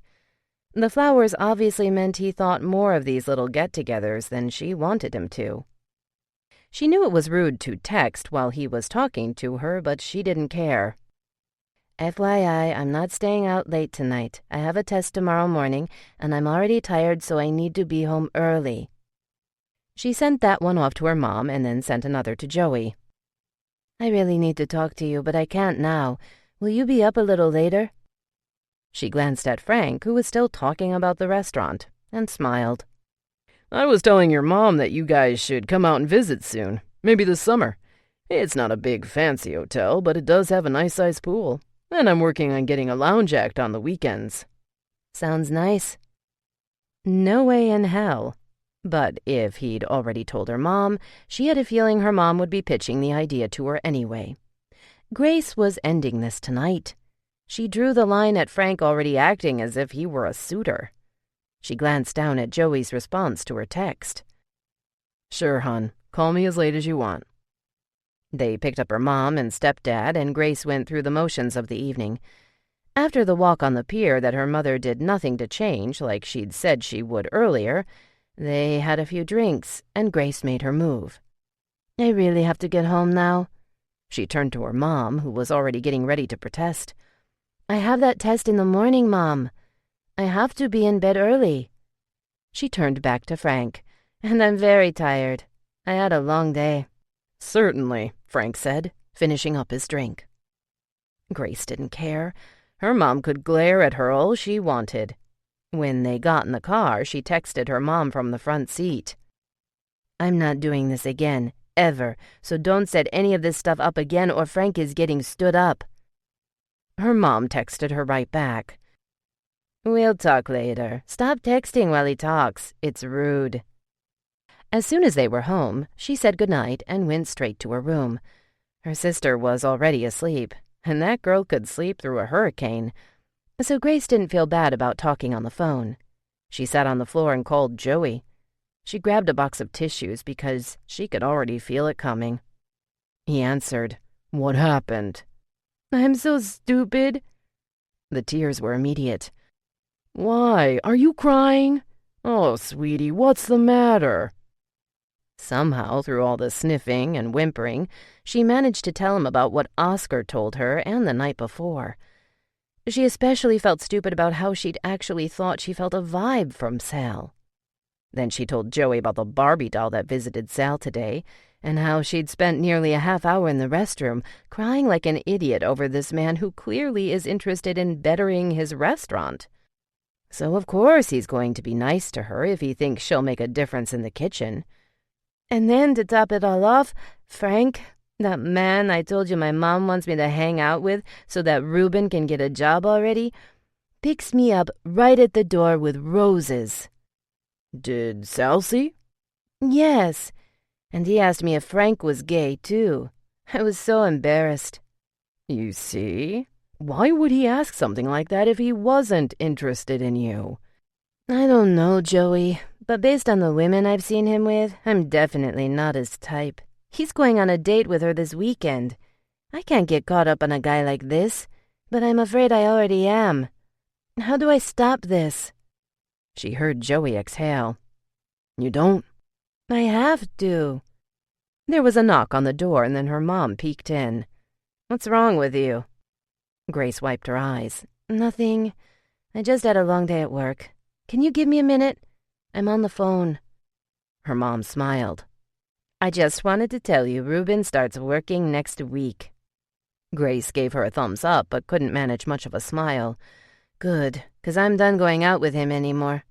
We'll talk later. Her expression said it all. Grace might be done, but her mother wasn't. She had more up her sleeve. Her mom closed the door, and Grace apologized to Joey for the interruption. Okay, let's think about this. You get one ride from a coworker, and that warrants a warning right off? He's already questioned who me and Taylor are. He took you to be a part of something so intimate with his family. And now he's asking about the guy with the roses? Grace shook her head. I can't, Joey. I have to stop reading so much into nothing. I'm being delusional, and look what it's doing to me. I'm a mess. Why don't you do this? Wait and see if he has anything more to say or ask about Frank tomorrow. Then casually ask him about the blonde bimbo, and see if he gets the connection. If he's so smart, he should pick up on it. Grace threw the tissue in the small wastebasket by her bed. The problem is he probably will ask about him, but not for the reasons I'm thinking, and I have to stop making more of it. It does me no good. Then maybe honest and straightforward is the best way to go. Enough of the wondering. If he asks, you ask him why he wants to know. And while you're at it, ask him why he told your coworker you're off limits. Grace thought about it. Maybe Joey was right. What's the worst thing that could happen? You don't think he'll think I'm full of myself, or worse, think it's laughable? No. And I'll tell you this, I'm going to be dying to know what his reasoning is for saying you're off limits. You're a sexy mama, and you don't give yourself enough credit, Grace. I wouldn't be surprised at all to hear he is interested in something more with you. Grace blew her nose and wiped away the rest of her stupid tears. Okay, but if I do this, and there are perfectly logical answers to my questions, meaning he's not interested, you have to stop saying stuff like that. Promise me, because it's already hard enough, and I really, really have to get over this. I can't afford to quit, but if I have to, I will. You are not quitting, Grace. At least not until you have enough experience and you can get a job somewhere better. Grace couldn't even imagine working somewhere better than where she got to see Sal every day. She took a deep breath and gathered her thoughts. She really needed to get it together, because there were other bigger things she had to focus on. She wouldn't let her feelings for Sal get in the way of her dream. The dream she'd originally set her sights on when she applied at Moreno's in the first place. Sal stopped at his parents' on his way home to talk to his dad about the conference call he'd had that day, but mostly because he needed the distraction. He couldn't stop thinking about Grace and the date she was probably still on. To his surprise, Alex was there. His mom had a whole dinner set up for him. "Hey, how's the family?" Alex nodded as he took a bite of a king-size burrito. Once done chewing, he responded, "They were all sound asleep when I left. I needed to get some sleep myself. I just woke up, but I'm going back as soon as I'm done eating. The docs say they should be ready to come home in a couple of days." Sal had gone back the morning after they were born and was able to go in and see them up close. His nieces were absolutely beautiful. "Salvador, I'm making you a burrito." "Mom, I'm good." "You'll be better with a burrito." Sal didn't even know why he tried arguing and turned back to Alex. His dad had joined them at the table. "You've had enough," his mother scolded his dad. "I didn't say anything," his dad protested. "But I know you, and then your heartburn will keep you up all night." Sal told both his dad and Alex about the conference call. "So what do you think?" Alex asked him. Sal shrugged. "I don't know. I'm beginning to think maybe we should just move slower. Do one restaurant at a time." Thoughts of opening up another restaurant and taking Grace with him as the head cook had been on his mind all week, but he didn't dare tell Alex that. "Up to you, man," Alex said. "But with school and the babies, I'm gonna have my hands full for a while." Sal bit into the giant burrito his mother made him and nodded. After swallowing, he said, "I let Grace work the kitchen today." "Yeah? How'd she do?" "She took over. The girl's incredible." Alex stared at him, the smile increasing as he chewed his own food. "Stop." Sal knew exactly what he was thinking. "What?" Alex chuckled. Both his parents were staring at him. "Stop what?" "Nothing, Mom." Sal gave Alex a warning glare. "What are you two talking about?" his father demanded. "Nothing," Sal repeated. "Just tell him. He's got a thing for Grace." Sal let his head drop back. Damn Alex. "The one you brought to the hospital?" His mother eyed him. Sal stood up, wrapping his burrito in a napkin. "I gotta go." "No, I asked you a question." His mother put her hand on her waist. Alex laughed, sticking what was left of his burrito in his mouth, also standing up. Sal pushed him. "Ass." Sal walked over to his mom and kissed her forehead. "Yes, Mom, the one I brought to the hospital." "You got a thing for her? What does that mean?" Sal shook his head, glaring at Alex. "Means she's driving me crazy. But she's on a date right now, so don't start planning any parties yet." "She is?" Alex asked. "How do you know?" Sal bitterly took a bite of his burrito and felt like flinging the rest in the trash, but his mother would have a fit. After a hard swallow, he turned to Alex before heading out. "The guy picked her up at the restaurant. Roses and all." He turned back to his mom and hugged her. "I gotta go, Mom." Then walked over to his dad and clapped him on the shoulder. "I'll keep you updated about the investors. I still gotta meet with them a couple more times." Just before he walked out, Alex got his attention. "Hey, Sal." Sal turned back to a very serious-looking Alex. "Remember what you told me when I thought it was too late for me and Valerie? Doesn't mean anything, bro." He shrugged. "Just 'cause she's on a date doesn't mean it's hopeless. But you gotta make a move, dude. Before it is." Sal nodded, knowing it was true. Making a move wouldn't be the hardest part. Her shooting him down or things not working out and having to be around her after would be the worst. So was it worth the risk? The answer to that screamed in his head. Absolutely. Chapter 13. For the first time since Grace had been attending school, she fumbled through her final, barely able to finish in time. The good thing was she still managed to get a decent meal out, and now this class would be out of the way. In just a few more weeks, she'd be done with all her classes and have her degree. Joey skipped his next class to drop her off at work. "You don't have to, Joey. I have plenty of time to take the bus." He waved her off. I wasn't going to my next class anyway. The professor is not even going to be there today. It'll be a waste of time." They stopped to grab an iced coffee, then headed to his car. Taylor totally agrees with the straight-up approach. People waste way too much time trying to figure out all the signs. Just go for it and ask him already. Grace was so nervous about this, her stomach was in knots. "I'm gonna try, but I'm not promising I won't chicken out." Joey groaned. "You can't chicken out. It's a simple question. If he can ask you, then you can ask him." Grace asked to change the subject on the way to the restaurant. She was already one big ball of nerves. When they got there, she saw Barbie leaning against his Mercedes, laughing it up with Sal. Sal was in a suit again and looked amazing. Unlike the first 2 times, Barbie wasn't wearing a power suit. Instead, she wore a short, frilly sundress with the highest, sexiest heels. Grace probably wouldn't be able to even stand in those shoes, let alone walk in them. Just like the last time, she kept touching him. Grace instantly felt the lump in her throat. "Oh my God, what is the matter with me?" She turned to Joey. "I gotta get a grip." "Grace, the guy is hotter than shit. You have to expect women to be falling all over him. The key is to find out if he is into the relationship thing, because obviously you won't be able to handle anything less. If he is, then these women will have to go. We'll make sure of it.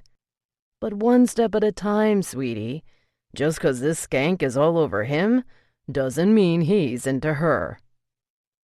Joey parked across from Barbie and Sal and eyed them. "Look at her body language. She is so obvious. And look at his. I'm telling you, he's not into her, Grace. He looks bored." Grace gulped, not wanting to look in their direction. But she would have to walk right past them if she got off where Joey parked. "Yeah, well, bored or not, they're going out this weekend. Can you pull around the back? I'd rather walk in that way." Joey started up the car again, getting Sal's attention. He turned to look at them, and Grace glanced in the opposite direction as they pulled around back. She was surprised to see Alex in the back room when she got there. "Hey, what are you doing here?" "I had a class today, and I needed to get something I left here. How are you, Gracie?" "Good. How are the babies and your wife?" "They're all good." He smiled, looking every bit the proud daddy. "Coming home in a few days, hopefully. Is Sal here yet?" Grace turned around to face the cabinet. "He's outside with his girlfriend." "Sal doesn't have a girlfriend." Grace rolled her eyes, glad she wasn't facing him, and tied the apron around her waist. "Well, girlfriend, then. Whatever she is, he's out there with her." When he was quiet too long, she turned to see if he was still there. He was grinning and staring at her. "What?" "Does that bother you, Gracie?" She felt her face warm, and she turned back to the cabinet, taking extra long to adjust her things in there. "Does what bother me?" "That he's out there with a girl." "Of course not. Why would it?" God, she was so freaking obvious. If Alex noticed, it was only a matter of time before Sal did, too. "I don't know. Sounded a little like it did. Kind of like when Sal told me about your date last night." Grace spun around. "My date?" "Yeah, that guy that picked you up with the flowers. Is that your boyfriend? Or just a boy friend?" She ignored the last question, but feeling a little thrilled, had to ask, "Why would it bother Sal?" Before Alex could respond, Sal walked in the door. "Hey, I was wondering what your truck was doing out there." "I'm just in and out. I had to grab something." Alex glanced back at Grace as she avoided looking at Sal at all costs. "Gracie thought maybe that was your girlfriend you were talking to outside." Grace turned back to the cabinet, squeezing her eyes shut. Where were all the California earthquakes when you needed one? Sal was quiet for a moment, and she was sure Alex was grinning from ear to ear. "Nope, not even close. You see? Told you, Gracie." She didn't bother turning around. She couldn't. She knew her face was probably bright red, so she simply nodded, hoping Alex would just drop it. No such luck. So, I was asking her about the guy last night. Is he your boyfriend? Damn it. It was supposed to be Sal asking her, not Alex. How was she supposed to turn this around now? No, he's not. He's just a friend. Sal took a seat at the desk. Do all your friends bring you roses? He asked. Finally, Grace turned to face him, then glanced at Alex, who was still smiling. Do you two always ask your employees about their personal lives, or am I just special? No and yes, Sal responded. Alex waved. I'm out. I'll let you two work this out. Gracie fidgeted with her apron, still trying to figure out what was going on. She watched as Sal stood up and closed the door. I don't mean to pry, but I will since Alex brought it up. Who was that guy last night? This was it. Joey would kill her if she didn't do this. Sal was obviously calling her out. He's a friend of my stepdad's. She cleared her throat. Are you seeing that girl you were talking to outside? His eyebrow lifted and he smiled. Melissa? No, she just got me tickets for the big game this weekend. He leaned back in his chair, apparently enjoying the quid pro quo. So why is your stepdad's friend bringing you roses? She shrugged. I think my mom gave him the idea I might be interested in him. She stared him straight in the eye, feeling her heartbeat thud against her chest and trying desperately not to read too much into what was happening here. But it was impossible. I won't be seeing him again. But you're going out with Melissa, right? After the game? His expression went tense. I'm not sure yet. I really don't want to. Well, let's just say she's a long story. For the first time since she met him, he looked her up and down, unnerving her even further. Where would your mom get the idea you were interested in that guy? He's a little old for you, isn't he? Grace shifted her weight. My mom gets a lot of crazy ideas. She's a long story, too. She bit her bottom lip, debating whether or not she should say what she wanted to, and finally did. Melissa sounded pretty convinced you'd be willing to go. She glanced at her feet, then back at him. It sounds like fun. Actually, he paused for a moment, staring at her. I may not even go to the game. Grace had to refrain from smiling. But she got you tickets. I can give them both to Romero, and he can take Isabel. He smiled. What are you doing this weekend? She feigned a pout, feeling her heart speed up. I work all weekend. After work? Grace struggled to remain poised. Nothing? Maybe we can spend some time after work this weekend, so we can share our long stories. Grace wasn't sure she even wanted to hear about Melissa, and she certainly didn't want to tell him about her mom. But spending time with Sal sounded like heaven. Yeah, okay. That sounds good. He smiled, flashing the dimples that were beginning to own her heart. Then it's a date. After agreeing and finally able to pull her eyes away from his, she was on her way out the door, still unable to believe she had a date with Sal. As excited as she felt, she also could barely catch her breath. What if she was just this week's date for him? She'd already cried for this man, and nothing had even happened between them. What was she going to do the next time she saw him with another girl? Gracie. She stopped and turned around to meet his eyes. It's Friday, so technically the weekend starts tonight. Tonight? She planned on going over to Joey and Taylor's tonight so they could help her mentally prepare. Now she was on her own. She gulped hard, but nodded. Okay. I didn't have a ride tonight anyway. Perfect. Grace walked out into the restaurant's main dining room in a daze. Usually she left her phone in the back room, but she brought it out with her in her pocket. She had to tell Joey, but she didn't want anyone to hear, so she texted him. We're going on a date tonight. She hadn't even put her phone back in her pocket when it buzzed. Get out. She started to respond, but it buzzed again. I knew it, sexy mama. I knew it. This was making her more nervous. She didn't even know how to begin to be sexy. Taylor and Joey told her she didn't have to try. That's what made her even sexier. She always told them she didn't know what that meant. Joey said her accent had a lot to do with it, the accent she tried so hard to hide but apparently was still present. She didn't know what was so sexy about it.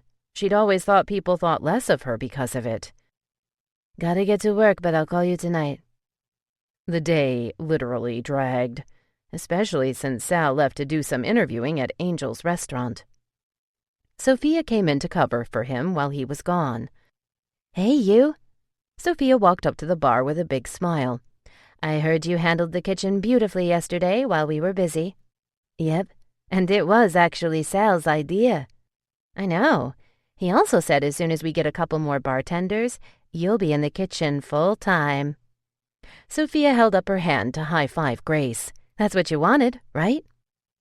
Grace high-fived her, letting the delight sink in. Everything was working out like she'd only dreamed, and spending time with Sal hadn't even been part of that dream until very recently. It was icing on the cake if this didn't all blow up somehow. Things never seemed to work out for her like this. "What are we high-fiving about?" Melanie walked over and held her hand up for Grace. Grace high-fived her, laughing. I'll be in the kitchen full time soon. What's cool is you're so young you'll add spice to the kitchen, Sophia said. But I'm old school when it comes to cooking. I don't do recipes. I hope Sal realizes that. Sophia laughed. None of our vets do recipes either. Trust me. Just humor Sal if he ever wants you to. It's not like he'll have time to be policing you. Did he leave with that chick? Melanie asked. Grace bit her bottom lip, hoping she wasn't so damn obvious again about this subject. What chick? Sophia asked. That one from the other day? Which one? Geez, my brother has a load of chicks. Grace took advantage when she saw Julie walk up to the bar by taking her order, and she started putting the drinks together, trying not to think about what Sophia had just said. The bad feeling she had in her stomach about letting herself get caught up with Sal just got bigger. You know the blonde girl in the suits? Melanie said. She's been here a couple of times. I wonder if he's actually getting serious with her. No way, Sophia said as she walked away. Sal doesn't do serious. She's probably just another one of his many. I don't think he left with anyone. He was on his way to Angel's. Sophia stopped and turned back to Melanie. He's coming back. Why, did you need something? No. Melanie smiled. Just being nosy. Oscar walked up to the bar with another order for her, reminding her about what Sal had told him.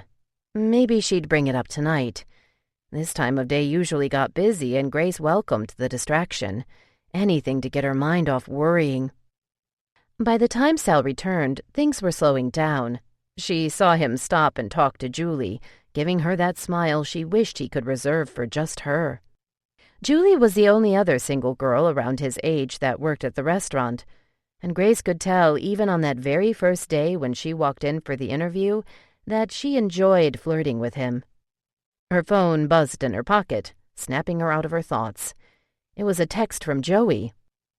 "I can hardly wait. You better not forget to call me tonight, no matter how late." She frowned, texting him back. I won't, 'cause I'm worried now. She didn't bother putting the phone back in her pocket. She knew he'd be texting right back. Her phone buzzed almost immediately. "What now, woman?"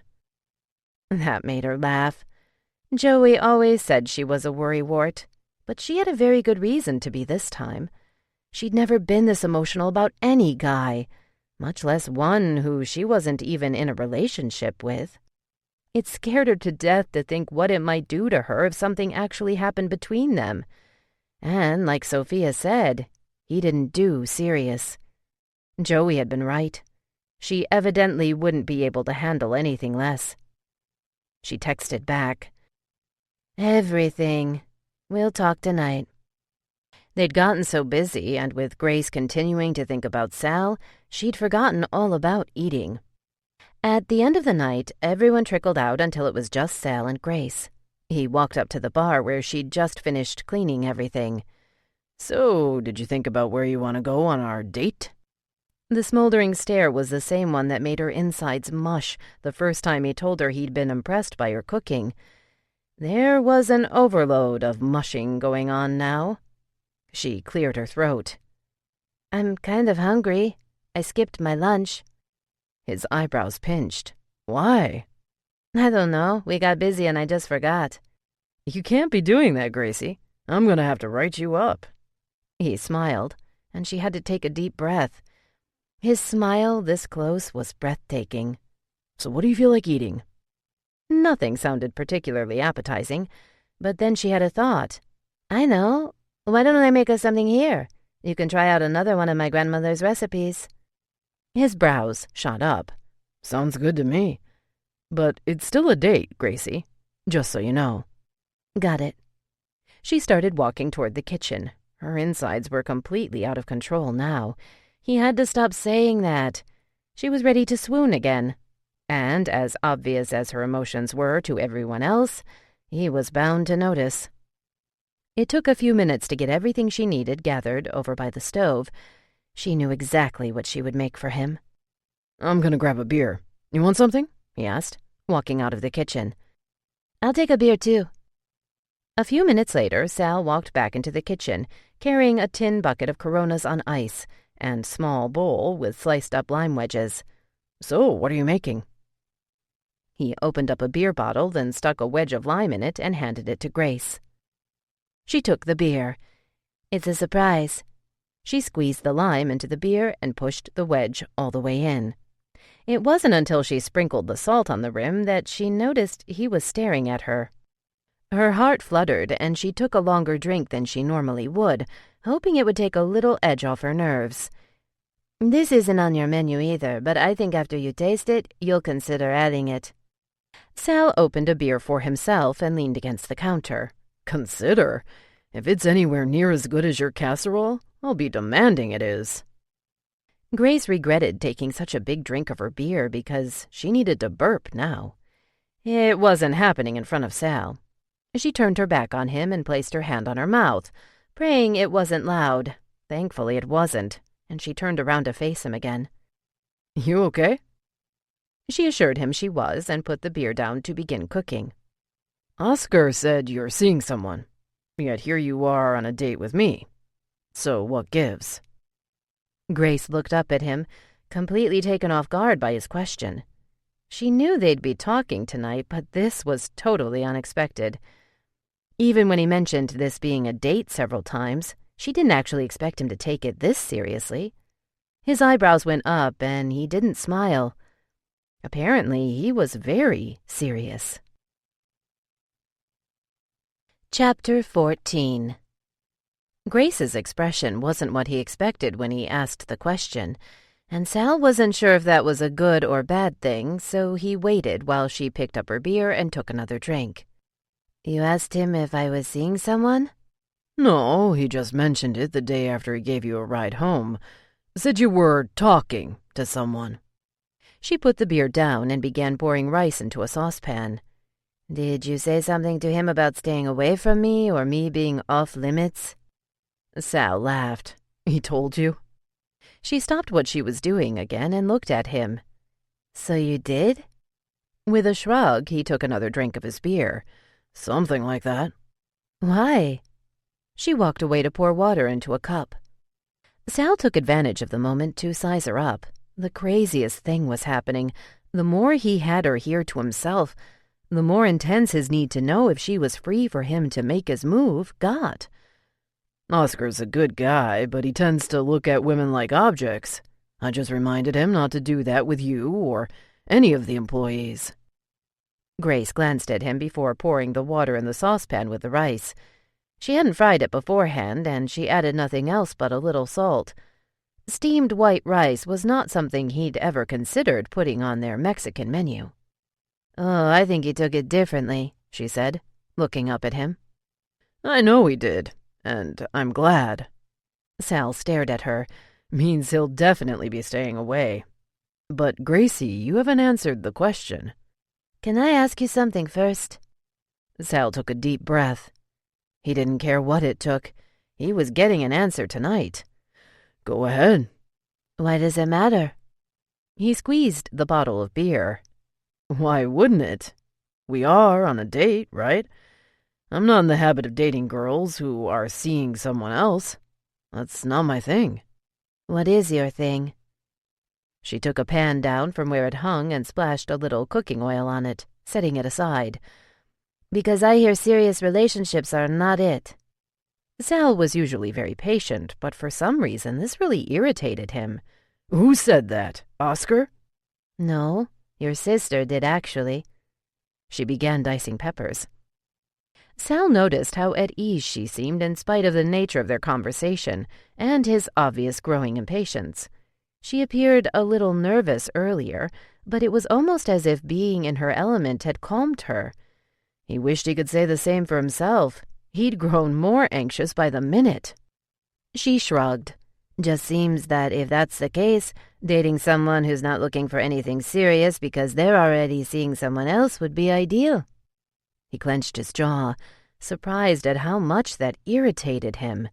No, it wouldn't. And for the record, just because I've never had a serious relationship doesn't mean I don't do them. She hadn't looked at him since she'd begun dicing, but she stopped now and glanced at him. Then she took a drink of her beer, but still didn't answer his damn question. So is that a yes? She shook her head and he exhaled slowly. Now for his next question. Something he'd thought about all night. So what'd you do last night with your dad's friend? Stepdad. That had a little bite to it, and she began dicing a bit faster. Okay, stepdad's friend. Were you two on a date? Sort of. Sal clenched his jaw. Was she being vague on purpose? What does that mean? Are you into this guy? He was going to throw all the questions at her tonight. He had to know now. Just because I go out with someone doesn't mean I'm into them. Ouch. Is that right? Yeah. My mom wanted to make sure my stepdad got a job with this guy, so she asked me to entertain him a few times. What? Your mother asked you to? What kind of entertaining? Adding to the incredible annoyance he now felt, Grace laughed. Nothing bad. Just go out and have dinner one time. And last night we took a walk on the pier, then had a drink. Even that pissed him off. What kind of mother asks her daughter to entertain a man to get her husband a job? So tell me about Melissa. She started frying chorizo in the pan. At this point, Sal had given up trying to figure out what she was making. He'd fill her in on Melissa, but he was getting back to her mom. She did say it was a long story, and they had all night. At the time, her mother hadn't interested him much, but now she did. He knew where Grace came from. She couldn't have the best lifestyle, but having a mom that pimped her out was a whole other ballgame. He wanted to know more. He told her about how he met Melissa, not mentioning too much about Melissa being so clingy, but he did make it clear that he wasn't interested in her. So you were just using her for her basketball tickets? She smirked, taking a break from her cooking and drinking the last of her beer. Sal took the empty bottle, then opened another one for her. No, I wasn't even going to respond, but I made the mistake of mentioning the tickets to Romero, and he went all crazy, insisting I get them. Otherwise, trust me, I wouldn't have. Grace went back to cooking, taking the done rice away from the heat, then sautéing the peppers, onion, and chorizo with a generous amount of shrimp. She seems very into you. She's persistent, I'll give her that. He was beginning to love watching her cook. He'd watched many cooks at work in his time, but none were as graceful as she was.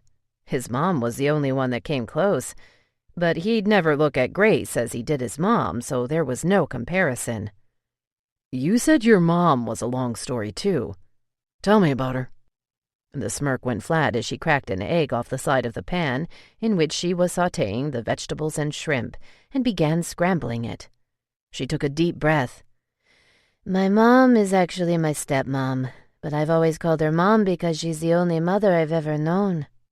Feeling an ache for her, he had to ask, what happened to your real mom?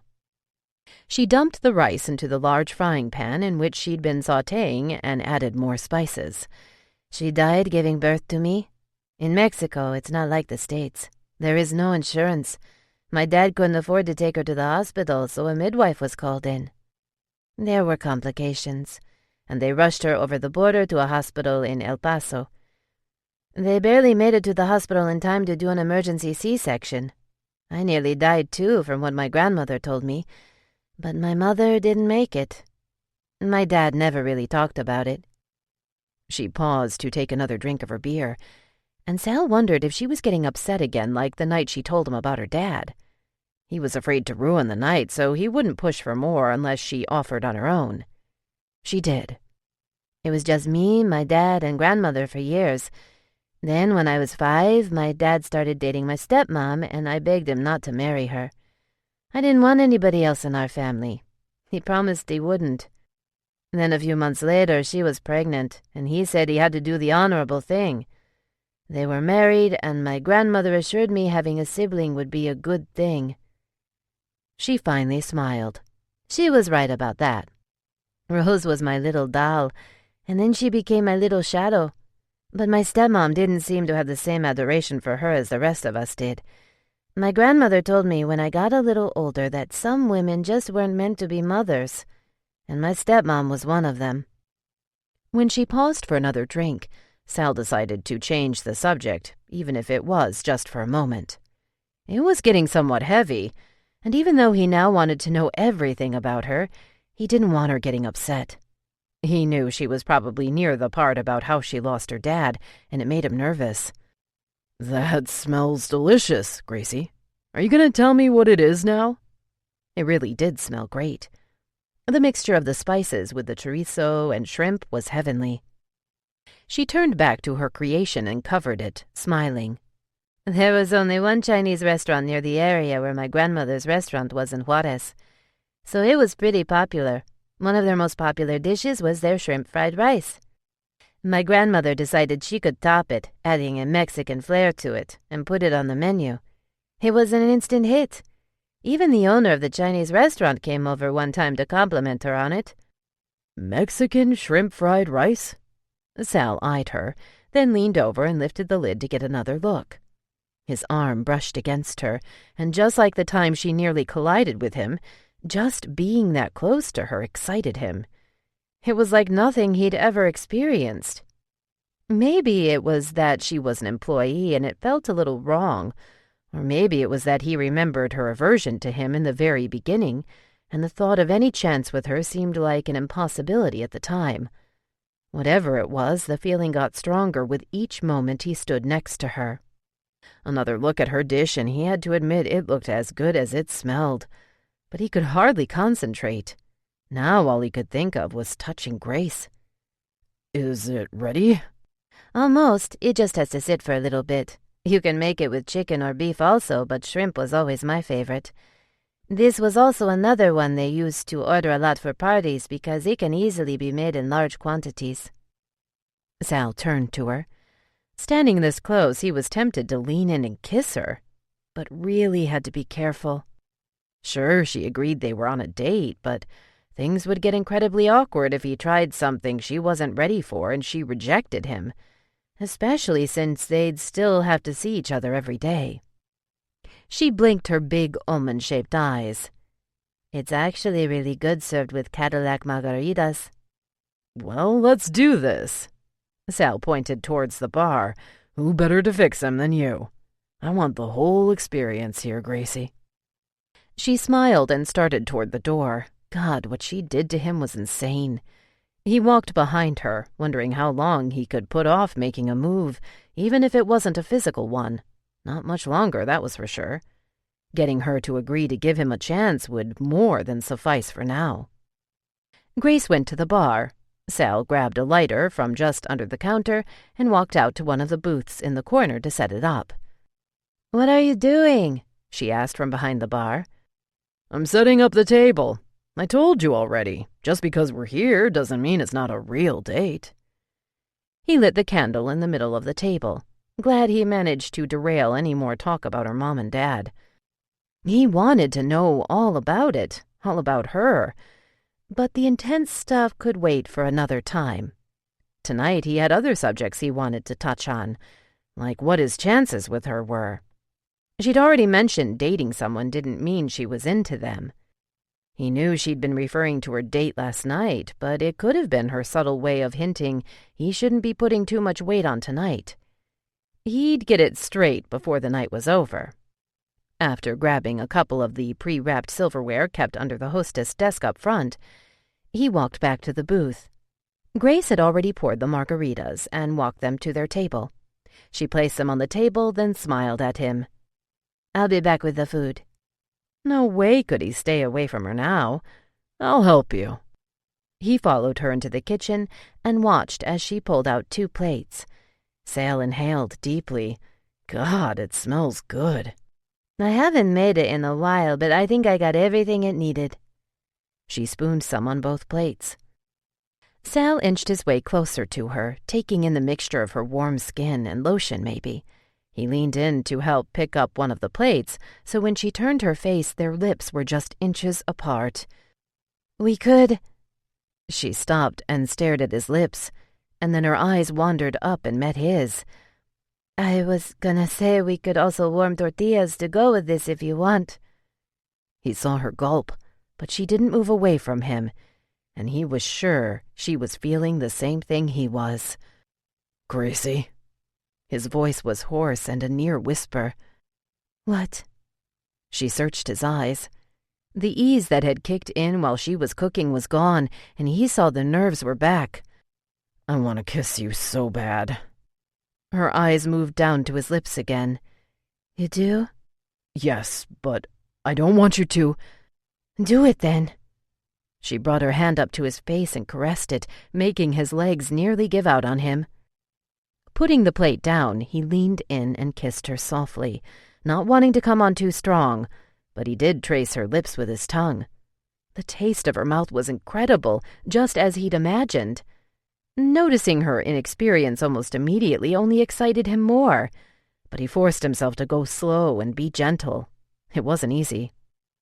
He continued gently, placing his hand behind her neck, and she leaned back, allowing him better access. Then she eased her mouth open, inviting his tongue in, and he really had to restrain from devouring her mouth.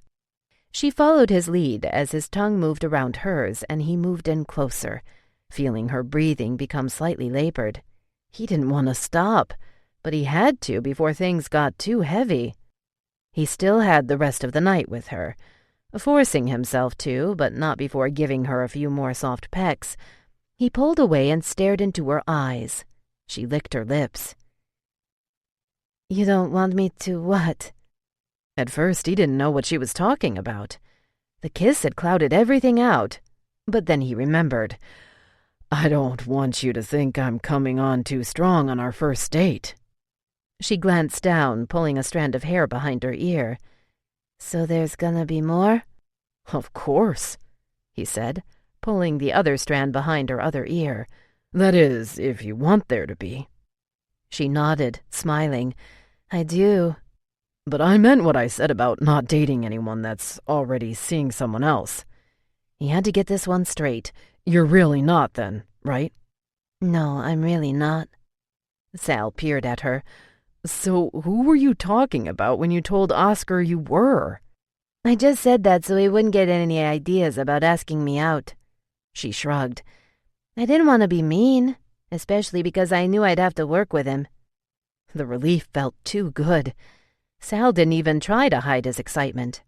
He cupped her face with both hands and he kissed her again, this time just a quick one. "But you'll be okay with this, right?" She bit the corner of her lip and hesitated. "I'm not sure." He pulled back to look at her better. "Why?" "You've never been in a relationship. I have. I've never done the casual dating thing. I'm not sure if that's something I'd like or could handle. Your sister said—" "Never mind what my sister said, Gracie. My family only knows what I want them to know. I was away at school for a long time. Believe it or not, I did have a relationship or two. Just nothing I would consider serious or very meaningful. So I never mentioned them to anyone." She stared at him. and he knew what he'd say next was risky, but she was the one who brought it up. I wasn't going to say this tonight, but I don't want you to take this casually. Not once have I ever considered dating someone that works for the restaurant. I never thought I would, not until I realized I want more than just a date. She blinked and looked away, then turned back to him. Her eyes glistened. I do too, she whispered, her voice nearly breaking. She was by far the most emotional girl he'd ever met, but he was glad she was emotional about this. It meant she really cared, and it felt damn good. This time he hugged her. Having her in his arms finally felt better than he'd expected. It felt perfect, like that was exactly where she belonged. Keeping his hands off her while they worked was going to be a challenge, but a challenge he more than welcomed. Chapter 15. Originally, the booth setup had the place settings across from each other, but after that kiss and their talk, Sal said there was no way he wasn't sitting next to her, so they sat on the same side. He said he loved the Mexican fried rice, and it would be a perfect addition not only to the menu but to the Sunday brunch. Grace still couldn't believe this was all happening to her. It felt too good to be true. Not wanting to move into any subjects that were too nerve-wracking, or that might have her in stupid tears again, she asked about something safe. She really did want to know more about his plans to expand the restaurants into a franchise. He told her more about it, but said he was having second thoughts. Actually, I thought about what you said the day I gave you the tour. It might be smarter to keep it on a smaller scale and work on perfecting the restaurants rather than expand into too many, because I know I wouldn't have the time to manage them all. If I don't have a close hand in it all, it won't be the same. She frowned. You have to trust other people's judgments, too. You can't do it all. I can if I stick to fewer restaurants. He'd already helped himself to a second plateful of the rice, and he was nearly done with it. That made her smile. No one cares about this as much as we do. The family has its hands full even with the 2 restaurants we have now. Well, maybe you should just do one at a time. Once you're managing all 3 smoothly, then you can try for another, until you feel like you can't take any more on. Sal smiled and kissed her. That's exactly what I was thinking. Grace stuck 2 safe subjects for the rest of the night. She was amazed that this whole restaurant business started with his dad in a catering taco truck. Sal was obviously very proud of how far his dad had come. It gave Grace hope that someday she'd be able to do the same. By the end of the night, Grace was almost drained from the amount of emotion she'd felt that evening. She was so glad when he'd changed the subject from her mom and dad earlier. She'd been pretty close to getting emotional about that again, and she would have hated for him to remember their first date that way. When he dropped her off, he kissed her again, the way he had in the restaurant. She didn't want it to end, and it did go on much longer than their first kiss. He leaned his forehead against hers when it was finally over and gazed in her eyes. You have no idea what you do to me. Then he smiled. Hell, I don't even know how to explain it. The way he looked at her at that moment made her wonder if he could actually be feeling what she was feeling. I can't explain what I'm feeling either. All I know is it scares me. Don't be. I'm not scared. He lifted his eyebrows. Okay, maybe a little, but it's a good kind of scared. Like I just boarded the ride of my life. He kissed her nose and whispered, Hold on tight. Even after talking to Joey for over an hour, going over every detail of her date, and his reassuring her this was not only a good thing, it was great, she still couldn't sleep. But it was like Sal said, a good thing.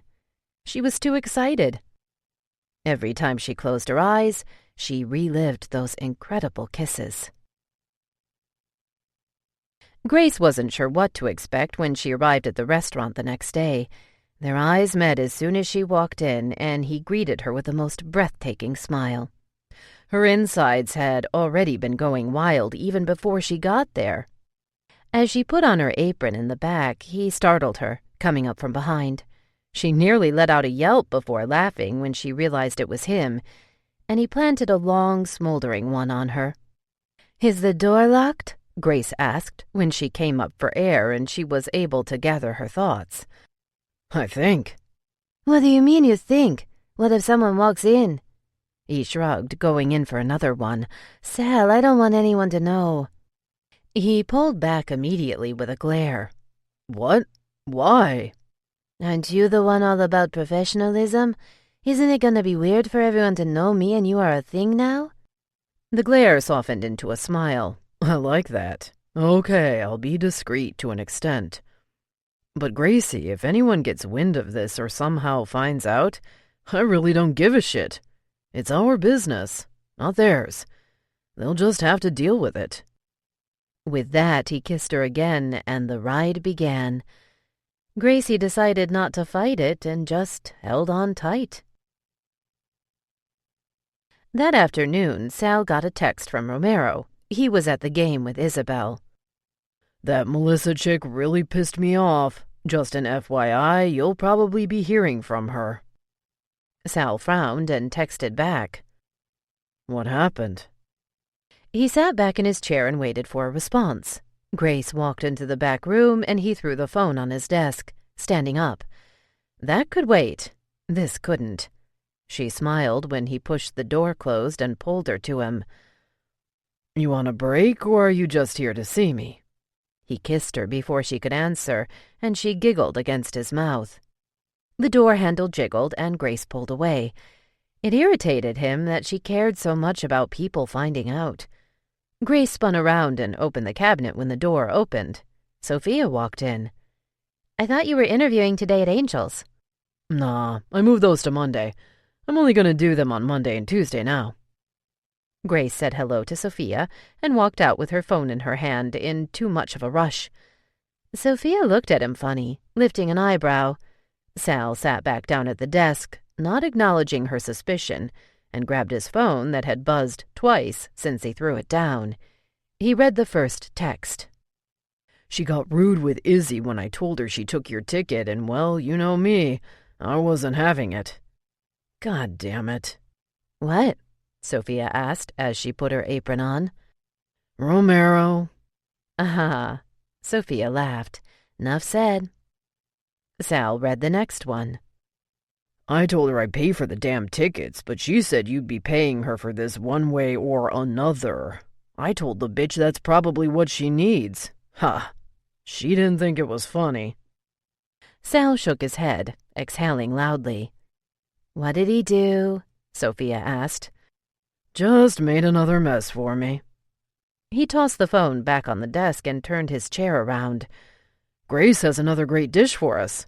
Mexican shrimp fried rice." "Ooh, sounds good." "It is. I was hoping to get it in tomorrow's brunch, 'cause she said it can easily be made in large quantities.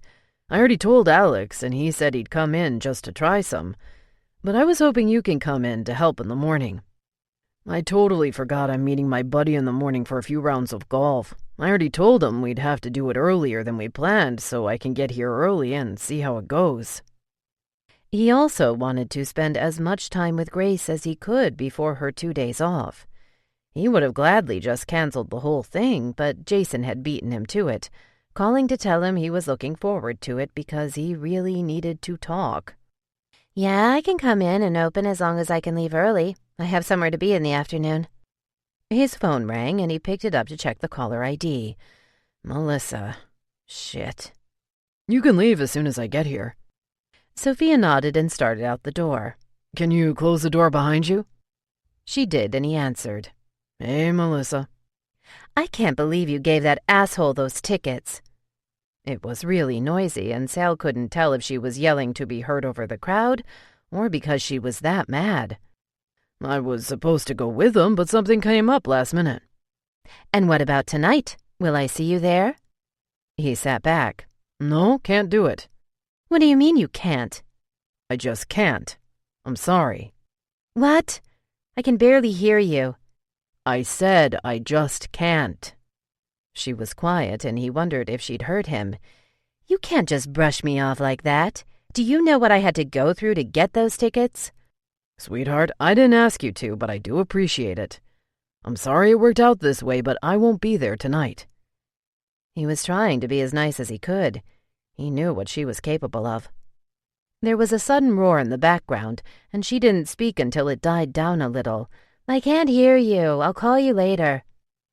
The line clicked, and he threw the phone down again, more frustrated than ever. He'd pay her for the fucking tickets if he had to, but he wasn't responding to her calls anymore. He shook his head. Never again. The evening was spent pretty much the same as the one before, only a little less formal, and the food Grace prepared was a bit more simple. Tacos al pastor. They ate them in the kitchen with beer. She sat on the counter. Just like the night before, while she cooked, she felt completely under control. It was only when she'd sat on the counter and Sal walked up to her, pushing her legs apart to get closer to her, that her heart began to hammer away. She thought of how experienced and put together Melissa seemed. She'd probably done things to him that Grace had only read about. How could she possibly live up to that? She still held her bottle of beer in her hand as she draped her arms around his neck, keeping up with his deep kisses. He groaned and whispered against her lips, "You're getting so much better at this." She pulled back a little. "Why, I wasn't good before?" He let out a laugh. "Jesus, your lips have been perfect from the moment I first laid eyes on them, and they taste even better. But you were a little tense in the beginning. I wasn't sure you were enjoying it as much as I was." He slid her closer to him, and she felt his strong, hard body against her, making her breathe a little harder. "This is all a little new to me, but of course I'm enjoying it." She saw the confusion in his eyes. "You said you'd been in a relationship. I was gonna ask, but I'm not sure I want to hear about it." "I meant the only times I've ever been involved with someone, it wasn't just dating. Both times it was understood we were in a relationship, but neither lasted very long. And I've never—" She felt her face flush when his eyes widened. "I was real young, too. It was right before my grandmother passed." Aw, hell. She felt the lump in her throat forming. Not wanting to ruin the moment with her damn tears again, she kissed him. This time putting more into it than before. She put the bottle down and ran her fingers through his hair, kissing him frantically. The arousal she felt was electrifying. Any thoughts of crying vanished. Instead, all she could think of was the possibility that Sal would make love to her one day, maybe soon. She moaned in his mouth, and he moaned in response. His hands caressed her back, and she wished she had the nerve to tell him to do more. Even though his body was pressed against her and he kissed her just as madly as she kissed him, he was incredibly gentle in every other way. Grace moved up even closer to him so her legs straddled him completely. Feeling brave, she wrapped them around him and felt just how aroused he truly was when he pushed up against her. He pulled away from her mouth and made his way down to her neck. Feeling his tongue, as he kissed and sucked it, made her squirm. She'd made out a few times, but it had never felt like this. "This is crazy," she said breathlessly. He stopped and looked at her. "What is?" She stared at him, and infuriatingly she felt the lump in her throat again. "The way you make me feel?" She hugged him, burying her face in his neck. No one had ever made her feel this way. Ever. She didn't know what to make of it, but it was getting embarrassing. He caressed her slower now, and he kissed the side of her head. "Gracie, you have no idea how glad I am that you're feeling it too." She took a deep breath before she pulled away from him and looked in his eyes. "Really? What is it? Because I don't understand it. I've never felt anything like this." "I'm not sure, but I'm older than you, and like I said yesterday, I've never felt it either." He kissed her softly. "Just go with it, Gracie. Whatever it is, it feels damn good." He tilted her chin up and gazed in her eyes for a moment before devouring her mouth again. Sunday morning, Sal ignored 3 calls from Melissa and didn't respond to any of her texts. He'd talked to Jason on the golf course about possibly getting Kat to talk to her about backing off. The last thing he needed was her causing any problems for him with Grace. Since it was a last-minute change in time, they weren't able to start as soon as they got there, and he wouldn't be done as early as he hoped. Jason had walked off to get them both coffee, and Sal read Melissa's latest text. "You know better than to ignore me. I'd say after what you did yesterday, the least you could do was offer to make up for it." He texted her back. "I'll pay you for the tickets." He could kick himself for having listened to Romero. His phone buzzed again. "You know that's not what I mean. You owe me a night out, Salvador." Exhaling, he knew what he had to do. He may as well get it over with. "Can't do it. I'm seeing someone now. Sorry." Jason got back with the 2 coffees, and Sal put his phone away. He could go back and forth with Melissa all day if he left it up to her. "So, the bachelor party is in 2 weeks. You're gonna be there, right?" Sal had forgotten about the damn party. Just being here right now, when he could be back at the restaurant with Grace, had him feeling antsy. He didn't even want to think about giving up a whole weekend with her just to go to some stupid bachelor party. But there was no way out of this one. He'd already agreed, and he and Jason went too far back. Plus, there was no way he was explaining that he didn't want to be away from a girl he'd only just started seeing. "Yeah, I'll be there." "Good." Jason smiled, getting in the cart. "We're all flying out Friday and coming back Monday." "Hell no." Sal climbed in on the passenger side of the cart. "I can't do all that. But I'll meet you guys up there Saturday, and then I gotta get back Sunday." Jason shook his head. "You work too much, man. You need a vacation. Partying all weekend is not my idea of a vacation. I'm only doing this because it's for you." "Well, you can't show up and be a dud either. This is Vegas we're talking about, remember? What happens in Vegas stays in Vegas." Sal took a drink of his coffee and glared at Jason. "Dude, you're getting married." "I'm not talking about me. I'm talking about you." "I'll have a few drinks with you. I'm not flying out there for nothing, but I'm not doing anything crazy either." He had Grace to think about now. Jason was lucky he was even going. It turned out what Jason wanted to talk about was the cold feet he was beginning to feel. Sal did his best to assure him it was normal. The guy had been living with his girlfriend for years now. What difference would it make if he got married? Talking about marriage inevitably made him think of Grace, though in the last couple of days, everything made him think of her. Even the phone that continued to buzz in his pocket made him think of her. He was really going to have to do something about Melissa before she did anything stupid. Chapter 16. Grace tried not to let the disappointment of knowing Sal wouldn't be there all morning take from the excitement of adding her new dish to the Sunday brunch. She knew this was huge. There were many waiting to be seated already, and her newest dish would be out there. Sophia had tried it and loved it. Alex was coming in just to try it. Her dream was slowly being realized. She was showing the cooks the basics on how to make it just like her grandmother had always taught her.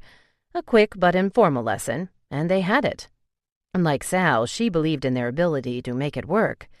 The recipe wasn't that complicated, and she hadn't even written it down. Sophia walked into the kitchen after a couple of hours. "Grace, they're loving it.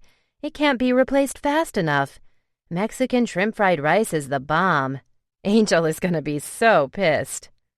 She laughed. Grace didn't think her week could get any better. "Are they really?" "Would I lie?" Sophia walked over and hugged her. "Sal is gonna flip." After Sophia walked out, she was still walking on air, and then Alex walked in with a plate in his hands. "Are you shitting me with this?" Sophia looked up from the stove she'd been cleaning off. "You don't like it?" "Hell yeah, I like it. It's delicious." Just as she was allowing the awesomeness of this day to sink in, there was a commotion out in the restaurant.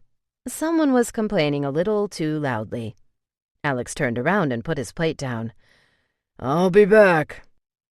Grace walked slowly to the door and watched as Alex charged out into the dining room. "I need to see Sal," she heard a woman demand. "He's not here," Alex said. "What can I do for you?" Grace reached the door in time to see Melissa smirking at Alex. "Oh, you could do plenty, I'm sure, but I need Sal." Alex glanced around the restaurant.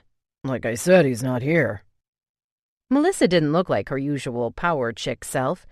She wore denim shorts and a tank top, but her hair and makeup were still flawless. "Your brother's blowing me off, Alex." "I don't get blown off. He tried throwing the 'I'm seeing someone else now' crap on me. I don't buy that." Grace's days of going nose-to-nose with bullies came back to her in a flash. She'd kicked some ass back in her day. She had to. Being new to the States with an accent had made the kids tease her endlessly. When the words didn't come fast enough to defend herself, the fists went flying.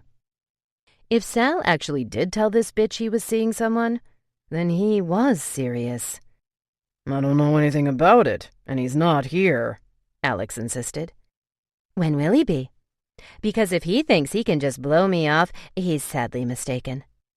Before Alex could respond, Grace walked up from behind him, pulling her earrings off one by one. "He's seeing me now. Do you have a problem with that?" Melissa seemed stunned for a second, and then she smirked. "No way.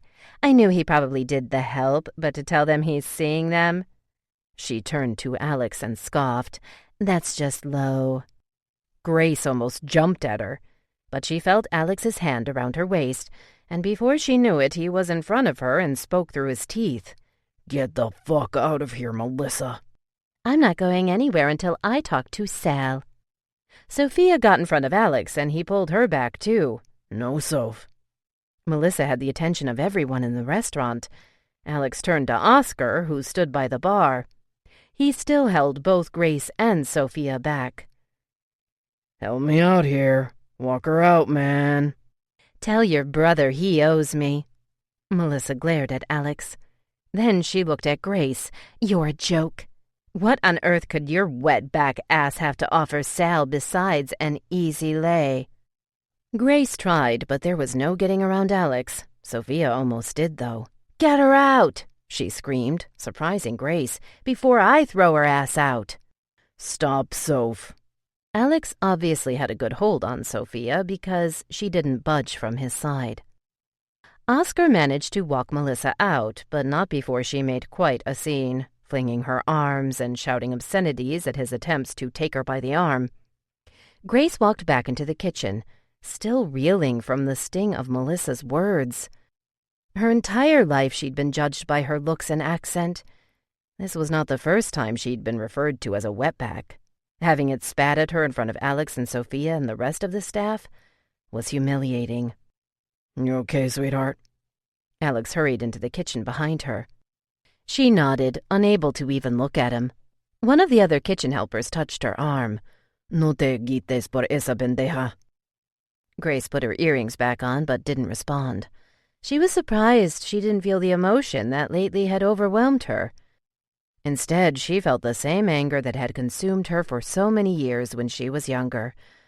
Anger from having been forced to come to a country where she always thought people like Melissa would never take her seriously.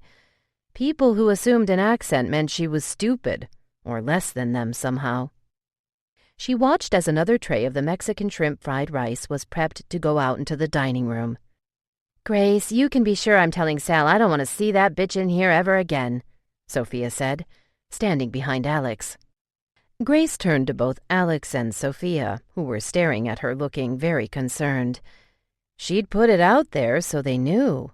Hell, anyone within hearing distance knew now, and Sal said he didn't care if anyone found out. She didn't either. Joey would be proud. "I'll be sure to tell him, too." Sal got the call just as he drove up to the restaurant. He had a few voicemails, but he hadn't bothered to listen to them, assuming they were from Melissa since he had so many missed calls from her number. What? He brought the car to a grinding stop. She made a fucking scene and she insulted Gracie. Alex was his usual furious self. He felt his own rage begin to go off. How's Grace? Is she still here? Yeah, she's still here. She actually handled it pretty well. I had to hold her back, though. Dude, I hope you're done with that chick. If she ever comes back in here and Sophia's here, it's gonna get ugly. She was ready to go at her today. Alex filled him in on the rest of the morning as Sal sat in his car, resting his forehead against his hand. His other line had been beeping the whole time. As soon as he hung up with Alex, he answered the other line. "You can't be serious with that girl, Sal, are you? What does she work for free or for food? I mean..." I'm gonna pay you for those fucking tickets and then you're going to disappear, you hear me? I'll give the money to Jason. I don't want you anywhere near the restaurant or my place. She laughed. "I just wanted to talk to you. Her ghetto ass is the one that came at me. But what do you expect from someone who probably just came over the border? It's laughable. What can you possibly see?" She has the one thing you've never had, Melissa. My respect. He hung up on her and got out of his car. Rushing into the restaurant, he scanned it, looking for Grace. He didn't care who knew now. All he wanted was to make sure she wasn't upset. He hurried into the kitchen, his heart fluttering when she came into view. She was smiling, talking to one of the other cooks. As much as it irritated him to see how chummy the cooks had gotten with her so quickly, he was glad she didn't look upset. He walked to her with only one thing in mind. She looked up when she heard one of the other cooks greet him. "I'm so sorry about what happened," he said, as soon as he reached her. Unable to hold back, he pulled her to him. Surprisingly, she didn't protest. "It's not your fault." She caressed his face and smiled. "I'm fine." "You sure?" She nodded, smiling even bigger, making it impossible for him not to kiss her right there in front of everybody. Someone whistled, while a few others snickered and made jabs. He pulled his lips away from her, giving them all a warning look, and they all pretended to go back to being engrossed in their work. "The rice is a hit," she said. "I heard. I knew it would be." He pulled her by the hand through the kitchen door and into the back room. Alex and Sophia were in there, looking at something on the computer. Alex turned when he heard them walk in and smiled when he saw Grace's hand firmly in Sal's. "I just finished the schedule for next week. You said you'll be at Angel's on Mondays and Tuesdays, right?" "Yeah, most of the mornings anyway. Can you guys give us a minute?" Both Alex and Sophia looked at him knowingly, but made their way toward the door without saying a word. "You okay, Grace?" Alex asked as he walked by her. "Never been better." Sal squeezed her hand. He didn't even wait until they were completely out the door before sitting on the edge of the desk and pulling her to him. He spread his legs, placing her in between them, cupping her face. "Listen to me. I promise you. That'll never happen again." "You said you never had feelings for her, right?" "Never." She leaned in and kissed him. "I was a little surprised when I heard her say you told her you were seeing someone, but I was happy to hear it." "I told you. I don't give a shit who knows. In fact," he pulled her closer, "the babies are coming home this week. My mom's already planning that shower she never got to throw. The whole damn family and half of La Jolla will probably be there. I want you there. I'll make sure you get Saturday off so you won't be off tomorrow. Is that all right? You can come with me tomorrow to Angel's restaurant and catch his cooks up on the new recipes. I'm sure he's gonna love the rice, especially since it's shrimp and seafood is their thing." The whole time she listened intently, her bright eyes getting wider with everything he said. "I want to meet your family too." That's when her eyes lost their excitement and he had to ask, "What?" "I want you to meet them too," she said. "It's just that..." "Too soon?" "No, it's not that. My stepdad isn't exactly the most dignified person out there, and my mom, well, I told you she's not my real mom, so we're real different." "I don't care." "I mean real different, Sal. I wouldn't want you to get the idea that I think like them." Sal laughed. Sweetheart, my brothers are ticking time bombs, not to mention my pistol whip of a sister. Just because we're related doesn't mean their personalities reflect on me. I would never judge you by your family. I'm not going to judge you, period. I already know enough to be convinced that I want to be with you. That's all that matters. Don't worry about anything else. I'd love for you to meet Rose. I can bring her to the shower, if that's okay. Absolutely. I can't wait to meet your little shadow. That made her smile. That reminds me, since you're closing and I'm getting off early today, Taylor and Joey are picking me up. We're taking Rose to the mall. She got invited to the prom, so we're helping her pick out a dress. She played with the buttons on the front of his shirt. I can introduce you to them today when they pick me up. They're not family, but they mean the world to me. Sal swallowed hard, knowing he shouldn't have an issue with these two guys meaning the world to her.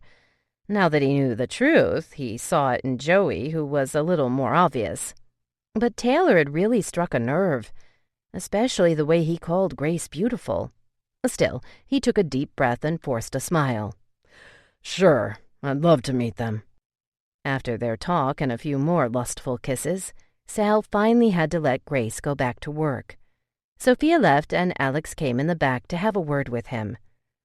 So, I see you made a move. Sal nodded, still facing the computer. He was switching Grace's days off. Not just a move. I'm having her come to the shower this weekend. I want everyone to meet her. Wow, you don't waste time, do you? That's cool, though. Gracie's pretty awesome. Just one thing. Sal turned to look at him. You better let all your little girlfriends know you're off the market now, because you are, right? Sal frowned. I don't have girlfriends. Well, anyone else that might get any ideas about coming in here to face off with Grace. That wasn't cool. She played it off, but I won't have her being mistreated like that. She doesn't deserve it. You really think I'm going to let that happen again? Melissa's the only one that would do something like that, and I already talked to her. She won't be coming around here again. Alex didn't seem convinced.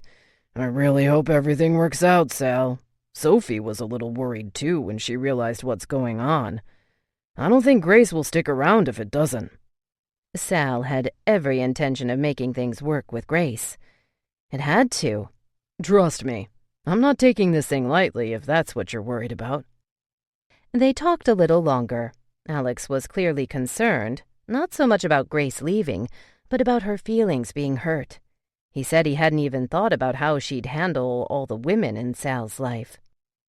It annoyed Sal that Alex and Sophia made him out to be such a player. Just because he'd never brought anyone home to meet the family didn't mean all that. He just hadn't found anyone he felt he wanted to bring home. And now that he had, he was wasting no time. In that sense, he had to admit he was like his brothers. They both knew when they met the one that she was it. Even though it took his knucklehead brother, Alex, years to figure it out, he'd been stuck on Valerie from the moment he met her. The day went by too quickly. Before he knew it, Grace was in the back getting ready to leave. He walked in as she pulled her things out of the cabinet. He hated that he wouldn't be spending time with her tonight like he had the last 2 nights. Joey couldn't make it after all, Grace said, looking up from her purse. His mom showed up last minute from out of town, so he's spending the day with her. But Taylor is still picking me up. You guys still going to the mall? He asked, hopeful that it had been canceled and he could pick her up once he closed the restaurant up.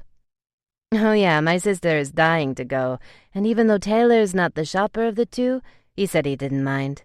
We'll probably catch a movie after. Sal let that simmer, reminding himself Taylor was gay and in a happy relationship. She turned back to the cabinet, and Sal walked up behind her, kissing her neck. So I'll pick you up tomorrow, and you can come with me to Angel's? What time? I have class in the morning. He sucked her neck now, feeling the tightening of his pants, but he couldn't stop. Julie walked in the room, and Grace pulled away, annoying the hell out of him. Your ride is here, Grace. Grace was visibly embarrassed. Her face even flushed a little. Thanks. Can you let him know I'll be out in a minute, please? Julie walked out, and Grace turned to Sal, who reached for her hand. I get off at noon. I can meet you there. I'll just have to figure out the bus route.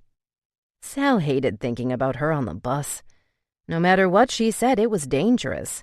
He'd have to come up with a way to get her off it. As much as he wanted to, he knew he wouldn't always be able to pick her up and drop her off. He didn't like her relying on anyone else either. No, I'll pick you up at school. You sure? Of course I'm sure. She smiled. Okay, come on. Let's go introduce you to Taylor. Oh yeah, that. She looked at him weird. What does that mean? Nothing, I just forgot about it. They walked out of the office and took the dreaded walk to the front, where Taylor stood near the front door. Sal hadn't noticed the green eyes that first day he picked her up, but now he noticed every detail, including the smoldering way he looked at Grace as they approached him. You ready, beautiful? Sal didn't want to hate this guy, but he was really starting to. Hell, he hated him the first time he saw him leave with Grace. Yeah, I'm ready, but I wanted you to meet Sal. She turned to Sal, letting go of his hand to stand by Taylor. Sal, this is one half of my two best friends, Taylor. Taylor reached his hand out to shake Sal's. Nice to meet you. The other half is with his mommy. Taylor sounded annoyed, and that made Sal feel a little better. The guy was mad that his boyfriend flaked on their shopping date, although it didn't help that his arm was now draped over Grace's shoulder. Good to meet you, too. I've heard a lot about you and Joey. Likewise. Taylor smiled. She's talked our ear off about you as well. Grace seemed embarrassed by that. Sal took a step forward, reaching out for her hand. Well, hopefully you'll be hearing a lot more. I'm sure we will. Taylor turned to Grace. Your sister's waiting. Are we out? Grace laughed. Yes, she's already texted me twice. She started to take her hand out of Sal's. I'll see you tomorrow, then. Taylor took his arm off her and pushed the door open. She turned to walk out. Hell no. Sal pulled her back toward him before she could take a step. Aren't you gonna say goodbye? Her eyes went wide. Yes, he knew they were in the restaurant and everyone is around, but after what happened today, he felt compelled to make a statement. So he brought his hand behind her neck and kissed her softly. Not too long, but long enough. He would have kissed her even longer if he didn't think it would make her completely uncomfortable. Everyone would know now, and that's exactly how he wanted it. Chapter 17. To say Taylor was livid when Grace told him about the Melissa incident was putting it lightly. He did, however, love that both Alex and Sophia had backed her up the way they did. And he was more than ecstatic about the way things were turning out with her and Sal. My God, Grace, I don't know how you ever had a doubt this guy was hot for you. Well, I'm not a mind reader, she said, texting her sister that they were outside, waiting for her. You don't have to be with this guy. He does realize I'm gay, right? Grace looked at him. Yeah, he knows all about you and Joey. Did you not see the way his eyes nearly flamed up when I put my arm around you? They did not. Taylor opened his mouth wide in amazement. Grace, I almost jerked my arm back, afraid he was gonna kick my ass. I can't believe you didn't notice. Grace laughed. You're such a liar. Ah, shit. This guy has probably been hot for you since day one, and you didn't even notice. Grace thought about Sal's comment. Oh, that. When she reminded him she wanted him to meet Taylor. But it was total nonsense. He knew Taylor was harmless. I know now. That's all that matters. She smiled, feeling giddy. He wants me to meet his entire family. Wow, but I'm not surprised. I'm telling you, Grace, this guy's body language is so obvious, it's ridiculous. You gotta be blind if you don't see it.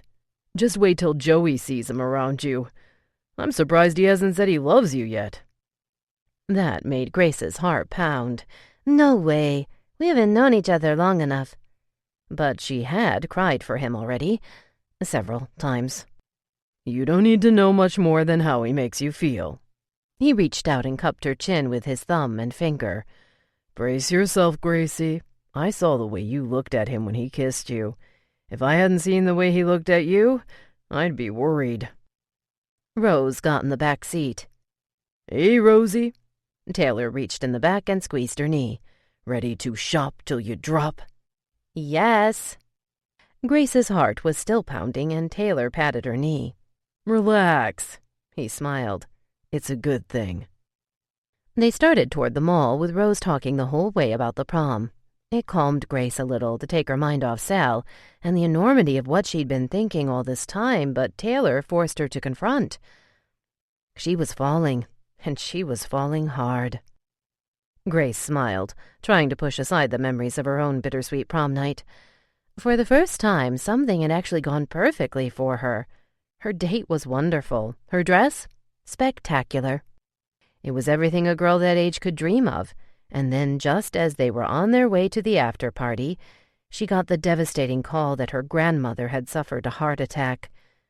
She swallowed back the lump that had begun to grow in her throat. She wouldn't ruin this for Rose. After several hours of shopping, they stood in line to buy tickets to the show.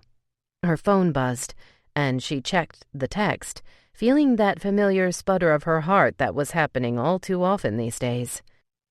"I miss you."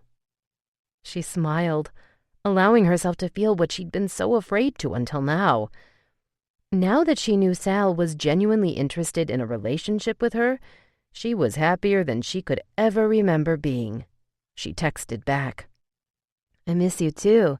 Can hardly wait to see you tomorrow." After sending it, she glanced up. Both Rose and Taylor were staring at her, smiling. "What?" She felt her face warm. "Wow," Taylor said. "Look at you." Grace rolled her eyes, but knew exactly what he meant. Excited didn't even begin to explain how she felt about the whole situation with Sal. "Grace, you're glowing," Rose said. "I am not." But she felt it. It finally hit her. She and Sal were an actual couple now, and Sal wanted everyone to know it. As if her heart weren't already racing, her phone buzzed again. "Tomorrow? I don't think I can wait until then. What have you done to me, Gracie?" She brought her hands to her mouth, smiling, and took a deep breath. She didn't care that Taylor and Rose were still staring at her. The movie would be over a little after 7. She just might be able to work something out. This was crazy. He'd just seen her a few hours ago. He spent the whole day with her, and here he was waiting impatiently outside the movie theater. When Grace mentioned that the movie was ending early, Sal jumped on it, asking if he could meet her after somewhere. She agreed to have him pick her up. Taylor would take her sister home, and she and Sal could go out to dinner. He saw them come around the corner, and immediately he smiled. Her sister was a younger version of Grace, just as pretty. Grace smiled when their eyes met. The second she was close enough, Sal reached for her hand. "Sal, this is my sister, Rose." "Hi, Rose. It's very nice to finally meet you." Rose smiled, a bit timid, but gave him a little wave. "Hi." "So how was the movie?" Sal asked them all. "It was okay." Grace shrugged. "Kind of cheesy." "Aren't all chick flicks cheesy, though?" Taylor asked. "I liked it," Rose announced. "I bet you Joey would have liked it, too." "Oh, God." Taylor laughed. "He so would have. And he probably would have been the loudest one laughing and crying." Both Grace and Rose laughed. "You know he's gonna be mad we saw it without him," Grace added. "I'll come watch it with him again," Rose said with a smile. After explaining to Rose what to tell their mom when she got home, Grace and Sal said goodbye to Rose and Taylor and started toward Sal's car. The second they reached it, Sal had to stop and kiss her. It was a bit alarming how much he felt for her so fast, but he didn't care if she noticed. She smiled when he finally pulled away. "Your sister seems sweet, and she's almost as beautiful as you are." "I'll tell her you said that, but I'll leave out the almost." "Yeah, don't tell her that part." They got in his car and he started it up, turning to her. "What do you feel like eating?" Grace gave him a wicked smile. Pastrami? That sounds good. I know just the place, too. You think maybe we can go through a drive-thru and go someplace where we can be alone? Grace squeezed his hand with a hopeful expression. I've had enough crowds for the day. She'd read his mind. He wanted nothing more than to be alone with her. We could take the food back to my place if you'd like, unless you'd rather not. No, I'd love to check your place out. She grinned. I'm nosy like that. All right, then, my place it is. They picked up the pastrami's and headed to his house, and Grace told him about everything they bought for her sister, mentioning how she'd have to pay Taylor back since he offered to pay for the dress that just wasn't in Grace's budget. Your mom didn't pay for any of it? Grace rolled her eyes.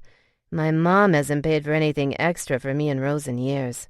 The only thing she paid for, since I got my first job, was the tuition for me to get my bartending license. And even that wasn't a selfless act. She did it so that I could get a better-paying job to help her pay the bills. Sal tried not to frown. He didn't want her to know that the more he heard about her mother, the less he liked the woman.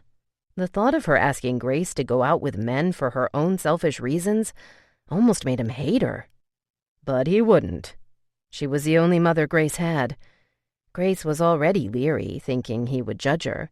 He didn't want her getting the wrong idea if he expressed himself negatively about her mother.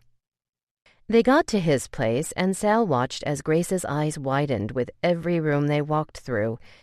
He hadn't originally planned on purchasing such a large home, but Valerie talked him into it. She said it was a good investment, and she'd worked her magic to get him the best deal possible. He couldn't pass it up. He only hoped it didn't intimidate Grace. His neighborhood was a far cry from the area she lived in. Her conversation had begun to wither as they drove through the winding streets up to his house, and she stared at all the homes. The one thing he loved the most about his house was the backyard view. Situated up in the hills of La Jolla, the view was spectacular. We can eat out back. It's nice out tonight. Grace followed him out the sliding patio door, and he set the food down on a glass patio table which sat 12. His mother had helped pick it out, making sure there was enough room for everyone, because it was rare for just one of his family members to show up without all the others showing up too. And that included Romero and Isabel. He turned to Grace, who had stopped at the door, taking in the view. The ocean was visible off to one side, while the cityscape of downtown La Jolla was visible at the other end. Then her eyes went to the outdoor kitchen. The only time he'd ever used it was when his family had come over and his mother and Sophia had made him a birthday dinner. That was the end of last summer when he'd first bought the place. Even then he hardly touched it, except to figure out how to get it going, and then his mom took over. Sal had been home less and less since then, especially now that he was helping Alex out with running the restaurant. It's beautiful. She turned to Sal. And you get to see this every day? He smiled, holding out his hand for her. You could too, you know, if you come over every day. She took his hand and came over to sit next to him at the table. He wouldn't tell her just yet, but the thought of having her around all the time was definitely something he'd be suggesting, and a lot sooner than he would have ever imagined. He was certain what he was feeling, like today when he closed up and could think of nothing else but wanting to be with her. That feeling was not going away anytime soon. In fact, he anticipated the need to be around her only getting worse. Other than her eyes widening, she didn't appear to be put off by the suggestion. I should have known your house would be amazing, but I just didn't expect all this. Sal shrugged. My sister-in-law knows her real estate. She did a good job helping me find this gem. I'm sure you had plenty to say about the details. She grinned. He leaned over and kissed her. You don't know that. They ate quietly at first. She must have been as hungry as he was because she dug right in. After a few bites, she wiped her mouth, staring out into the view again. Before we moved out here, I'd never even seen the beach. She turned to him with the napkin still over her mouth. I didn't even know how to swim. Did you ever learn? She held her hand out opened and moved it side to side. More or less. I still get nervous, though. Sal motioned to his pool. "You can come over and practice any time you want. Bring Rose, too." He loved seeing her excited smile. It reminded him of how young she was, even though she was mature beyond her years. Obviously, everything she'd been through had forced her to grow up far before her time. When I was a little girl, we used to go camping every year to a place called Elephant Butte in New Mexico. It was our summer trip. They actually closed down my grandmother's restaurant for a week so we could go on vacation. It's the only time I ever got to swim, but I loved it. I just never got very good at it. She gazed out into the backyard view again. I loved camping. Those are some of the best childhood memories I have. Swimming all day, then fishing. Dad and I caught a real big one time.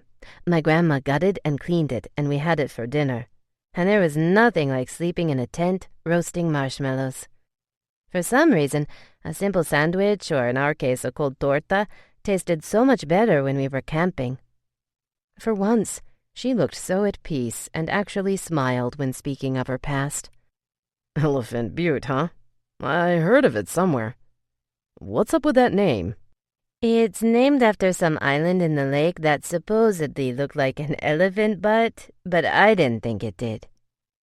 She took another bite of her sandwich and stared out into the view again for a moment before turning back to him. My dad always said he'd take me to the beach someday, but... She took a deep breath. Rose only got to go camping with us a few times. She probably doesn't even remember. My mom didn't like camping, so she wouldn't come on the trips. After a few years, she made my dad feel so guilty about leaving her behind, we stopped going. She stared at her fries, lost in thought. Sal squeezed her hand. "So, how'd your dad die?" Uncomfortable or not, this was obviously a significant aspect of her life. Sal wanted to know everything. What made her smile, what made her laugh, even what made her cry. She looked up from her food and met his eyes, but she didn't cry. "He was murdered." Sal tried not to react, in hopes she could get through the story without crying, but he was not expecting that at all. She continued, dry-eyed. It was no secret that my grandmother's restaurant was doing well, and Saturdays were especially busy. He was getting so busy that, like you, he'd begun to talk about expanding when I was old enough to run a restaurant on my own. It would be on a smaller scale, but it would be all mine. Her eyes were excited for the moment. One Saturday night, just as he closed up, 3 men walked in and robbed him at gunpoint. Sal squeezed her hand again when he saw the grimace and the tears begin. He was surprised she'd gone this far without crying, but she took a deep breath and continued. He gave them all the money he had, did everything they asked, and they still shot him. My sister and I were already home with my grandmother. My mom is the one that found him. She'd gone out to move the car around front while he closed everything up. It was the reason why the back door wasn't locked, since he was shot at such a close range. He was gone before the medics ever arrived. She wiped a single tear that escaped from the corner of her eye, took a deep breath, and went on. It was all over the local papers for weeks. That's how I found out we were selling the restaurant. They hadn't told me yet, but my mom had mentioned in an interview that the restaurant would be up for sale and we were going to be moving. It happened during the summer. By Christmas, we were living in El Paso. Sal leaned over and kissed a tear away that trailed down her cheek.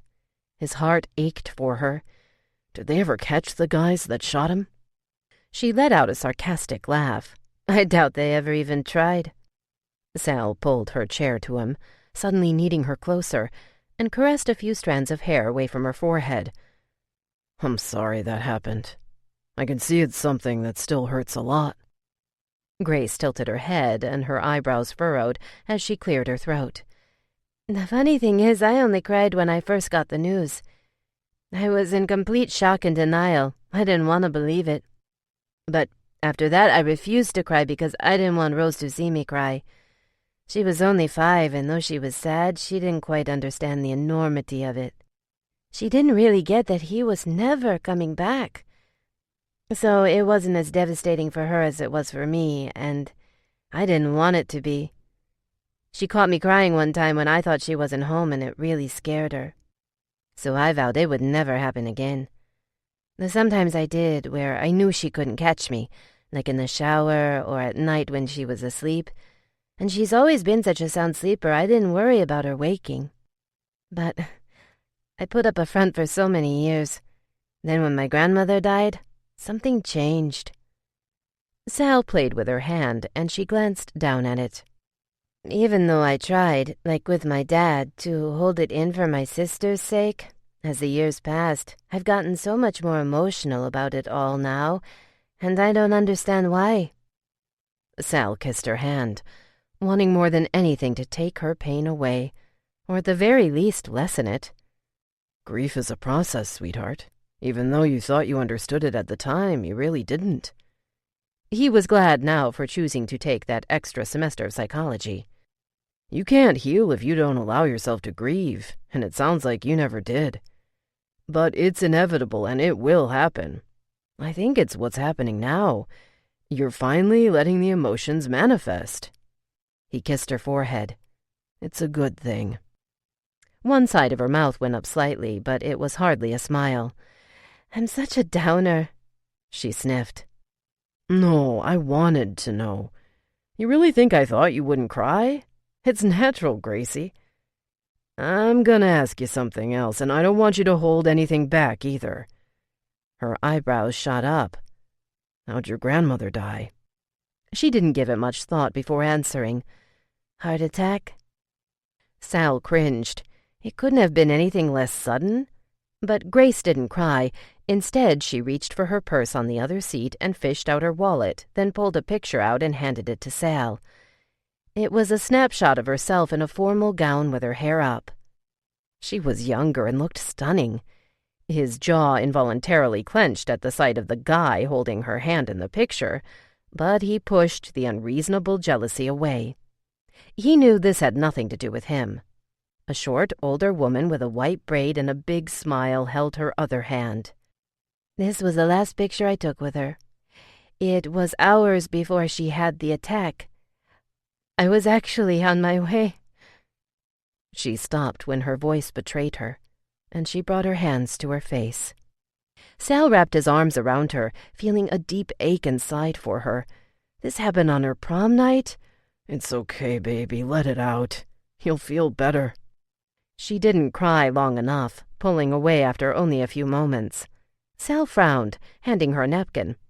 She wiped her face and went on with her story, clearing her throat. We were on our way to an after-party when I got the call. She took a deep breath but no longer cried. By the time we arrived, she was gone. She gave him a crooked smile as he handed her the picture back, and she tapped her finger over the guy in it. To top it off, we broke up that night. He broke up with you that night? That pissed him off. How could the idiot do that to her that night? No, I broke up with him. We had talked about that night being our first time. She glanced away from him, and he took a very deep breath. The conversation had taken an unexpected turn, but he wanted to continue to be supportive, so he worked on keeping his expression the same. I never quite agreed to it because I wasn't completely sure I was ready.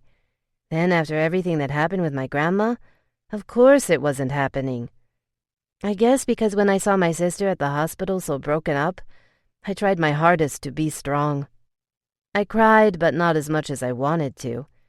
I put up a front again. I needed to be strong for her. Well, my boyfriend, who wasn't close to any of his grandparents, took it as a sign that it wasn't that big a deal. And when we got back to his car, he told me about the room he'd already paid for and was planning on surprising me with. He actually suggested we still go there. Wow, and here Sal thought the guy was an idiot before she explained it. I was so unbelievably disgusted there was no way I could continue a relationship with him. She pulled away from Sal's embrace and sat up straight. Anyway, I'm glad you asked. Those two instances in my life are probably the most painful of all. But there have been a lot of good times, too.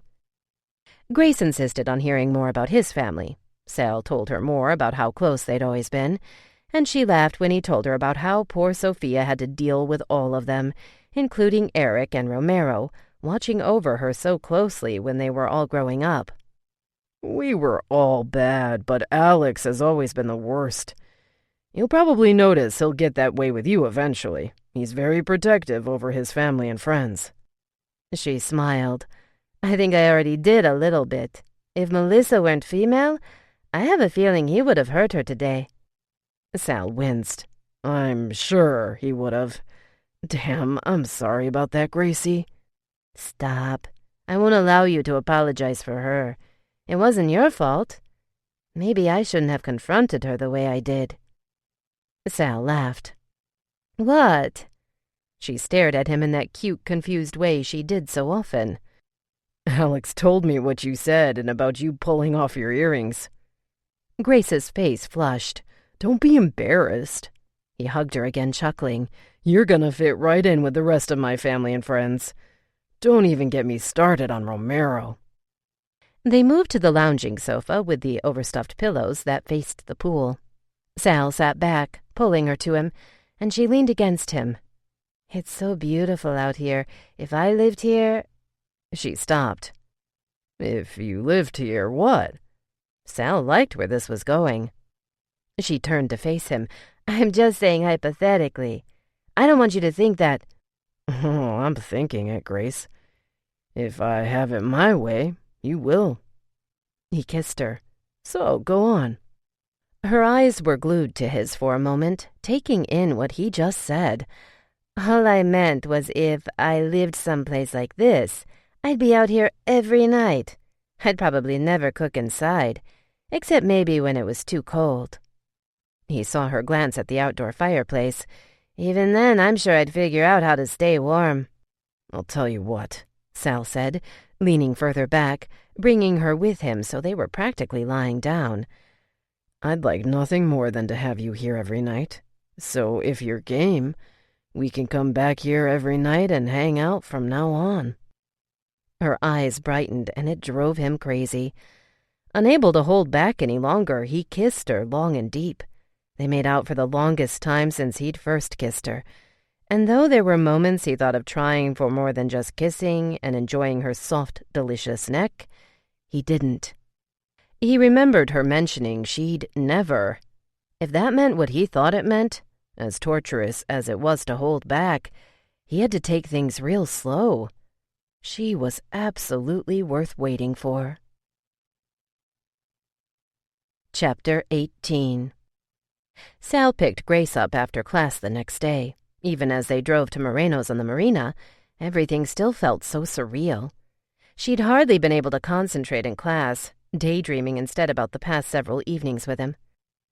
So far, Rose had been the only one who'd met Sal and hadn't gushed about his looks.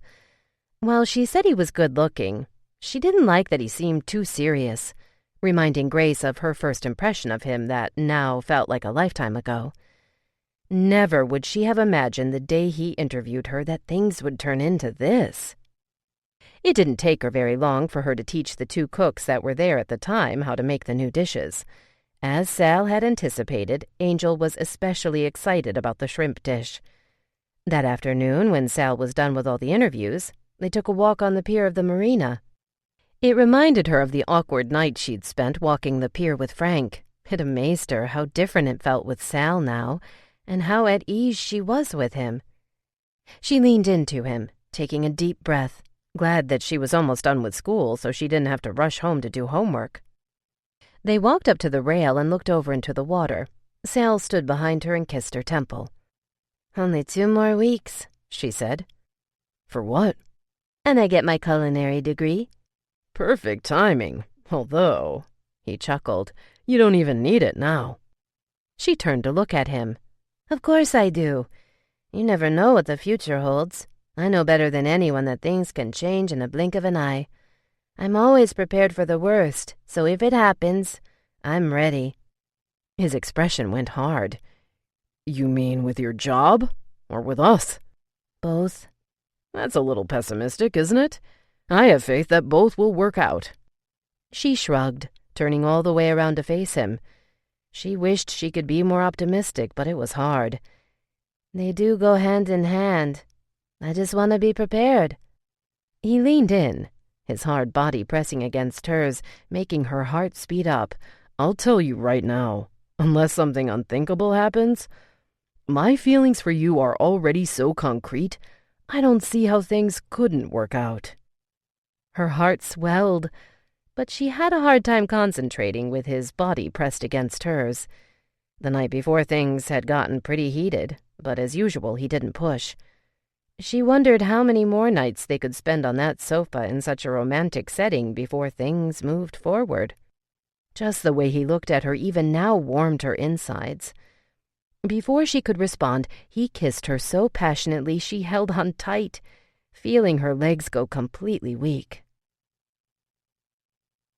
As promised, the rest of the week they went back to his place every night, including her day off, Tuesday. Every night they spent hours talking, then getting very cozy on the lounge chair that was now Grace's favorite place to be, under the stars with an amazing view, in Sal's arms. Her mother hadn't asked her much until Friday night when she'd texted her at work to tell her Frank was in town and wanted to see her. She tapped out an answer, furious. "Absolutely not." It was closing time and they'd be headed to Sal's place again, just as they had all week. The text had been sent an hour earlier, and she'd just noticed it. She dropped the phone in her pocket, knowing her mom would be texting her again. Sure enough, just as she walked back toward the kitchen where she'd worked all day, it buzzed in her pocket. "Graciela, be reasonable. The man is Ruben's boss. All he wants is a few hours, and then he's gone again, possibly for weeks." Her mother was outrageous. Did she really expect Grace to continue this charade for good? All week she'd gotten home so late her mother had been asleep. She knew she was out with someone, but Grace hadn't had a chance to tell her about Sal. Before she could text back, her phone buzzed again. "He's picking you up at work. When you didn't respond to my last text, I assumed you were okay with it, so I told him to go ahead. He's on his way there now. Just be nice one last time. Okay, mija?" "Something wrong?" Grace almost jumped. Her face must have been as white as it felt because Sal stared at her, concerned. No, it's just my mom." "She okay?" "Oh, she's fine." As inconspicuously as she could, she glanced past his shoulder to the front door, and her heart sunk. Frank stood out there, leaning against his car, just like the last time, holding a bouquet of roses. Her eyes were immediately on Sal again. There was no other way out of this but to just tell him. "She set up another date with me and my stepdad's boss." Taylor had hit it on the nose about Sal's flaming eyes, because she saw them flare now. She reached for his arm. "It's not like I'm even remotely interested in him." His eyes opened wide. "So you're going?" She turned towards the front door, feeling defeated. "What am I supposed to do? He's already here." Sal's head jerked toward the front of the restaurant as soon as she said that. "You tell him you don't want to go, that's what." He started walking. "I'll fucking tell him." Grace squeezed his arm. "No, Sal, please." Sal stopped and glared at her. "Do you want to go with this guy, Grace?" His loud words turned the heads of the few employees that were still there cleaning up, and they glanced out the front to see who Sal was talking about. "No, of course not." "Then don't go." "I won't." Her heart was going a mile a minute now. She never expected his reaction to be so explosive. "But let me tell him." Sal pulled the keys out of his pocket. "Let's go." He held her hand firmly all the way to the door, then unlocked it for her. He started to walk out with her, but she pulled her hand out of his. "Wait here, please." He stopped, but obviously had no intention of going back in without her. She tried to give him a reassuring look, but he was busy staring Frank down. Frank smiled as she approached him. "Hello, Grace. You look very nice tonight." "Thank you. Listen, Frank, I'm really sorry, but I can't go with you tonight. I already had other plans my mom didn't know about. I didn't get her text until just now." There was no hiding his disappointment. "That's too bad. And there's no way you can change them?" "No, she can't." Sal slipped his hand in hers. Grace wanted the earth to split open and suck her in. This was the most awkward situation she'd ever been in, and it was all her mother's fault. Not tonight or any other night. Got it? Sal pointed at the roses. And you can keep those. Take them to her mother. She'd probably like them. Frank looked flabbergasted. He cleared his throat. I see. He nodded at Grace. I'll give your mom a call. He didn't even glance at Sal before spinning around and walking to the driver's side of the car. Sal didn't wait for him to leave before heading back inside, holding Grace's hand in his. Some of the busboys stood just inside the door. It's cool, guys. Get back to work. They all walked back toward the kitchen. As soon as he locked the door, he turned to her, his eyes still on fire. Why didn't you just tell him the truth? Grace gulped. The intensity practically radiated off him, and though it unnerved her, she stood her ground. I just wanted to get rid of him as fast as I could and let my mom do the rest. It's her fault. Let her deal with it. Remembering how she felt when Melissa showed up wanting to see Sal, and how Sal had told her already that he was seeing someone softened her, he had every right to be angry that she'd even consider going out with Frank even one last time. She brought her hand to his face, caressing his cheek, and he leaned into it. Don't be mad, please. I promise to set my mom straight as soon as I get a chance to talk to her. He pulled her to his chest, hugging her tight, and she felt how hard his heart pounded. Well, I set him straight already, so if his ass ever shows up here again, he'll be answering to me. I thought you said your stepdad got the job already. Why is your mom still asking you to entertain this guy? I don't know. He owns a hotel casino in Laughlin, and I guess she wants to stay in his good graces. Guess she thinks he might come in handy someday.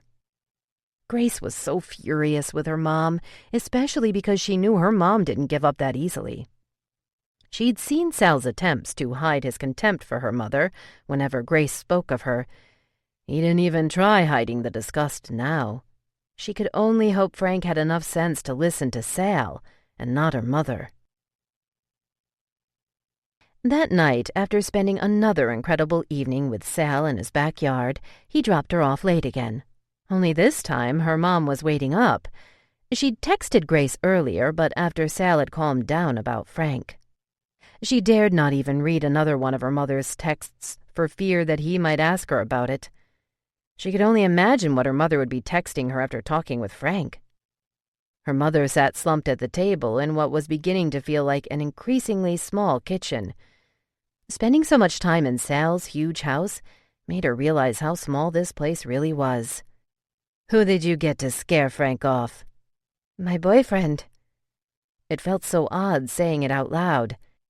Your boyfriend? Her mother sat up straight. Since when do you have a boyfriend? Since last week. I hadn't had a chance to talk to you all week. Who is he? His name is Sal Moreno. She literally saw the cha-ching go off in her mother's brightened eyes. Is he the owner of Moreno's? One of them. His family owns it. His parents are retired, and he and his brothers have taken over. I've heard a lot about Moreno's. My girlfriends go there often for Sunday brunch. I didn't realize you were involved with one of the brothers. I heard they're all very good-looking. How many are there? It seemed her mother had suddenly forgotten all about Frank. 3. He wasn't happy about Frank showing up there, Mom. You can't do that anymore. Her mother frowned. I know, he told me. I didn't know what to say. I thought maybe you just put up one of your co-workers to make him go away because you were being stubborn. I felt so bad that I invited him over tomorrow for lunch. Grace let out an exasperated sigh, then remembered and smiled. I won't be here. She started to her room, done talking to her mom. I thought you said Saturday was your day off this week. It is, but I have a baby shower to go to. I'll be gone all day. She needed to get to bed. She was looking at a long day tomorrow. She'd made plans to have breakfast with Taylor and Joey, since they were both whining about being abandoned ever since she started seeing Sal. She'd kill 2 birds with 1 stone, because while they were out, she could pick up a gift for the shower. Since Alex refused to take the babies out yet, even though they'd been cleared by the doctor to leave the hospital and were home now, the shower was being held at Alex's home. As usual, his parents had gone overboard. When it came to throwing parties, their mother was insatiable. Nothing was ever too much. Sal spent the entire morning helping get things together. He felt bad that they'd all gone over to help start setting things up last night, and he'd chosen to spend another evening alone with Grace instead, so he'd headed to Alex's early that morning. The place was a madhouse already, as was usually the case the morning of any Moreno family party. Alex's covered deck was big enough, but his mom still insisted on adding a huge canopy over the pool area to allow for extra tables and chairs around it, which only meant one thing: she'd invited everyone. He was surprised only a handful of family members from Mexico were there, but the day was still young. He walked over to where Alex was setting up a popcorn machine. Next to it was a cotton candy machine. Alex frowned when he saw him. "Can you believe this shit?" Sal laughed. "I can't believe you're surprised. I told her I don't want all these people around my girls. Do you have any idea how many germs are going to be floating around here today? She's nuts if she thinks she's going to pass the babies around for everyone to hold." Alex slammed the back of the popcorn machine closed and moved on to the cotton candy machine. "You better talk to her because you know me. I'd never say anything to hurt Mom's feelings, but when it comes to my girls, I'm putting my foot down." "Easy." Sal clapped Alex on the back. He expected nothing less than a lion's roar when it came to Alex and all three of his girls. "I'll talk to her. Don't worry." He walked back toward the house. Great. He was bringing Grace around for her first formal meeting with the family, and already there was the possibility of a family meltdown. His mom assured him no one would be passing the babies around. She had plenty of pictures of them to pass around instead. She'd also set up a screen outside that would play the baby's homecoming video. 2 hours of goo-gooing and gaw-gawing, and 2 beautiful baby girls who slept through the whole thing. After helping for a few hours, he went back to the restaurant to check on the food that would be delivered to Alex's house a little later. Alex requested Gracie's casserole, and she'd been incredibly flattered. The huge trays looked as good as the ones Grace had made. He went home to shower and change, then headed to pick up Grace. He worked his jaw when he remembered the man Grace's mom sent to pick her up the night before. The guy was at least 10 years older than Grace, but that wasn't even the issue. At this point, he wasn't sure he wanted to meet her mom at all. Just the notion that she'd use her own daughter like that infuriated him. Now that Grace was with him, there was no way he would put up with that kind of shit. As he drove up her street, he pulled his phone out to text her that he was there. He noticed from the very first time he picked her up that she hadn't wanted him to come up to her apartment. He knew she had it hard. He wouldn't push anything that would make her uncomfortable. Pulling up slowly next to a Cadillac that looked just like the guy's Cadillac from last night, he parked right out front of her apartment building. He couldn't be certain, but it was the same make and color and looked completely out of place in this neighborhood. He parked behind it and called Grace instead of texting her, taking in the Nevada plates as her phone rang. As soon as she answered, he asked, "Is that guy from last night here?" "Yes." Sal pulled the keys out of the ignition and bolted out of the car. "Why?" "We're on our way down. I'll explain when I get out there. Just give me a second, please." She hung up before he could ask anything else. He wasn't sure who he was more enraged with, her mom, or the fucker for having the nerve to show up after he'd made it clear Grace was with him now. He certainly wasn't mad at Grace. He slammed the door to his own car and stalked toward her building. Maybe he hadn't been clear enough. Chapter 19. Grace and Rose rushed down the stairs, each holding a gift bag. "Just follow my lead, Rosie. I was hoping Frank wouldn't get here until after I'd left. Sal's not gonna be happy." Her only hope was that when Sal saw Rose, he'd calm down a little. Although his intensity had almost excited her last night, she didn't like upsetting him.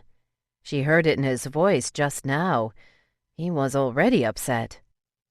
Sal stood at the bottom of the stairs, looking up as if trying to figure out which of the endless identical doors was the one to her apartment. His hardened expression softened a bit when he saw them. She smiled big, hoping he would too, but his expression was hardly forbearing. He nodded at Rosie, then turned to Grace. "Why is he here?" My mother invited him over for lunch. I didn't know anything about it until last night. She slipped her hand in his. Even though she felt a little weird about doing it in front of Rose, she leaned in and kissed his tense lips. I talked to her last night. This whole thing with me entertaining Frank is over. She knows now. She and my stepdad can entertain him all they want. I'm out. He still didn't smile, but he turned to Rose. "I'm sorry, Rose. I didn't say hi." Then he glanced at the bags they carried, and his expression hardened again. "Grace, you didn't have to get anything. That's not why I invited you today." Nonsense. I was going to anyway. It's nothing extravagant.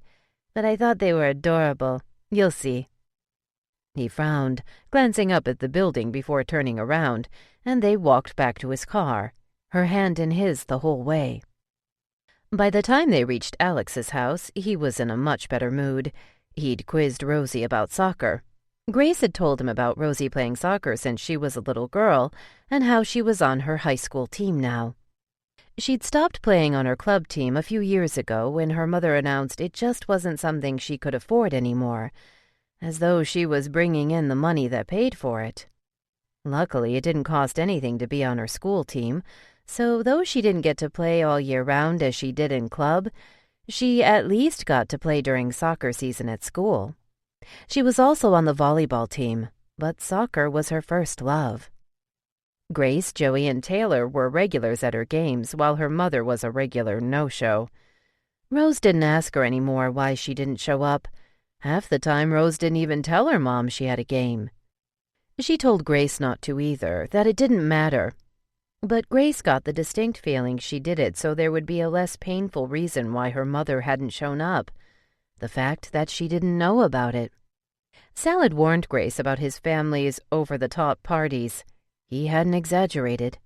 The only thing missing was a petting zoo and the clowns. Rosie's eyes were as wide as hers felt when they walked into the back, and there were as many people there as when they were fully loaded at the restaurant. "Wow," she said as they walked through the crowd, holding Sal's hand. "You weren't kidding." After stopping at about a half-dozen different tables full of family members as Sal introduced her and Rosie to them as his girlfriend and her baby sister, Grace's head spun. There was no way she'd remember all their names. She saw the resemblance in many of them. The Moreno genes were strong throughout his family. The big smiles from some of the elders were telling of the points she earned when she spoke to them in her perfect Spanish. Most seemed surprised when they heard the word girlfriend. Some were outright blunt about it. "No lo puedo creer," one of his aunts exclaimed, making Grace cringe. Even his aunt couldn't believe Sal was capable of committing. They finally settled at their own table. No sooner had they sat than more family members arrived and sat at the same table with them. Sal introduced them as his aunt and uncle and their 16-year-old son, Vincent, whom he referred to as Vinny from La Puente. They'd driven more than 2 hours to make the shower. Sal walked away to fetch them all drinks.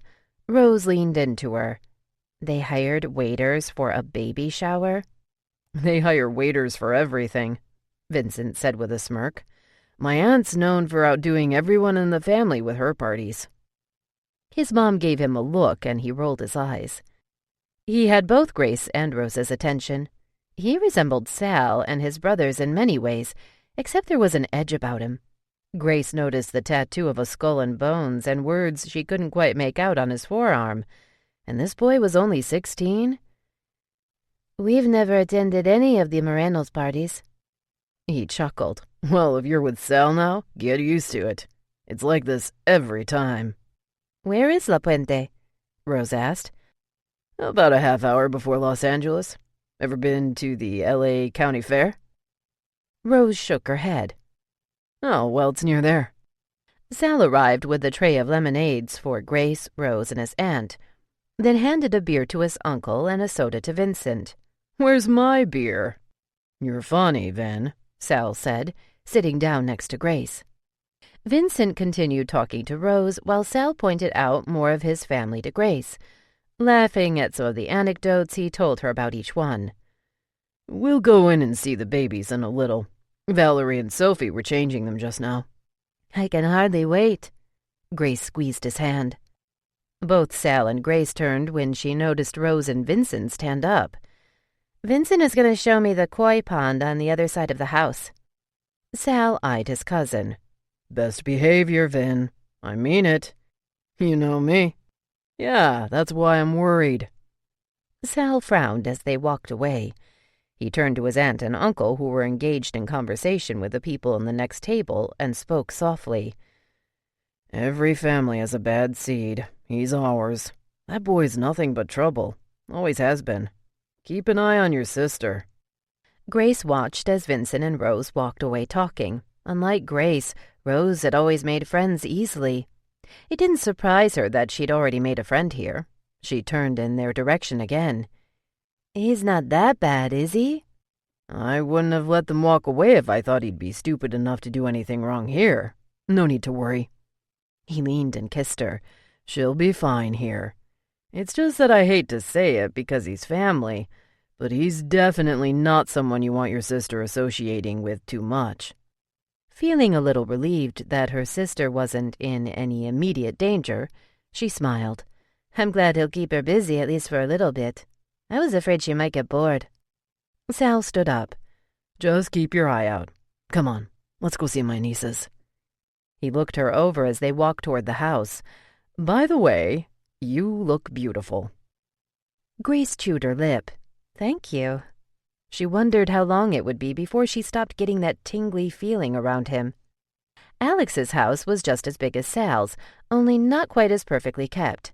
But she figured having 2 newborns in the house must make it hard to keep up with everything else. Alex walked out of one of the hallways and smiled when he saw Grace. Hey, Grace, you look nice. Grace felt her face warm. She'd obsessed about what to wear all morning. Since she and Rose were roughly the same size, she borrowed one of Rose's pale pink baby doll tanks and a white denim skirt. The skirt was also Rose's and a bit shorter than what she normally liked, but Rose assured her she looked fine. She also straightened her hair. Since it's so damn thick, it usually took her forever, but Rose helped her with it this morning, and they got through it in half the time. Thank you. I can't wait to see your babies. Come on.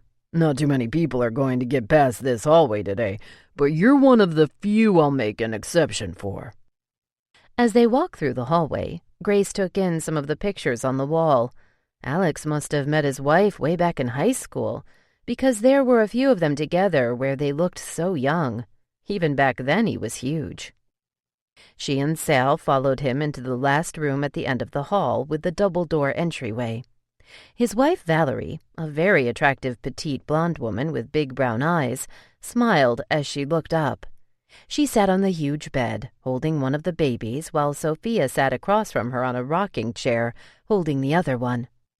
Grace brought her hand to her mouth as she approached. Valerie, this is my star employee, Grace. Grace, this is my wife, Valerie.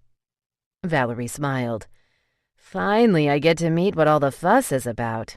Alex has been going on and on about you ever since he hired you.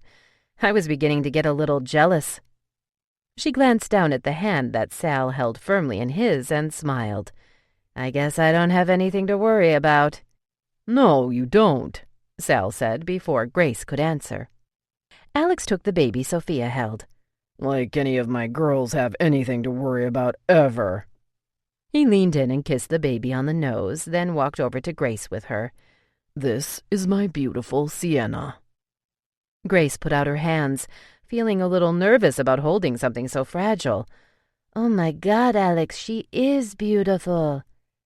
She had all of Alex's features, from the dark hair to the fair skin. Her eyes were closed, so she couldn't see the color, but she had the trademark full Moreno lashes. Alex beamed. And that other beautiful little thing over there," he gestured toward Valerie, "is Savannah." Sal walked over and took Savannah from Valerie's arms. "Hey, baby girl. She's awake." Sal smiled, walking back to Grace. "Yeah, she stays up a little longer than this sleepyhead," Alex said as Sal approached Grace so she could see her. "Her eyes are huge," Grace said, amazed at the sight. They were in there for a while, completely in awe of the two beautiful little creatures. Alex doted over them until their mother walked in to ask Alex and Sal if they could come out and help bring in the food that had just arrived.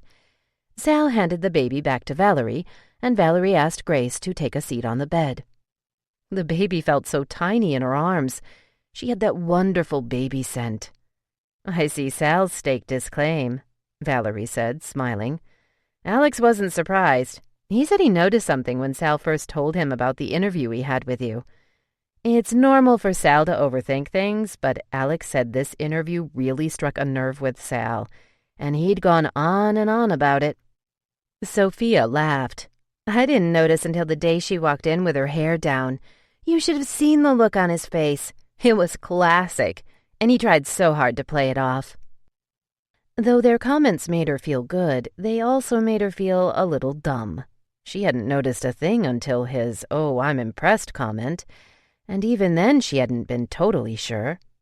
Taylor was right again, damn it. But she supposed it was easy to be blind to these kinds of things, especially when it seemed just too good to be true. "You're the first girl he brought home to the family, you know. Everyone is a little surprised, including my parents." Grace had to ask, "Why is it so hard to believe?" Valerie and Sophia exchanged a glance that made Grace nervous.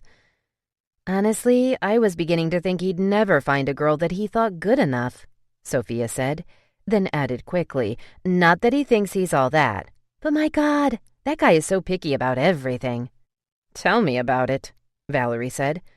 "I nearly gave up looking for a house for him. He drove me nuts. Alex had even told me at one point to just forget about it and let him find another agent, because there was always something that wasn't exactly perfect about every house I showed him. It took over a year." She leaned over to make sure no one was coming down the hallway. "I was so sick of him." Then she giggled. Even after he finally settled on the house he bought, it was months before he remodeled and changed things to his liking. "Yeah," Sophia said. "Don't let him do that to you." "Do what?" "Try to change you to his liking." So far, Sal hadn't suggested changing anything about her. The closest thing was when he asked her why she tried to conceal her accent. "I love it. You wouldn't be Grace without it," were his exact words. "I don't think he would," Grace said, cooing at the baby who finally opened a huge pair of eyes and yawned. "No," Valerie agreed.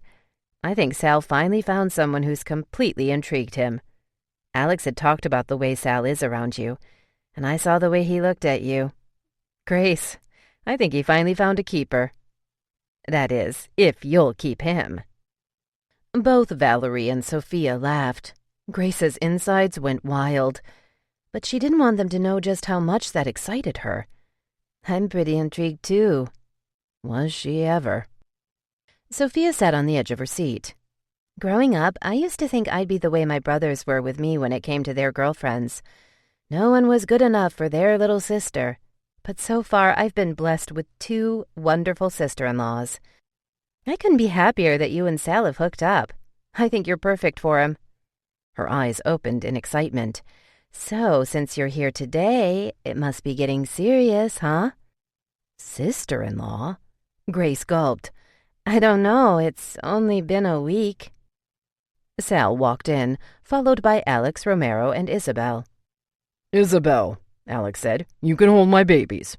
But I don't know about Romero." "I'm not sure I want to," Romero said. Alex gave him a look. "I'm scared." "Of what?" Isabel asked. "Don't be ridiculous. You're going to hold them." Romero raised his eyebrows at Grace to acknowledge her, but looked genuinely nervous. "All right, but only if I'm sitting." Isabel smiled at Grace. "Hi again." She leaned over, looking as mesmerized as everyone was with the baby. "Oh my gosh, look at those eyes." Grace lifted the baby, offering her to Isabel. Isabel took her, gushing. Romero sat on the bed. Grace giggled at the way he prepared himself, backing far up so he was further away from the edge. He cradled his empty arms a couple of times. Alex's brows pinched. "What are you doing?" "I'm practicing."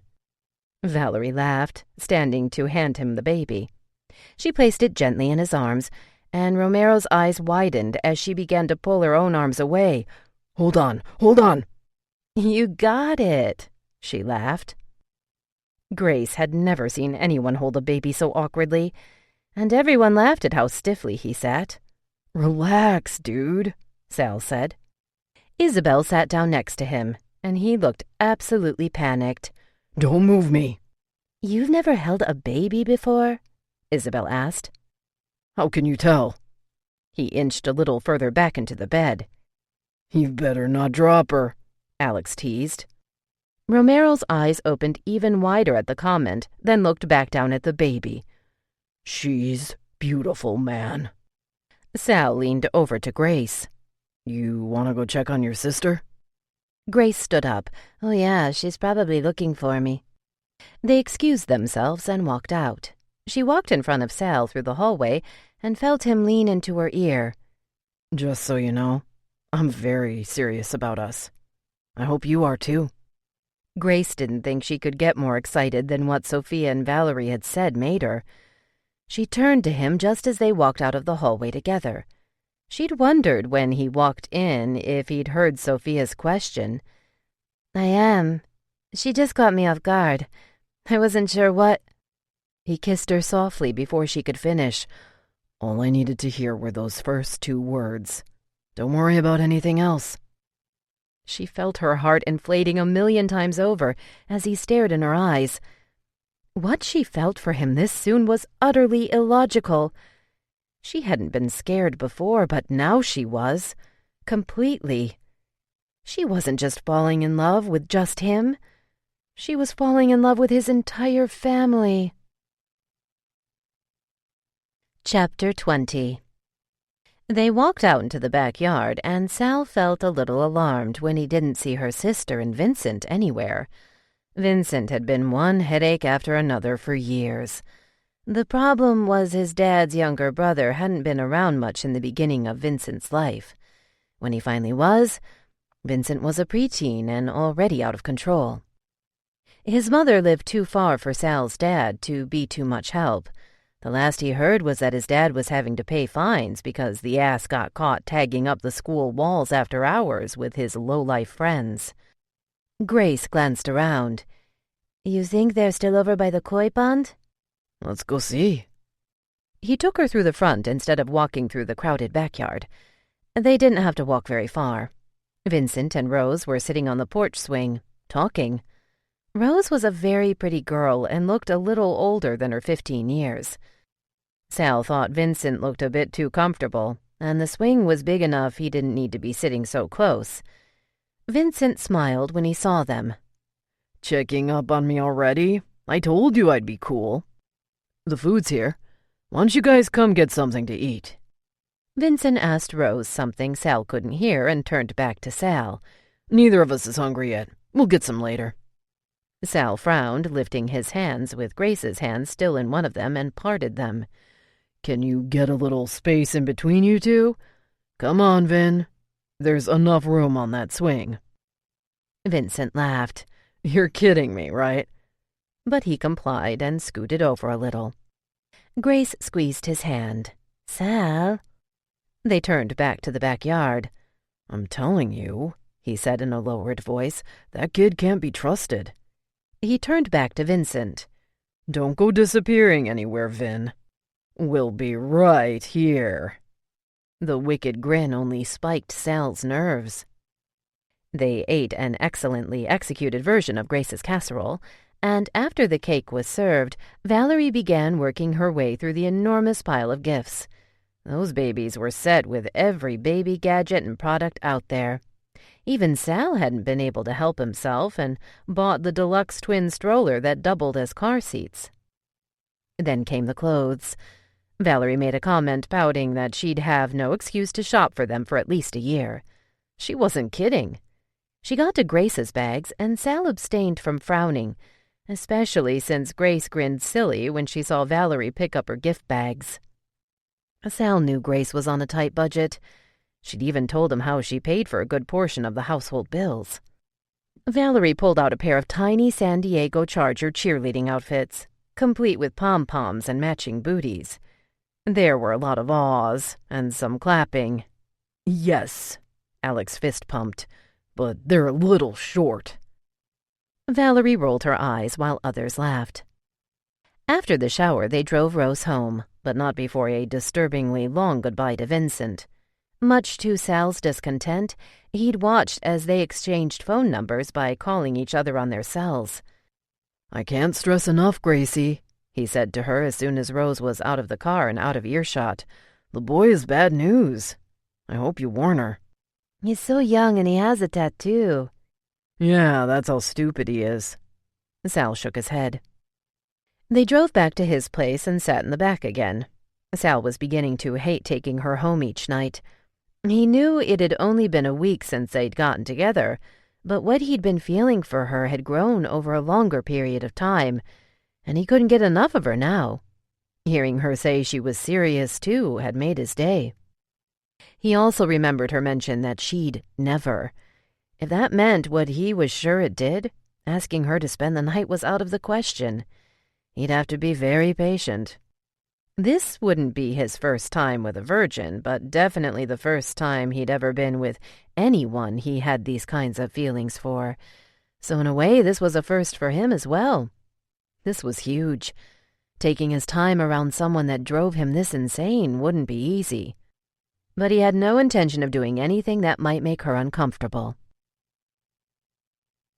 Jason called on Tuesday to remind him of the bachelor party that weekend. "You got your flight booked?"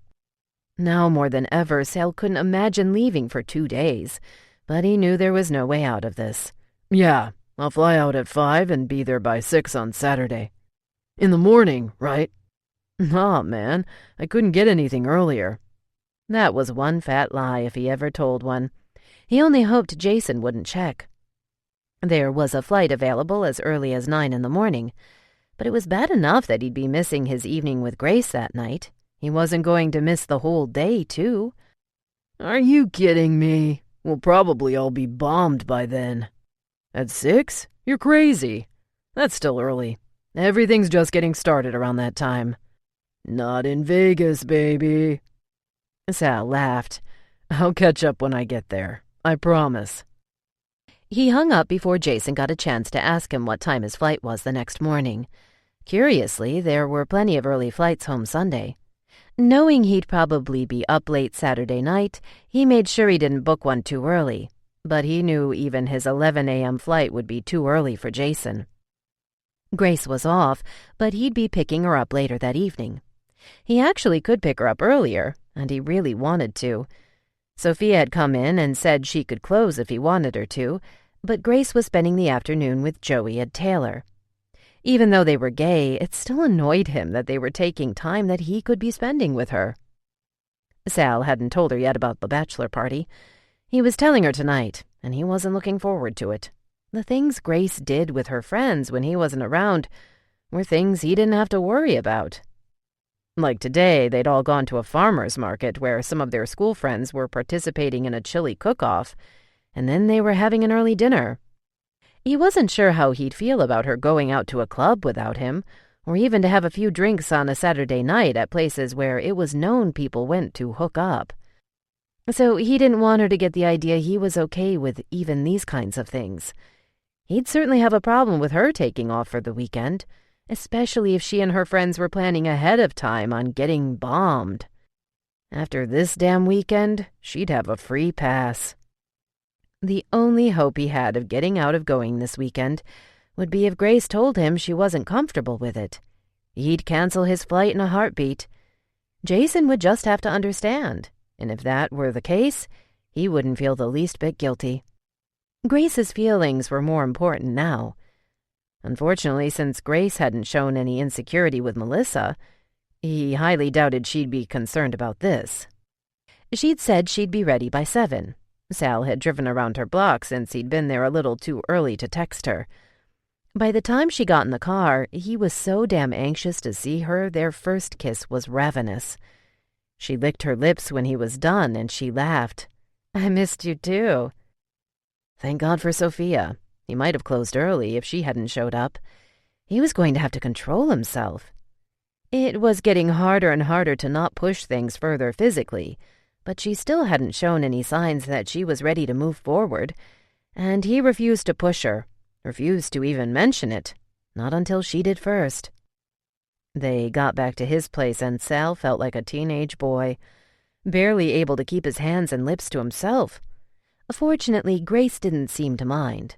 Once back at their place, the oversized patio sofa Grace liked so much, he found a moment to bring up that weekend. My friend is getting married in a few weeks, and he's having a bachelor party this weekend. He tried to read her expression, but it was vacant. She didn't appear mad, but she certainly wasn't smiling. "I might go to one someday when Joey and Taylor get married." Even as she said that, she still didn't smile. "Will there be strippers?" No, we're just all going to Vegas for the weekend. I'm only going to be there overnight on Saturday. Now she laughed. "No strippers in Vegas, huh?" She sat up a bit, but Sal held her to him. It's supposed to be just a bunch of guys drinking and gambling. No one's mentioned strip clubs. But if it comes up, I'll duck out. "When will you be back?" "Sunday morning. I'm not even leaving till late Saturday. You won't even notice I'm gone. I'll make sure you have a ride. Sophia's closing that night, so she can drive you." Finally, she smiled. "Oh, I'll notice you're gone. Trust me." She leaned in and kissed him so long and deep he could hardly stand it. "You'll just have to make it up to me Sunday night." He stared in her eyes, getting that same feeling he'd had when he looked up and saw her walking down the stairs of her apartment building the day of the shower, looking so incredibly beautiful she took his breath away. For an instant, he'd forgotten all about the idiot her mother had set her up with. He'd had that same feeling over and over since, and he was sure of one thing now. "I love you, Gracie." Her eyes opened wide and she pulled away from him. Not the reaction he was hoping for. Then her hand went to her mouth and she grimaced, her eyes filling with tears. "Don't say that," she whispered. He sat up, straightening them both up.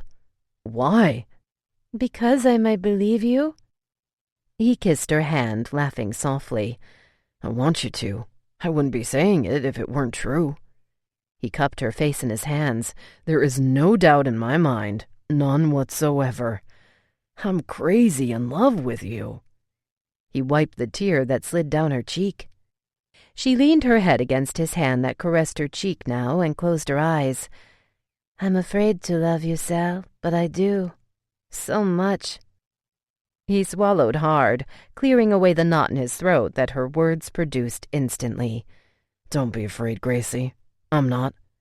He lay back down, bringing her with him, feeling how her heart beat almost as loudly as his did. They kissed, but not in the frantic way they'd been kissing lately. This had nothing to do with the physical desires that had been building between them. Kissing her suddenly felt different. Now that he knew she loved him too, he wanted to feel just how much she loved him in every stroke of her tongue, every beat of her heart. These were, by far, the best kisses he'd ever experienced. Friday night, Sal opened up a bottle of wine, and they got in the jacuzzi. Grace had been nervous about him seeing her in a bikini, but the look on his face when she walked out of the house wearing it didn't disappoint. Everything felt different now. Ever since Sal had told Grace that he was in love with her, even water tasted better. He hadn't stopped telling her since, and she'd never get tired of hearing it. Of course, she cried when she told Joey and Taylor. Joey cried with her, and Taylor laughed at them, calling them hopeless romantics. She wasn't even worried about Vegas anymore. Admittedly, she had been when he first told her. The thought of him in Vegas, drinking with a bunch of strippers that would probably be willing to strip for him free, scared the hell out of her. Who knew what else they'd be willing to do? But after his heartfelt admission, the only thing she was worried about was how much she was going to miss him that night. They sat in the hot jacuzzi, sipping wine as music played softly from the speakers that looked like rocks in the landscape. She'd had a few glasses now and was really feeling relaxed. Sal pulled her closer to him and they began kissing softly. Having her near-naked body next to his hard, bare chest did something to her insides. The wine made Grace feel a little less inhibited, and she kissed him with more hunger than usual. She put her glass down and moved her body over his, straddling him. He moaned when she pressed herself against him, and her heart rate spiked when she felt just how aroused he really was. She pressed against him, making him moan even more. Sal pulled his mouth away, breathlessly.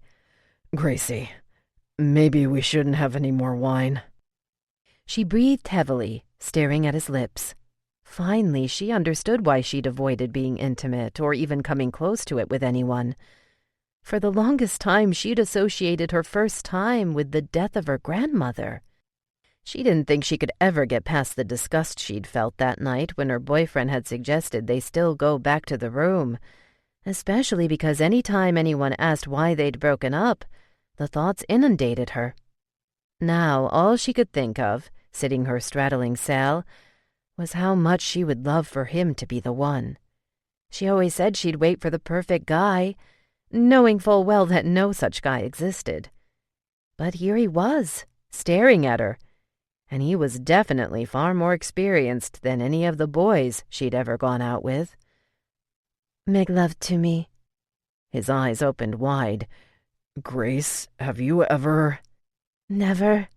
She leaned in, kissing him, wanting him to feel just how badly she wanted him. When she finally stopped, Sal caressed her face.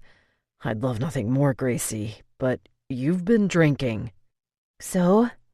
"This whole week you were sober and you never felt ready to go there. But now you've had some wine and you are?" He traced her lips with his finger. "I want you— No, I need you to be absolutely sure." "No one's ever made me feel like you do, Sal. Not even close. I know you're the one. I love you." "Baby, you have no idea how bad I want to. But it just wouldn't feel right tonight." She glanced away, not wanting him to see the disappointment she felt. "Can I ask you something?" Her eyes met his again. "Yes?" She'd answered the hardest question she could think of already, and now he knew without a doubt she was a virgin who was offering herself to him. He could ask her whatever he wanted. "How far have you ever gone?" He brought her hand to his chest, and she felt his heart pound. "I won't lie. I'm feeling a little pressure, not to mention the incredible honor of being your first. When the time comes, I just want to know exactly how gentle I need to be." Okay, so maybe there were still a few tough questions left. "Not far. I hadn't even kissed anyone in almost a year. And before that, I had a couple relationships in high school, but I was always too scared to do much." She felt his hand slide up in between her legs, and her breath caught, but she didn't want him to think she was scared, even though her heart jumped to her throat. His fingers caressed her as he stared deep in her eyes. "Anyone ever done this to you?" Feeling the sudden arousal of his touch, she took a deep breath and closed her eyes, shaking her head. "Really? No one has ever touched you there?" His fingers continued to move in small circles, and she felt tingly from the pit of her stomach all the way down to her toes. She couldn't even answer him. She shook her head again, breathing harder with every one of his slow strokes. He kissed her neck, then began to suck softly. A moan escaped her when she felt his fingers move the strip of her bikini bottom aside. Now there was nothing in between his fingers and her burning flesh. He continued to massage, finding the spot that made her shudder. "Relax," he whispered against her ear. "You're gonna like this." Then he kissed her cheek softly. She wrapped her arms around his neck, spreading her legs a little wider for him, and felt his hard erection against her pelvis. "I already do," she whispered in his ear. His fingers spread her and teased her, making her heart pound even harder. Would he go there? Then they suddenly stopped. He pulled his face back so that their eyes could meet, and he smiled. "I'm saving that for me." She felt his fingers move back higher to the place that had made her spasm moments ago, and she buried her face in his neck, squirming as the sensation began to build. His fingers moved rhythmically but gently. He'd speed up, then slow down, driving her crazy. She pulled her face away from his neck and kissed him. As her tongue sped up, so did his fingers, until she had to pull away from his mouth to pant, her entire body trembling. "That's it, Gracie. Enjoy it." It felt so incredible she cried out and squeezed her eyes shut, pulling herself away from him because she couldn't take his fingers anymore. He pulled his hand away but brought her back to him, hugging her tightly. "God damn, Grace, you drive me crazy." She wrapped her arms around his neck, breathing hard. She kissed his temple, still enjoying the waves of pleasure that rolled through her entire body. "Did you like that, Gracie?" Still unable to speak, she nodded. "Good," he whispered. "I love you, baby." Even though she'd heard him say it all week, it still felt too good to be true. She still couldn't wrap her mind around the idea that Sal Moreno loved her. She wasn't sure if she'd ever fully believe it. "I love you too, Sal, with all my heart." That she was absolutely sure of. Chapter 21. Knowing he'd be gone that evening, Sal made sure to schedule Grace for the opening shift Saturday. He picked her up, and together they opened the restaurant. In the little time Grace had worked there, she'd caught on to everything quickly. She walked in with him and helped him set everything up, get the registers counted and going, start the ovens, set up the kitchen, and get everything else for the day. She was incredible. Only he and his siblings did as much with so much care. To all the other employees, it was just a job, but Grace really cared. He saw it in her face. She wanted things done right, just as much as he did. He walked up behind her as she worked in the kitchen and wrapped his arms around her waist. "God, I'm gonna miss you tonight." He kissed her just above the ear. "Just hurry home tomorrow." She spun around, wrapping her arms around his neck. He took her mouth in his, thinking about the things he'd do to her when he got back. Unable to hold back, he kissed her even deeper. Hearing a small moan escape her drove him crazy. The kiss became even more frenzied now as he imagined doing things to her right here in this kitchen. Someone cleared their throat loudly and Grace pulled away. Alex chuckled as he walked away from the kitchen door and into the office. Sal gulped, trying to catch his breath as he glared at his brother's grinning face. What an ass. In Sal's hurry to pick up Grace, he'd forgotten Alex said he'd be in early to do the payroll. "How embarrassing," Grace whispered, pulling even further away from Sal. He pulled her back to him. "Don't be embarrassed. That guy has no qualms about attacking his wife in front of anyone. He's worse than Angel." "Still," she said, her face a bit flushed. "No, still." He kissed her, then hugged her tight, running his arms all over her back. "Damn, I can't wait to make love to you." He was already rock hard. "I can't either." Several times throughout the day, he debated about just canceling his trip to Vegas and staying home to be with Grace. He could do to her tonight what he'd now have to put off for another time. But he didn't. Romero showed up as expected to drive him to the airport that afternoon. They dropped off Grace at her apartment, and after a very long goodbye, he finally got back in the car with Romero. "Next time, get a room, and I can come back to pick you up." Sal smirked. "I can't believe your wuss ass can't come with me to Vegas. It's one night." Romero shook his head, pulling a fast U-turn. "Nope. Are you kidding me? And risk Izzy turning this on me and taking off some time on her own? Hell no." Sal stared out the window, hoping Grace would never think that way and make him have to worry about her taking off for the weekend to party with her friends.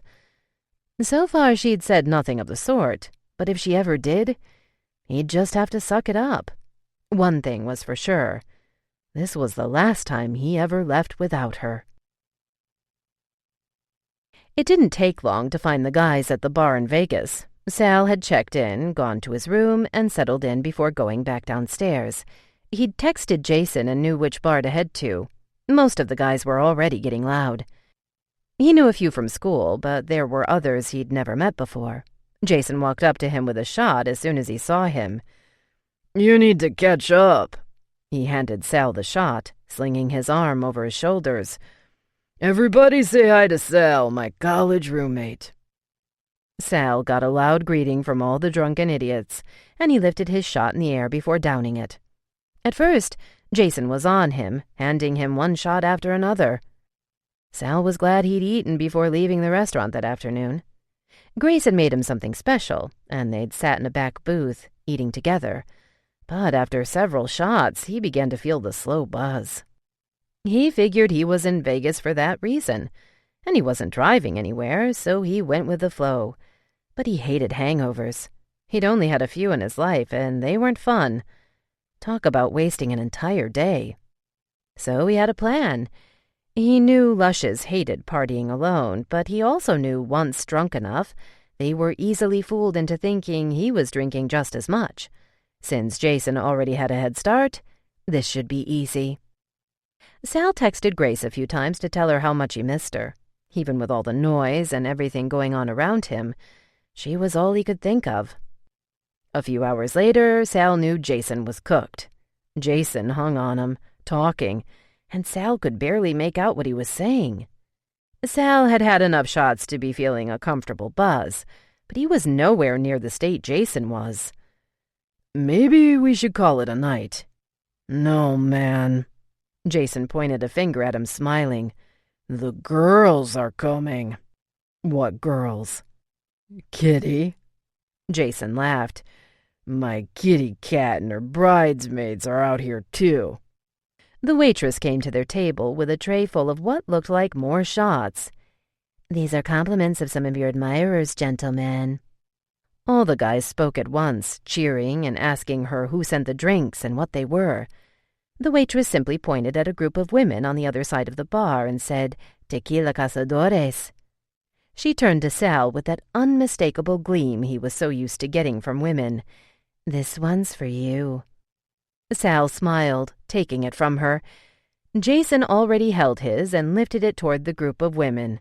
"There's my kitty cat." Sal squinted, barely able to make out the girls in the smoky, crowded room. Jason handed him the drink and held his up for a toast. "You sure you want to drink another one?" Sal asked. "This is my bachelor party, man," Jason slurred, hanging on to Sal's arm for support. "Don't get all Mother Teresa on me." Sal clinked Jason's glass with his, then took a sip of the drink. Cazadores tequila wasn't the smoothest tequila out there, but he didn't remember it being this rough. Maybe it was because the third-generation tequila they'd been drinking earlier was one of the smoothest out there. Jason downed his. "Whoa." He lifted his empty glass in the air, then frowned at Sal's still almost full glass. "Come on, don't be a pussy." There was no arguing with a drunk, so Sal drank the rest, instantly feeling his entire body warm. Jason smiled big. Another waitress walked up to them with a tray of drinks. Not shots this time, but Sal didn't recognize the drink. "The ladies are intent on getting you guys loaded," she said, passing out the drinks. Sal rolled his eyes, as if Jason needed even one more shot. He took the drink the waitress handed him and smelled it. Whatever it was potent. "What is this?" he asked with a frown. She smiled. "Liquid cocaine. It tastes better than it smells, trust me. Your ladies know their drinks."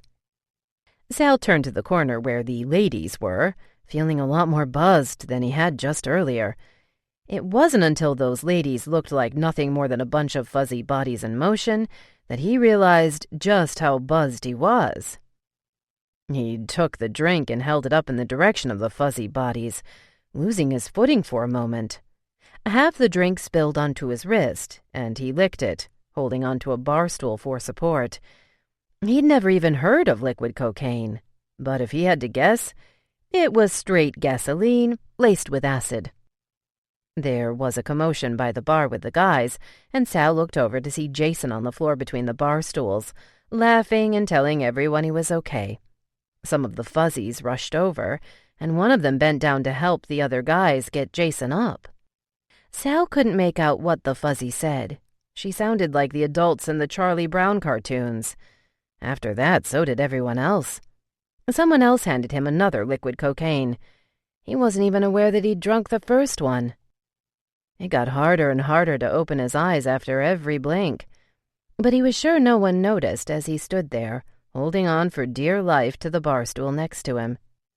Jason said something to him he didn't understand, and he felt an arm link onto his. Stupidly, he let go of the bar stool. Apparently the only thing that was keeping him up. If whoever held his arm hadn't been there, he would have gone down for sure. It got real loud all of a sudden, and there was a scuffle. Sal couldn't even make out who was shoving whom, but he heard glass break. Someone pulled him away from the shoving crowd, and he struggled to stay upright. He blinked, the whole room blurring in and out as they stumbled toward the exit. He noticed people looking at him as he walked through the casino, but he could barely focus his eyes. Each time he blinked, it got darker, until everything finally went black. Rose's face lit up when she read her text, and Grace frowned. Lately, that had been happening a lot. Rose had never smiled so much from reading her texts. She knew exactly who the text was from. Rose, I hope you're not getting too friendly with Vincent. Sal was adamant that he's bad news. How friendly can we get? He lives so far. He'll probably be driving soon. Rose finally looked up from her phone. Oh, yes, he's gonna want to drive all the way to Chula Vista from La Puente just to see me. That's over 2 hours. Grace slipped on the shorts to her pajama bottoms. You'd be surprised what a man would do when he's really interested in a girl. Rose laughed. A man? He's 16. He can't even afford to call me because we're on different carriers, and he's not allowed to use up his mom's minutes or they'll take his phone away. Besides, who said anything about him being interested? Grace gave her a look. Rose was showing her innocence, but ignored her question, not wanting to push that topic further. Aren't weekends unlimited? Not his. His mom got the cheap package, so even on the weekends they only have so many minutes. Grace shook her head. She'd mentioned to Sal how Rose and Vincent had been texting. He wasn't happy about it at all. But Rose was right. Grace didn't see the harm in their texting, as long as nothing more became of it. He is going to Rosarito in a few weeks with his family, and he asked if maybe he could meet me somewhere as he passed through here. Rose's eyebrows went up, and she gave Grace an imploring look. We're just friends. Nope, not happening. Why not? He just meant like grab a hamburger or something. His whole family is going to be with him. It's not like we're going to be alone. Grace plopped down on the bed. Because Sal wouldn't be so dead against it if he didn't think it was dangerous. Did he tell you what he did that's so bad? Tagging, for starters. Grace lay back, resting her head on the pillow. And what 16-year-old gets a tattoo? Oh my God, lots of them. A whole bunch of kids from school have them. Putting her hand behind her head, Grace frowned at Rose, who was looking at her incredulous. Aren't you supposed to be 18 or something? Rose laughed, lying down next to Grace. No one checks your ID. You just tell them you're 18, and that's good enough for them. How do you know? Because I know people that have gotten them. Rose lifted herself onto her elbow and faced Grace. He's just misunderstood, Grace.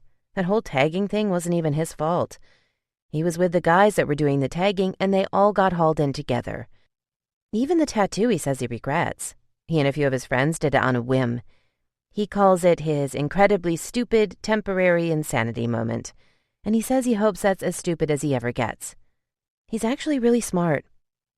Grace didn't like how empathetically Rose spoke of him. The few times Rose had spoken of any of her guy friends, she had very little to say. Maybe it was because this one happened to be her boyfriend's cousin, but Grace could totally relate to the excitement she saw in Rose's eyes when she looked down at her phone and realized the text was from Vincent. It was the same way she felt when she got a text from Sal. This was disquieting, to say the very least. Her sister was only 15 after all. Rose glanced down at her phone and her face lit up. "What is he saying that has you smiling so big?" She saw Rose try to wipe the smile, but it was a fruitless effort. She did for a second, then shrugged and laughed. "He's just so funny. The way he speaks and texts is hilarious. Most people shorten words in text like OMG and JK. He writes it all out, and you saw how he looks like this hard-ass bad boy with a tattoo and all, but the way he speaks is so not like that. I noticed it right away when he schooled me on the differences between koi and regular fish. Then just now I told him I was in my room talking to my sister, and look what he responds." She showed Grace the text, and Grace read it out loud. "I've heard the relationship between two sisters is far more profound than any relationship they'll ever encounter with anyone else. Would you agree?" Rose laughed. "Does he actually talk that way, or does he just text like that?" "No, just like with his text, not everything he says is heavily worded, but yeah, he threw in a few like that when we were talking at the shower. He used the word consequently when the subject of getting a job came up. He said, 'Consequently, my dad will be speaking to my uncle today about possibly hiring me for the summer at one of the restaurants. He might come out and stay with your in-laws for the summer.'" Rose's reference to her in-laws threw Grace. She was already beginning to panic about the idea of Vince being so close to Rose all summer. Then Rose used the term, and her mind went elsewhere. Ever since she heard Sophia mention her sister-in-laws at the shower with the implication that she might possibly be next, she'd been trying not to put too much weight on the thought. But now that Sal had told her he was in love with her, and she'd begun to allow herself to accept it as the truth, the likelihood that she might actually be his wife someday was beginning to feel more and more plausible. "Earth to Grace." Rose waved her hand in front of Grace's face. Grace shook her head and remembered Vincent. "I hope you don't plan on spending any time with Vince this summer. Sal hasn't mentioned him coming out for the summer, and honestly, the way he speaks of him, I highly doubt he'd be willing to have him work at the restaurant." "But Sal only knows what he's heard through the grapevine. Vinny said he's never been close to any of his cousins out here in La Jolla. I'm sure if Sal gives him a chance, he'll see he's not so bad." Grace rolled her eyes. "You've known him a whole week, and already you know so much about him?" Rose smiled sheepishly. "We text 24/7. Grace's jaw dropped. "But you said you're just friends."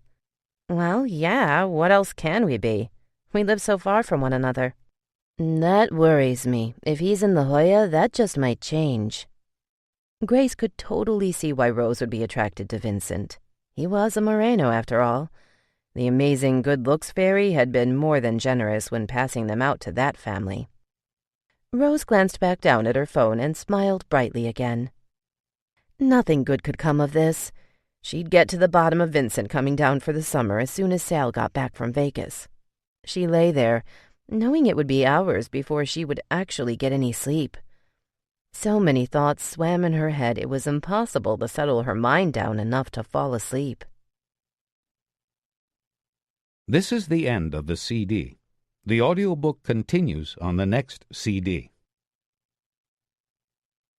Chapter 22.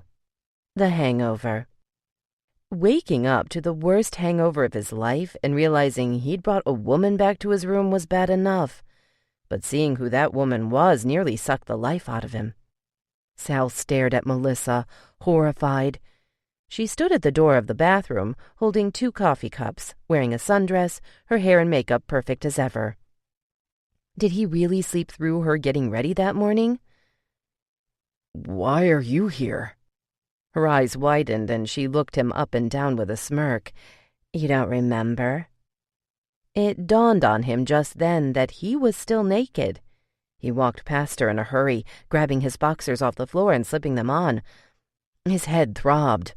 Remember what, Melissa?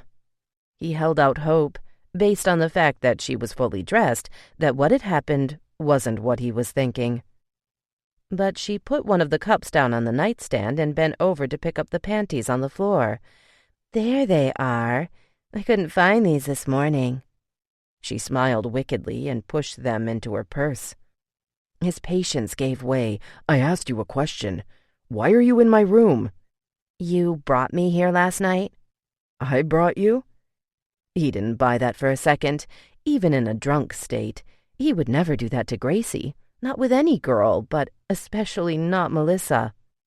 Yes, she smiled, taking a few steps toward him.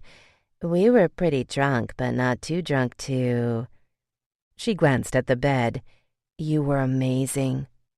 Sal put his hand up, a warning for her to not take another step. Whatever happened was a mistake. I don't remember any of it. But last night you said... I said, I don't remember. He raised his voice with every word, feeling the enormous dread sink in and the pounding in his head double. How the hell are you going to hold me to something I said when I don't even remember any of it?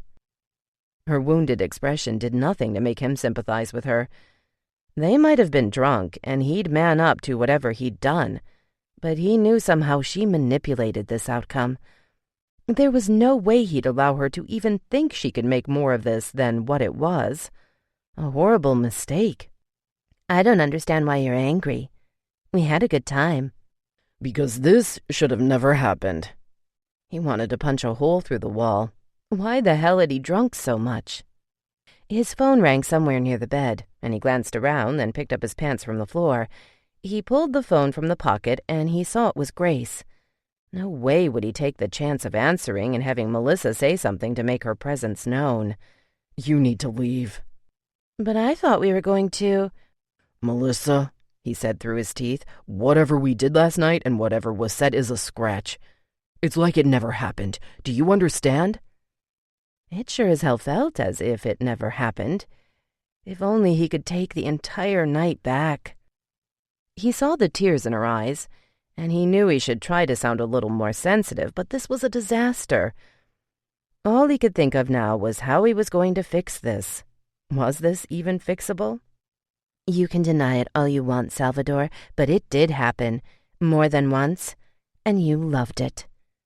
She took a step forward, her tears, probably fake, gone now. And don't say you forgot you had a little girlfriend because you texted her just before you fucked me. His stomach nearly gave out, and he glanced down at his phone, scrolling quickly to his texts. He found the thread between him and Grace and nearly choked at what he read. The first one he sent was just after 2 a.m. Having so much fun I may never come home. She didn't respond until 15 minutes later. Then don't. To his horror, his next text was even worse. I'm really busy right now, if you know what I mean. Can't text anymore. She didn't respond after that, but he had missed calls from both her and Alex, more than one from which meant this last call that he let go to voicemail wasn't her first that morning. You need to go. He hurried to the door. I really hope you keep this between the two of us. Nobody needs to know, Melissa. She smiled as she reached the door he held open for her. Don't worry. I won't be telling your little girlfriend. By the look on your face when you read your texts, something tells me you already did. Nope. And I appreciate you keeping this just between us. I don't even want Jason to know. She walked out and turned around to face him. Sal fought the urge to slam the door in her face. He probably already knows. He was pretty out of it himself, but he saw us together. Fuck. Who else had seen? I'll take care of him. Just don't tell anyone. Please. She turned around and stalked away without saying a word. Sal closed the door and began the damage control as soon as possible. He called Alex first. Alex sounded anxious. Hey, you okay? Yeah, why? I've been trying to get a hold of you. Grace is worried. She said she got a couple of drunken texts from your ass, then hadn't heard from you since. She's been calling you, too." Sal put his hand on his forehead and paced. The continued throbbing of his temples didn't help the thinking process. He desperately needed to figure out how to deal with this mess. "Is she mad?" "No, why? What the hell did you text her?" "Nothing, just drunken gibberish." "Did she say anything else?" "That's it. Just that she was worried and asked if I'd heard from you." "All right, I'll call her." He called Jason next. No answer, so he called the phone in his room instead. A very groggy-sounding Cat answered. "Hey, Cat, this is Sal. Sorry to wake you, but I need to talk to Jason." Hold on." He could hear her trying to wake him, and then Jason moan. This was no good. He probably had no clue either about last night's events. Finally, he was on the phone. "Sal?" "Yeah, dude. Hey, what happened last night?" "We drank too much and—" Jason paused. "Oh, fuck, my head is pounding." "How'd I get back to my room?" "The girls, I guess. All I remember was falling, then being dragged back to the room by Kat and one of her other friends. Not sure how you got back, man. I was out of it." Sal heard Kat say something about Melissa. "What was that?" Jason chuckled, then moaned. "I guess Melissa got you back to your room." Sal held his hand to his forehead. "Did anything else happen last night that I should know about?" Mostly Sal was digging for anything anyone else might have seen, like him and Melissa making out or something in public. "No, that's it. After that, it was lights out." With no more helpful information, and Jason saying he was going to be sick, Sal hung up, his stomach in knots, wondering what was the best way to go about this. He hated to lie, but there was no way he would tell her the truth.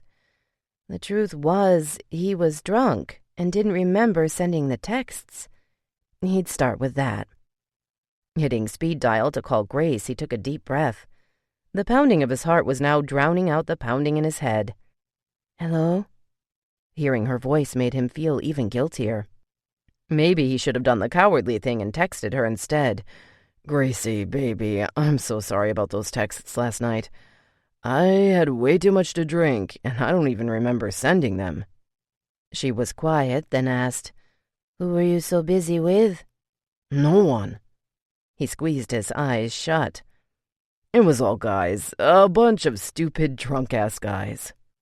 She was quiet again, intensifying the angst he felt, then finally spoke again. "Even if you were drunk, why would you text that to me?" That's what he didn't get either. The thought that maybe Melissa had sent them crossed his mind, but he couldn't know for sure. All that mattered now is that the texts had been sent and the damage was done. What he needed to work on now was making sure Grace forgave him. "I don't know. I'm an idiot. Honest to God, I don't remember much about last night at all." "So does that mean you are coming home?" He felt a little relief.